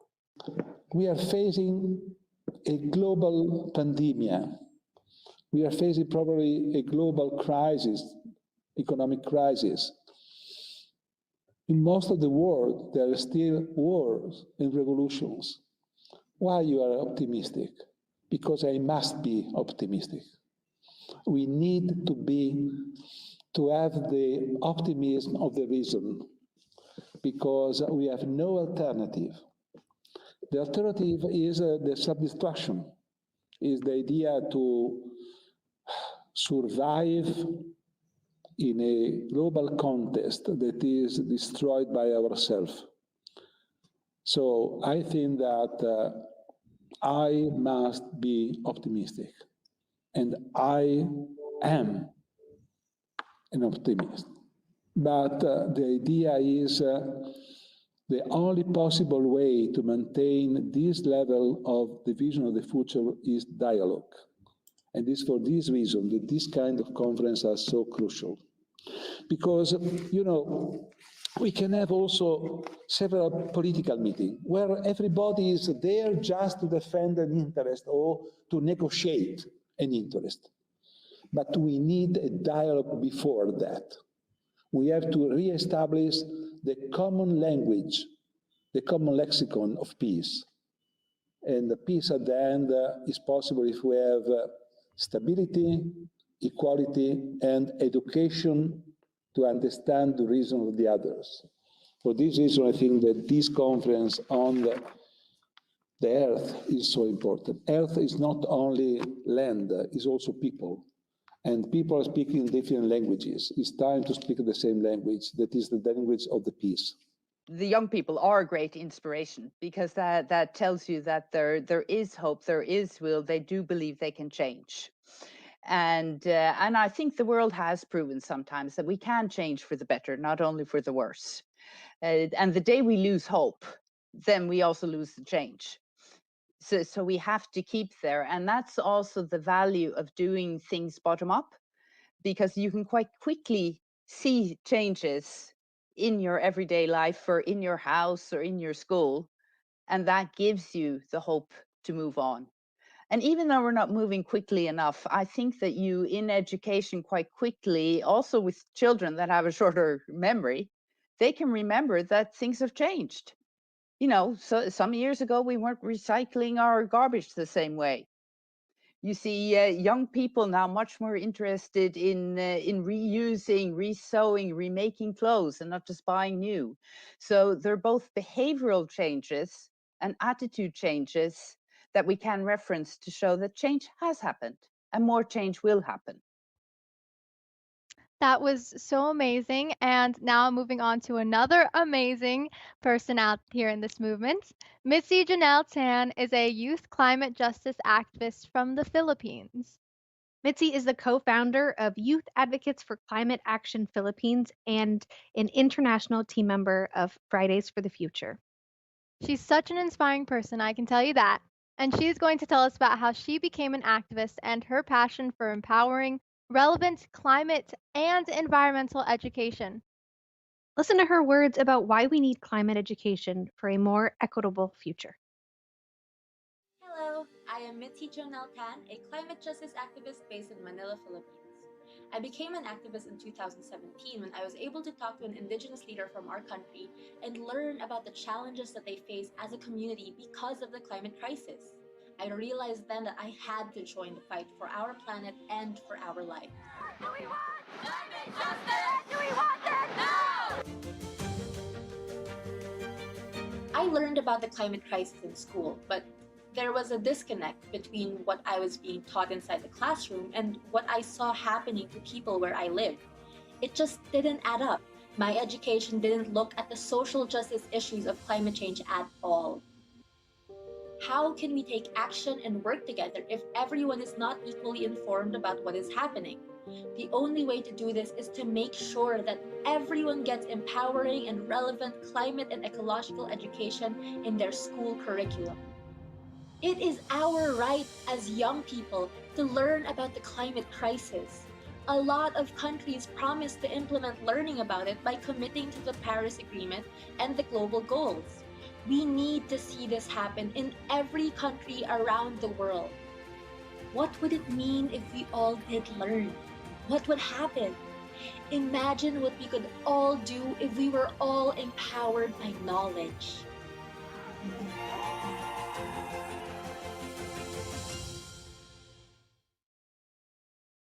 We need way more people like Mitzi, to be honest, out here. All right, so moving on, it's that time again to hear from our friends on Twitter. Don't forget the hashtag is hashtag Earth Day 2021 QA. Okay, so I have a question for you, Alexandria, and this comes from @Luis Gomez from YouTube, and he asks, can you tell us more about what's happening at the Biden summit today, and what do you hope are some of the outcomes? Yes, so today was the Biden administration's World Leaders Summit. And so it was very exciting because we actually had youth activists in that summit telling world leaders the urgency of this crisis. And so yesterday was Earth Uprising International. We had a youth-led summit called Youth Speaks 2021, Our Message to World Leaders. And so throughout that entire summit, we had youth coming together talking about issues around climate change. And then through those sessions, we created a list of demands that were going to be presented to those world leaders. And so today, Shea Bastida, who is an activist who we also heard from earlier, gave her speech to world leaders and included some of those demands. And she told them she told it like it is, and she told those world leaders why they need to take action. And so I heard that there was not a lot of ambition from some countries, and that's exactly why we need youth voices in those rooms, because youth are the moral voices at those tables telling our world leaders that they need to take action for our futures and future generations. And so it seems like we were received, but there's still so much more that we have to do. So this is not the end, this is just the start. And you can support Earth Day every day by becoming an earthday.org member at earthday.org/member or by texting Earth Day to 3339 to donate. Our next segment is a message from Gina McCarthy. The Gina McCarthy. Gina McCarthy is the first White House National Climate Advisor and previously served as administrator of the U.S. Environmental Protection Agency. Gina tells us that this Earth Day must be the one to confront climate change by investing in frontline communities that historically bear the burden of pollution. She also tells us about how President Biden is working to address climate change this year. Hi, I'm Gina McCarthy, President Joe Biden's National Climate Advisor, and I'm thrilled to join so many terrific people on Earth Day for the People's Climate Summit. And let me give a special shout out to my friend Gerald Torres, board chair, and all my colleagues at Yale. You know, over the past year, we have been facing a pandemic that's robbed us of so many precious lives. We've seen what happens when we ignore science and how important it is for us to work together to care for one another. And we have a much better understanding of the fragility of our lives and our livelihoods across all communities and countries. And in the midst of all this, we've been confronting a racial reckoning as Black, Brown, Indigenous, and low-income communities have been dying at rates that are triple that of their white counterparts. Why? Well, for those of us who have been working on environmental issues for a long time, it's sadly no surprise. These frontline and fence-line communities have been facing disproportionate levels of pollution for decades. They have been suffering from systemic disinvestments in their communities for decades as well, putting them at significant risk from climate change with impacts that threaten their health and safety and increasingly threaten our nation and every nation's security. This Earth Day must be a moment when we finally confront what science and our conscience has been telling us. Climate change is an existential threat, and if we hope to win the future for our children, we must go all in now at a scale and a scope of action that science demands. And with investments that benefit first and foremost the environmental justice communities that have been left behind, because climate justice is environmental justice. And President Biden understands this. He knows we have climate solutions, and we've been working diligently across the whole of government to be smart, strategic, resilient, and relentless in deploying them while we invest in the innovations of tomorrow. And with every policy, practice, technology, standard, and investment that we are seeking to employ, we are focusing on who benefits and who pays, so we can ensure that we lift all communities and leave no worker behind. Because President Biden's plan is about creating millions of good-paying jobs, the kind of jobs that helped build our country and will help build it back better as we deliver 100% clean electricity by 2035 and a net zero economy by 2050.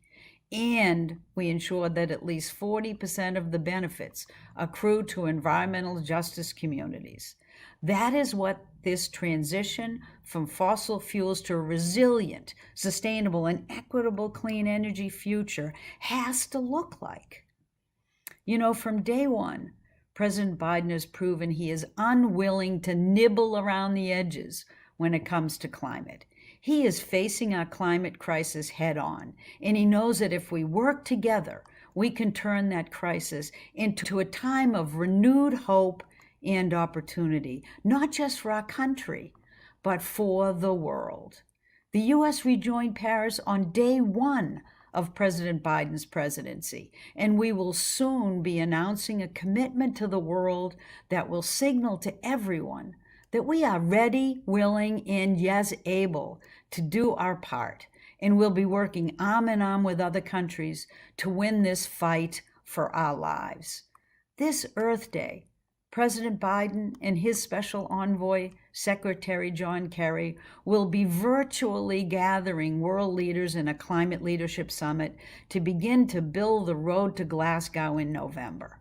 It is an opportunity for us to rejoin the international commitment and show just how much we are willing to work with the community to address the challenge of climate change, because it's going to be a time for the world to not simply talk about climate, but to strengthen everyone's commitment that was made in Paris. Science tells us we need to do more than what we have already promised. We need to be bolder. So this week, make your voices heard. We all know the time to act is now, for ourselves and for our children's future. So let's stand together with one voice, one country, one world. Happy Earth Day, everyone. Up next is an interview with Dame Karen Pierce, the British ambassador to the US. She speaks about this moment being the time to shift the dial for climate action and to make sure students have adequate education when it comes to climate change. So I'm absolutely delighted to spend a few moments with the British ambassador to the United States, and this is Dame Karen Pierce. Thank you so much for being with us on this show. Well, thank you very much, Nick, and congratulations to everybody on Earth Day. I remember the one I went to in Central Park some 30 years ago, and it is, and you're absolutely right, it's the most tremendous moment, and I think it's given an added boost in momentum this year by the very welcome return of the United States to the Paris Agreement, by President Biden and Secretary Kerry's own personal commitment, as you say, exemplified by the Leaders Summit, and by all the great things that we hope are going to come. And I think, you know, what's really important is the US is always a driving force in the world.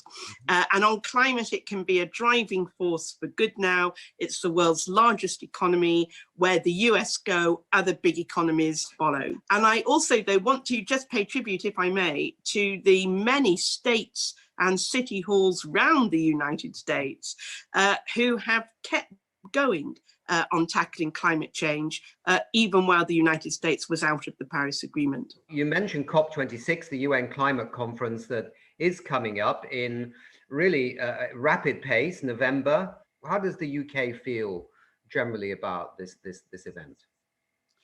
We're very excited by the potential, but we're also determined to work really hard in advance of that with Italy so that we maximize the potential. And I love the fact that you called it the Ambition Summit.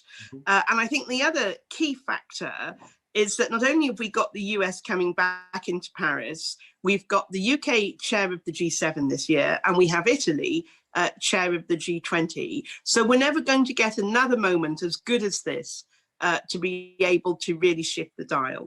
On this whole issue of, can we encourage governments at COP26 to look at this issue of climate education and say, look, the time has come when young people coming out of school year in, year out need to, in a sense, be equipped with the skills, the knowledge, the information on this, what will be a very defining change in our world as a result of the climate change that we've already got stored up in the system. No matter how good we do, there's going to be something left. One way or another, children need to be taught about the effects, the opportunities, the consequences of climate change, so that in whatever profession they eventually go into and in their further academic studies, they can take that into account. So I think that's really important.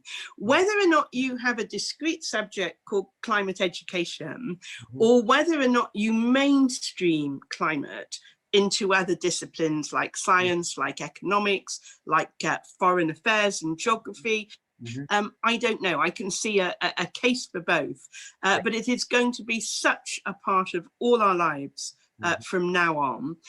We really need everybody to be using all their brain power and all their potential to work out how to mitigate the effects and how to adapt in the most innovative, creative and sustainable ways possible. And by sustainable, I think that has to include growing the economy. So yes, one way or another, we need to find a way to embed this in the next generation.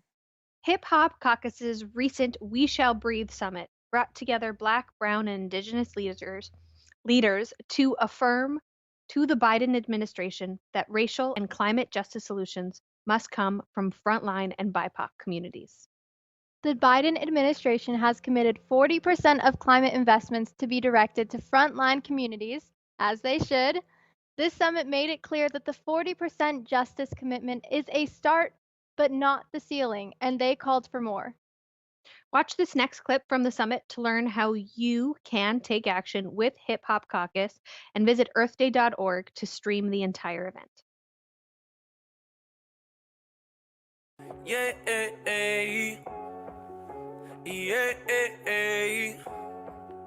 Yeah,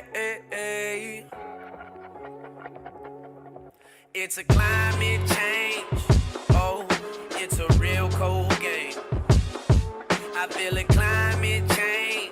The hood will never be the same. I said, I feel a climate change. Treat us different, but we always been the same. It's a cold night, a real cold night. Better get right before you lose your life. Brutality, that is what I speak of. My people are dying. Do you really think up get us? He say he can't breathe. Let's get up. You say you for the people, but you really been against us. You don't know how it feels. Everything up time, I jump up in my ride. I worry about my life. This shit ain't right. I wanna live life. If you stand for what they cop did, you might as well did that crime. R.I.P. George Floyd. This the police did. Now the people making noise. Peaceful protests not working no more. Get up on your feet and stand for something, little bro. We gotta let them know we are people too. You say it ain't no proof. What more we need to do? It's all up on the net. What more we need to prove? Treat us like some dirt. What more we need to do? It's a climate change. Oh, it's a real cold game. I feel a climate change. The hood will never be the same. Wow, that is so powerful. I've never heard of sacrifice zones before. What a broken concept. Do you know about that, Alexandria? Can you talk to us about that? You know, I haven't really heard a lot about that, but I think it's something that is it's really important that everybody learns more about because as I've been in this climate movement for just 2 years or so now, and there's still so much more that I'm learning every single day. And so I'm really excited to be learning about all of this with everyone on this live stream too. Yeah. Just a quick search tells me that this is a geographic area that has been permanently impaired by heavy environmental alterations and economic disinvestment, which seems so in line with the changes that we're asking the Biden administration to make so that these underrepresented communities get the basics that they need to be healthy, functioning. Okay. Up next, we are talking to Education International, and it's the world's largest union for education professionals. During their Teach for the Planet summit yesterday, they convened teachers from across the globe to talk about their role in addressing the climate crisis. After the summit, they launched a new manifesto which outlines the profession's vision for quality climate change education and the policy framework that implements it. The following video is a recap of that incredible event.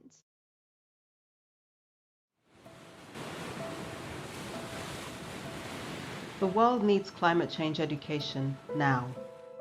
As members of Education International, representing 32.5 million teachers and educators across the world, we call on all governments to make quality climate change education for all an immediate priority. Here's how. Every country must commit to making quality climate change education a reality for all students. Working together with education unions, student organizations, indigenous groups and other stakeholders, governments must implement well-funded, inclusive climate education. We must make sure that every student is climate literate and equipped with the skills and knowledge to tackle climate change and build a more sustainable future. Quality climate change education is based on science and fosters critical thinking and civic engagement. It must motivate students and empower them to take action for climate justice in their communities and beyond. Teachers must be trained and supported. Governments must ensure that training and continuous professional development programs have the funding and resources they need. Educational infrastructure needs to be safe, climate resilient, and environmentally friendly. The fight against climate change must have an education face and a teacher's voice in every area of the world. Join us.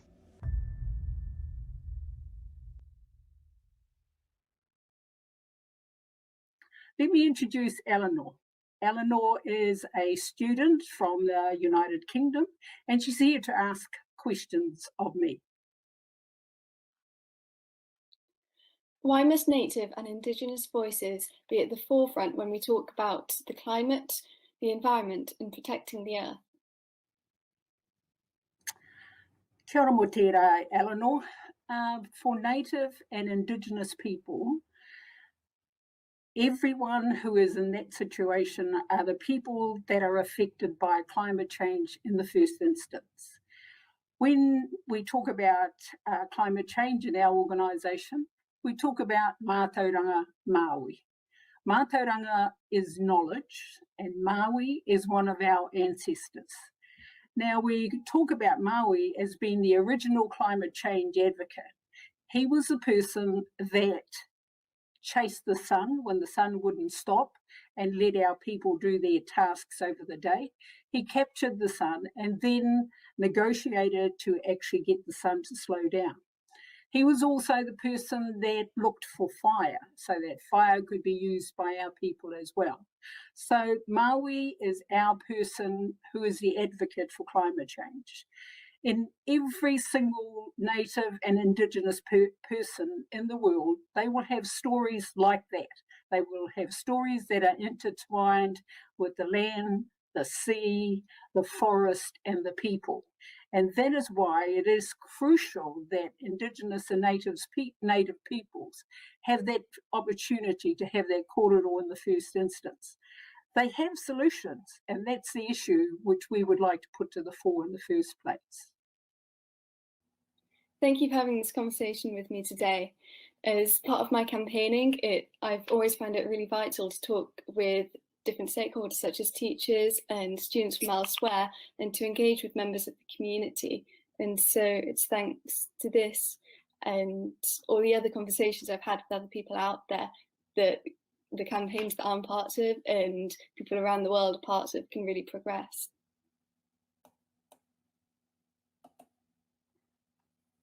Tēnā koe, Eleanor. Thank you very much for your comments and for the invitation to answer the questions that you put to me. It is important for all students actually to be listening very, very carefully to your kōrero, because it's not only you and me, it's everyone in the world that needs to be involved in this. So ngā mihi kia koe. Kia kaha koe ki te āwhina I tēnei kaupapa I roto I a koe. We now hear from another mayor, Keisha Lance Bottoms, who is the mayor of Atlanta, Georgia. Mayor Bottoms shares her city's approach to sustainability to create one Atlanta, a more affordable, resilient, and equitable place to live.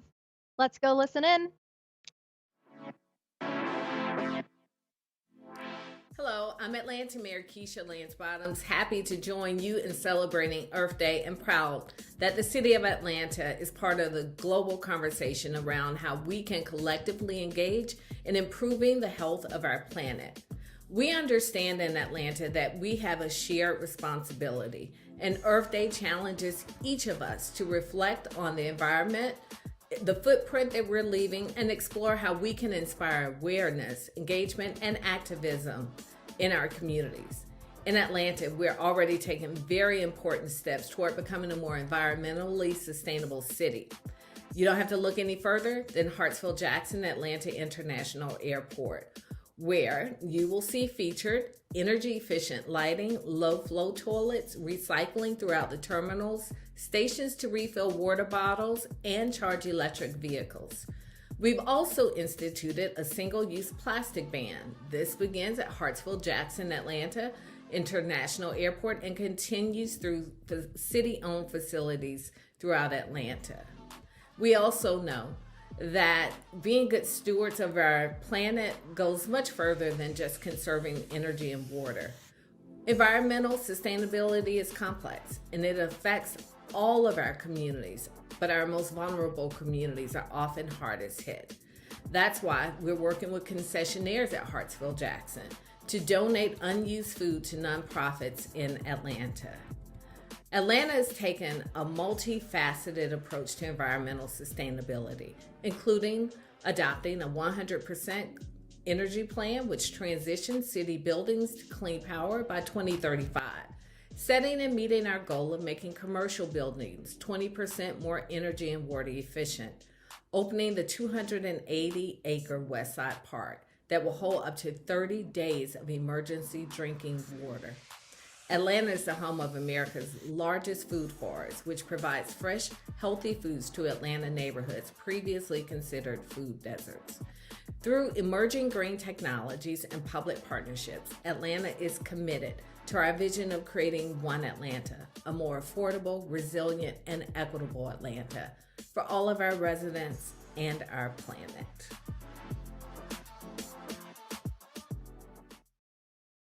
That was just amazing to hear.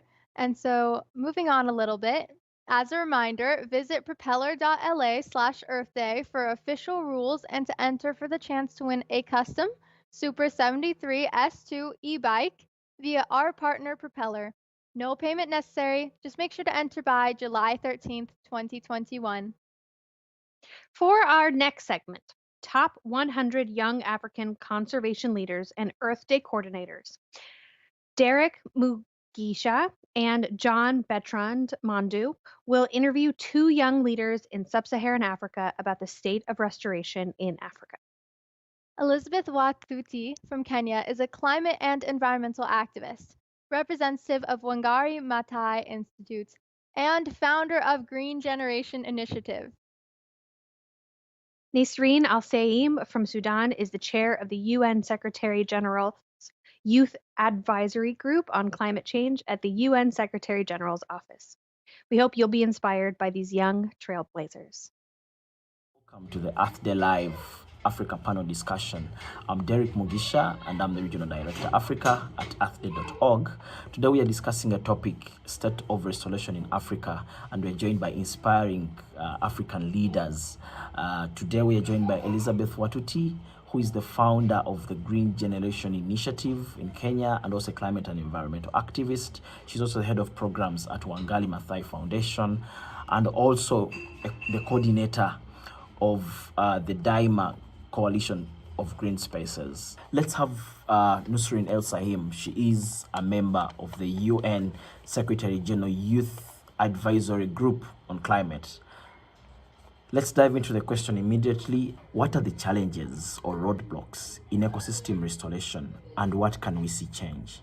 There is actually a lot of roadblocks or a lot of challenges facing us in order to restore the earth. First of all, the question of development.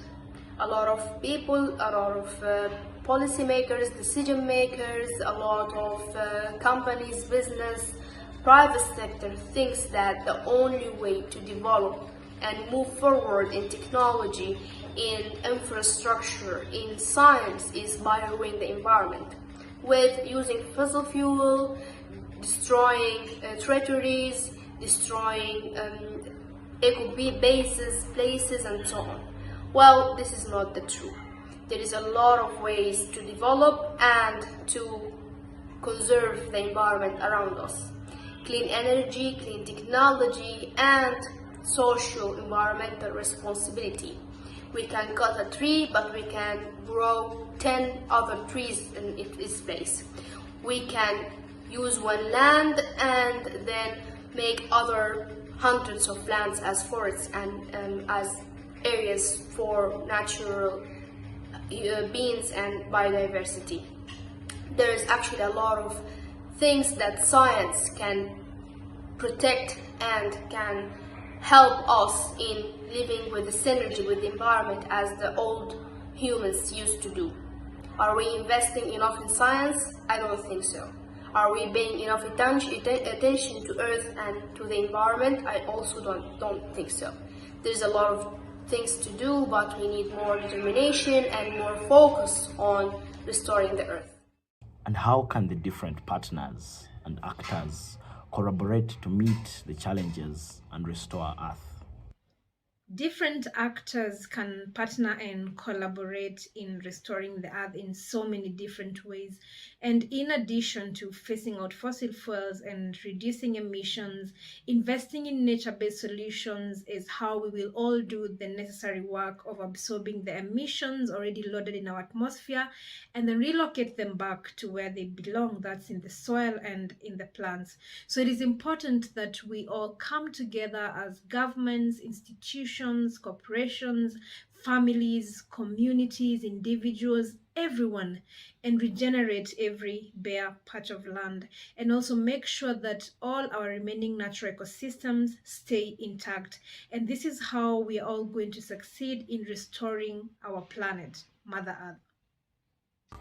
What do you want to see from African leaders in order to strengthen and implement their commitments to bring about positive change? I want to see African leaders speaking in one voice and stepping up leadership to strengthen and implement their commitments. Africa's restoration opportunity is the largest of any continent in the world. And even though we are the least contributors to climate change in terms of emissions, we have to step up and show leadership in the development path that we choose. So we have to get it right. Climate change is already affecting and impacting so many of the African people, and it's making the situation worse for us, for our people, and we need to maximize and scale up climate change adaptation and mitigation measures. So let us walk the talk. If we're making international commitments, we need to see those commitments reflecting in the decisions being made today and being made right now, even at the national and local level. So this is the time to restore Africa, and it has to start with us, and it has to start now. From your own view, point of view, and knowledge, how does education and climate literacy play a role in restoration, and how can it become a reality and be better supported? Education and climate literacy play a very key role in restoration. And I think it's about looking at how do we get people to reimagine their connection with nature? How do we get people to understand the value that comes with nature? Because when you are connected to nature, when you love nature, you will fight for nature and you will protect nature, because this connection with nature is the one that makes you feel the pain of nature caused by environmental degradation. And so I see a great power in restoration education, where we educate people and they learn by experiencing nature. They learn by connecting with nature, even in the outdoors. And I see a huge opportunity for the world, especially when it comes to making sure that children and young people are well connected to the outside world. And it doesn't have to be young people from places that are well forested. Like, I grew up in the most forested region, and that is why I got to have this strong love and connection to nature. But what about the child who is growing up in a city where maybe there are no trees, or there's no, there are no green spaces?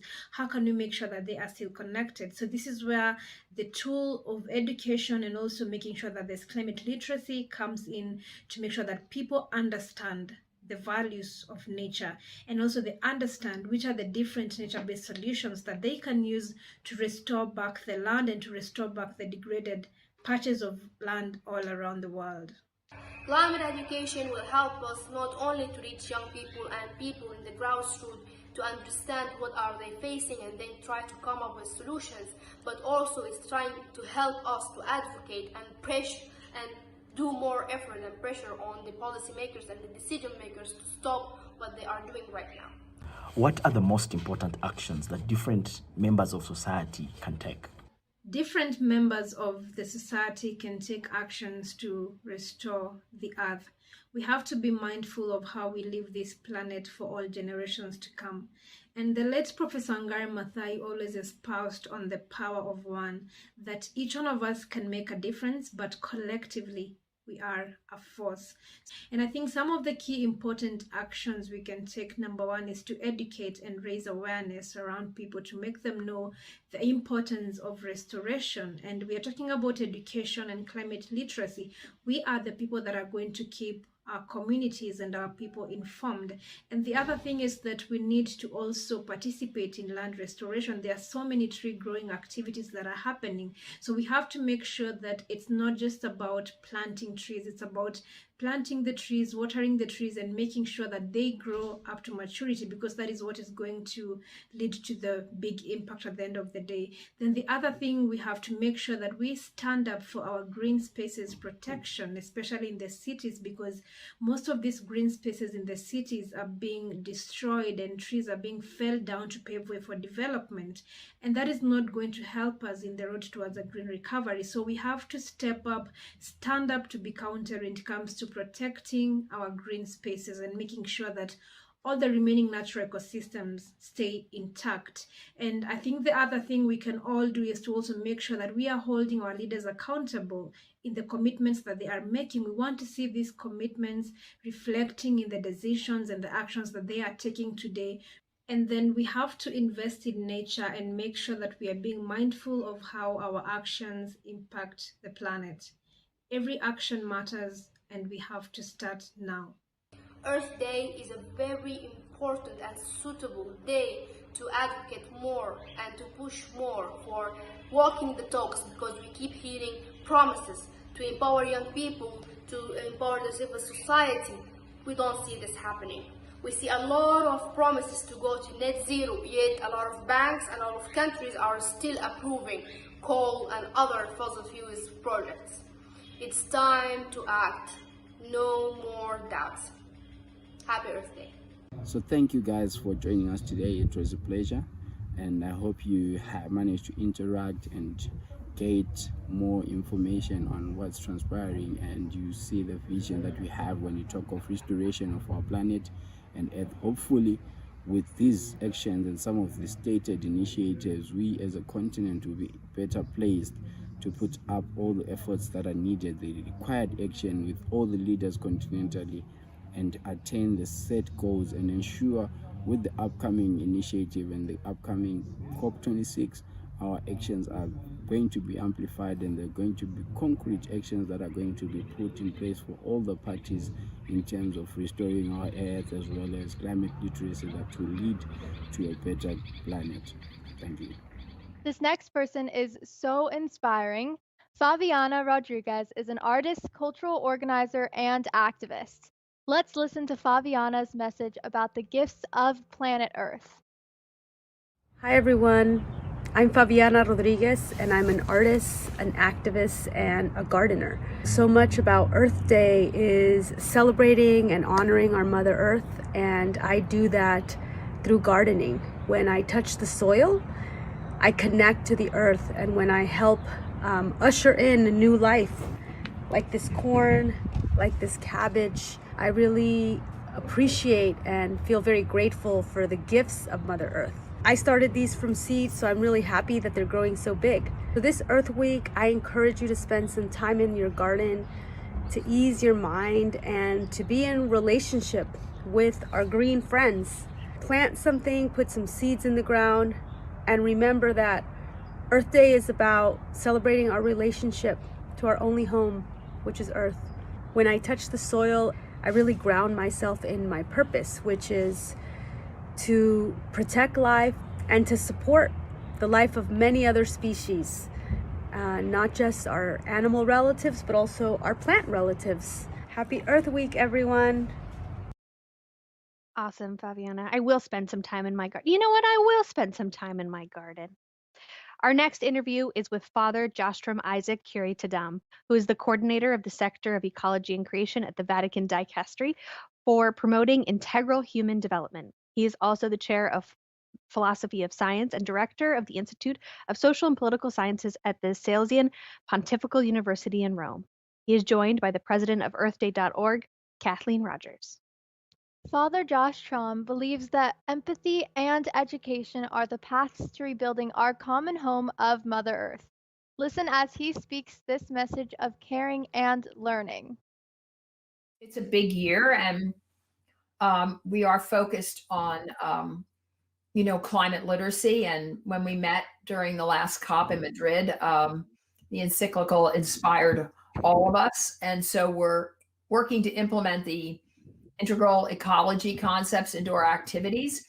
So I wanted to ask you, on the eve of the big global summit on Earth Day, how could integral ecology motivate global leaders as they move towards the next COP? And I wondered what your thoughts were on that. Yeah, I would say in the spirit of integral ecology, two things. One is that we have an integral vision. Laudato Si has this beautiful subtitle on care for our common home. That we consider Earth as our home, and when our home is running down, if our house catches fire, we won't sit quiet. And unfortunately, the scientific community is telling us, and the wildfires, and these days, I mean, a few days ago, we had the floods in Indonesia and around the world. Our home is crumbling down, and we don't see the urgency from the part of humanity, And the second thing is that we learn to care, that our leaders, really use this opportunity to show leadership in caring. And I think President Biden is trying to do that. He's come across as a very humane person. And also, as we know, there is a very good rapport, empathy, feeling between him and Pope Francis, because I think he's very much on the same wavelength of Pope Francis when it comes to compassion. And we know both of these are people who have suffered themselves, and especially they have accompanied people who have suffered or who are suffering. Yeah, thank you. I agree with you completely. Empathy is really important in a world where climate change won't impact everybody equally. It will inevitably impact people who are vulnerable or marginalized or poor. And so we are happy that both Pope Francis and President Biden share that empathy gene and understand the relationship between, solving climate change and taking care of all of our communities. And it's, been our thought that there is a strong relationship between climate literacy and civic skill building. And also, we think there's a relationship between the encyclical and educating all people, training people so they have the same opportunities that others will in the growing green economy. And I'm wondering what you see as the relationship between the encyclical and education for climate change. Yeah, thank you. It's interesting. The encyclical closes with a chapter on ecological education. Pope Francis says how serious the situation is, the roots of the problem, what politics and economics should do. Then he concludes with education. And again, I would say at various levels. First of all, we need to recover education as formation in culture. That education is about creating that worldview or the way we look at the world. A second challenge, this challenge I'm also throwing to the universities and schools and all of us who are in the field of education, that change will come only when there is a people's movement, And I think I'm not very old, so I was 68. I was, where I was just born, or 2 years old that time. How those years, how the universities had taken, had offered leadership to bring about cultural change. A third thing is we start acting and with simple things. Pope Francis again, Laudato Si, he says little things matter. It's like switching off lights or recycling or picking up waste or rubbish. And the last thing I would say, going back to Laudato Si, Pope Francis says education begins in the family. Sometimes we think of education as something only of the schools or universities.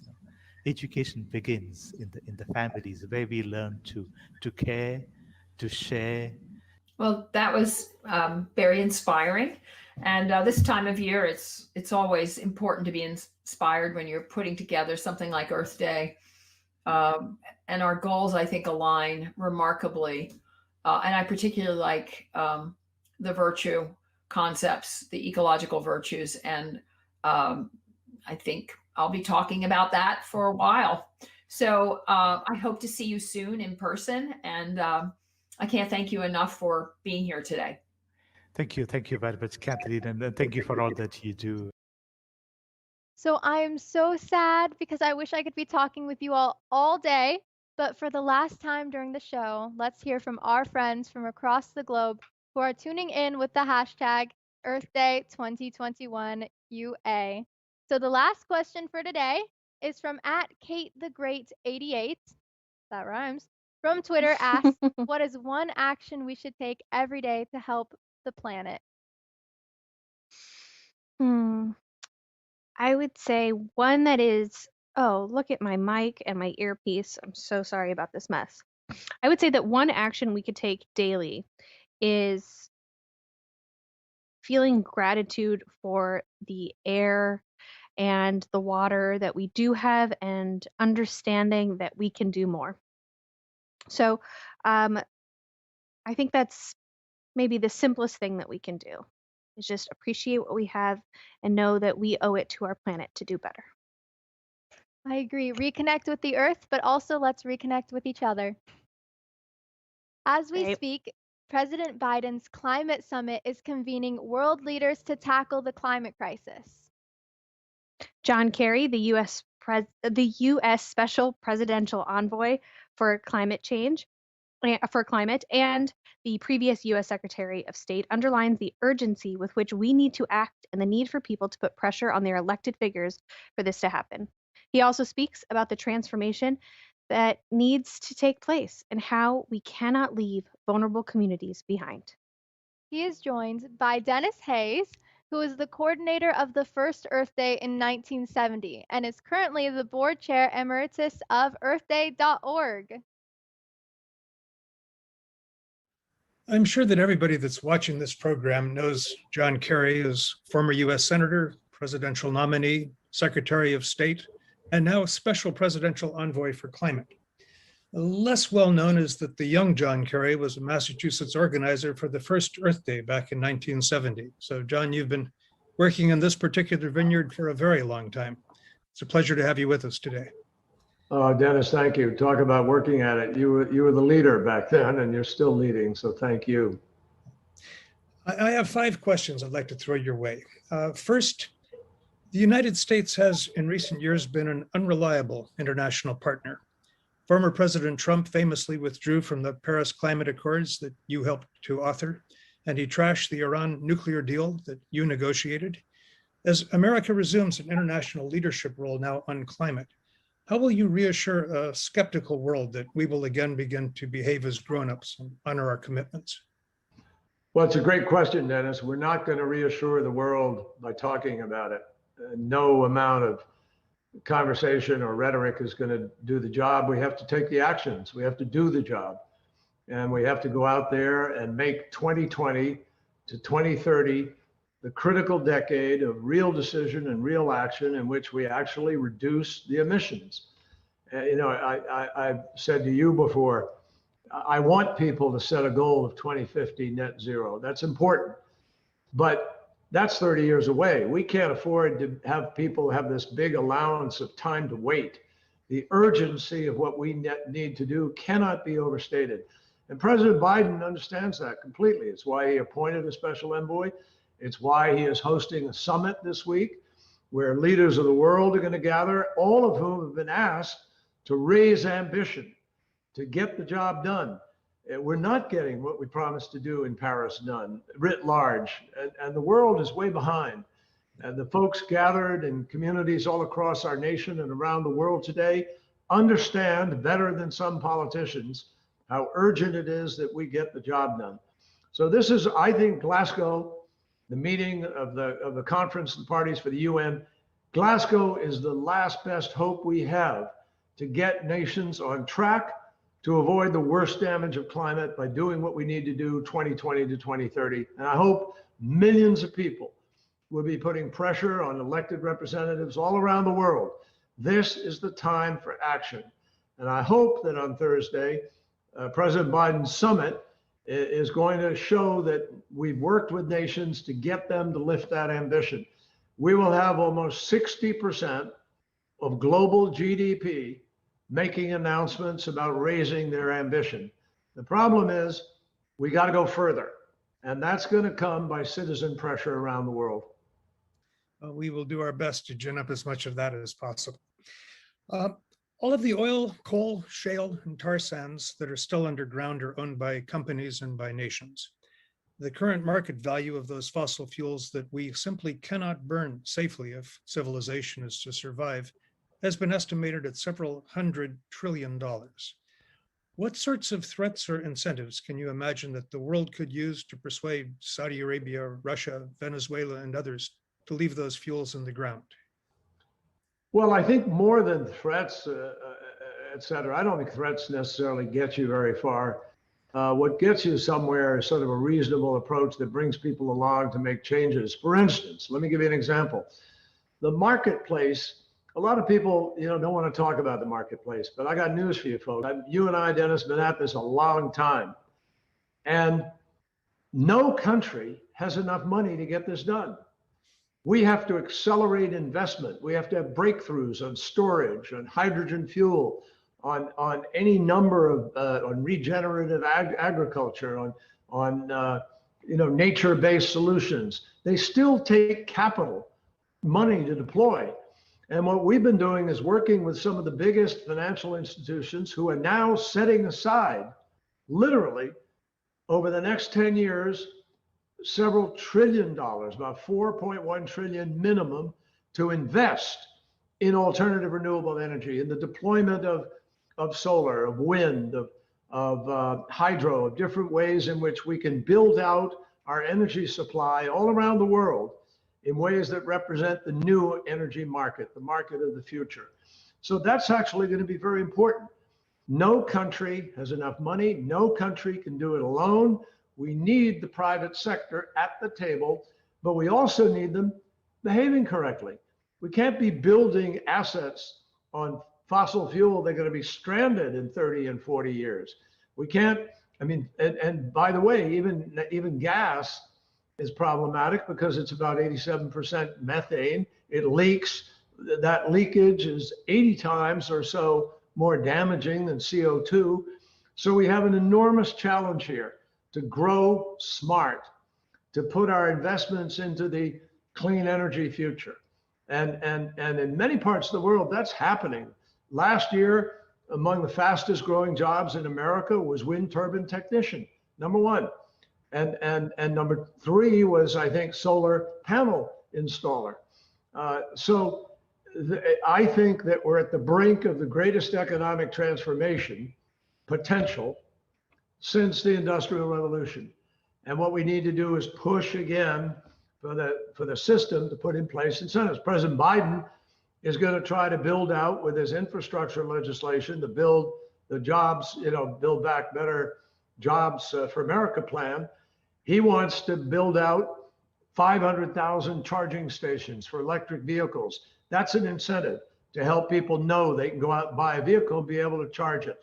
We want to transition 50,000 or more school buses to electric. We've set a target. President Biden has set a target of all of America's energy and power, all of its power being produced by 2035 carbon free. And as we move in that direction, we're going to create new products, new opportunities, new processes, and whether it's hydrogen fuel or something we don't know yet, or the possibilities of battery storage that lasts for days, not hours. These are the kinds of things that are going to transform our world. And we have to keep pushing for that discovery and innovation that will be transformative. Now, as you know, I strongly agree that kind of massive revolutionary transformation is necessary. Whenever we've had one of those things in the past, whether it's the agricultural revolution, industrial revolution, the digital revolution, there's tended to be a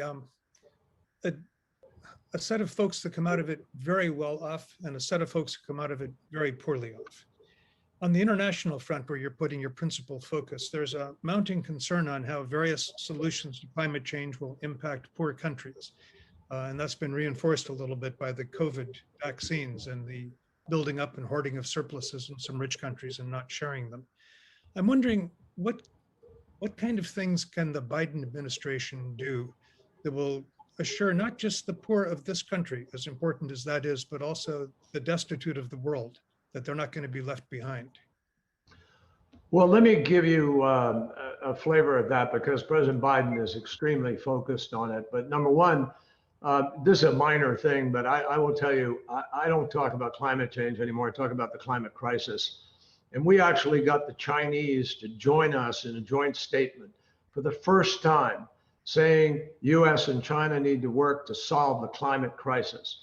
And they say that it's urgent and we have to be serious. And for the first time, China has agreed they've got to really look at 2020, not beyond 2030, but 2020 to 2030, and begin to reduce their emissions and begin to transition from coal. Now, we got a long way to go to make it happen.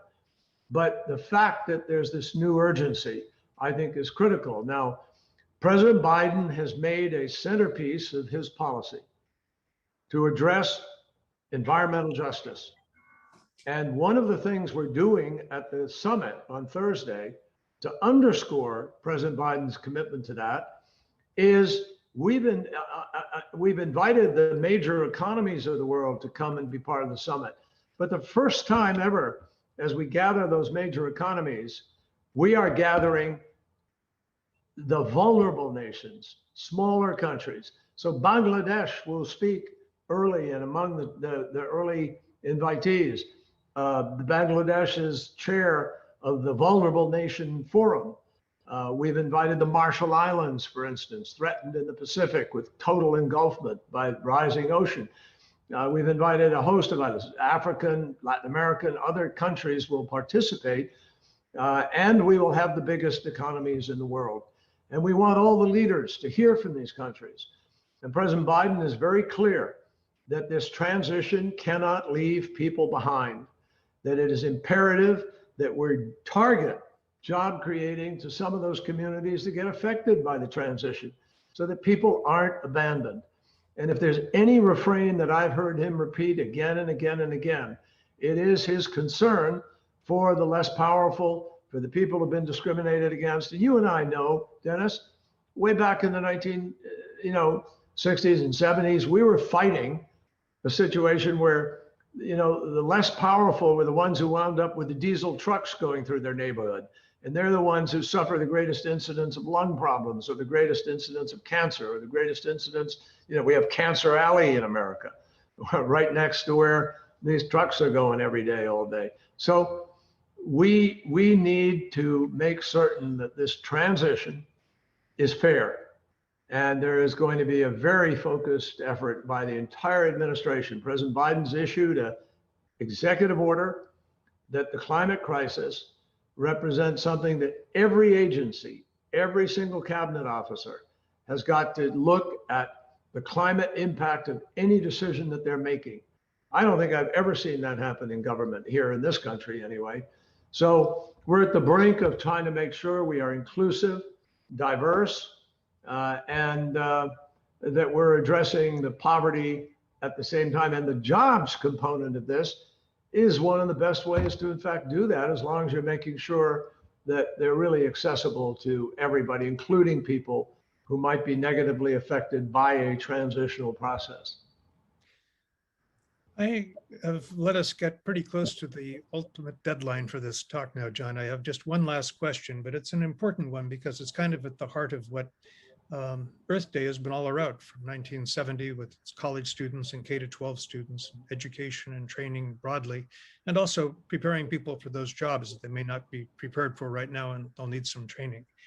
Now, it's going to require a massive, I think, unprecedented, consistent, multi-decade public commitment.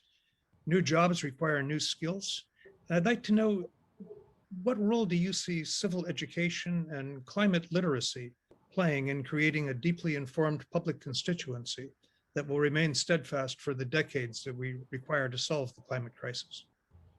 Well, it's absolutely critical, Dennis, to have basically informed and educated population. We have a challenge with respect to people's acceptance or ability to find the truth in our country. We used to have a better set of referees and a better acceptance of some of the arbiters of that.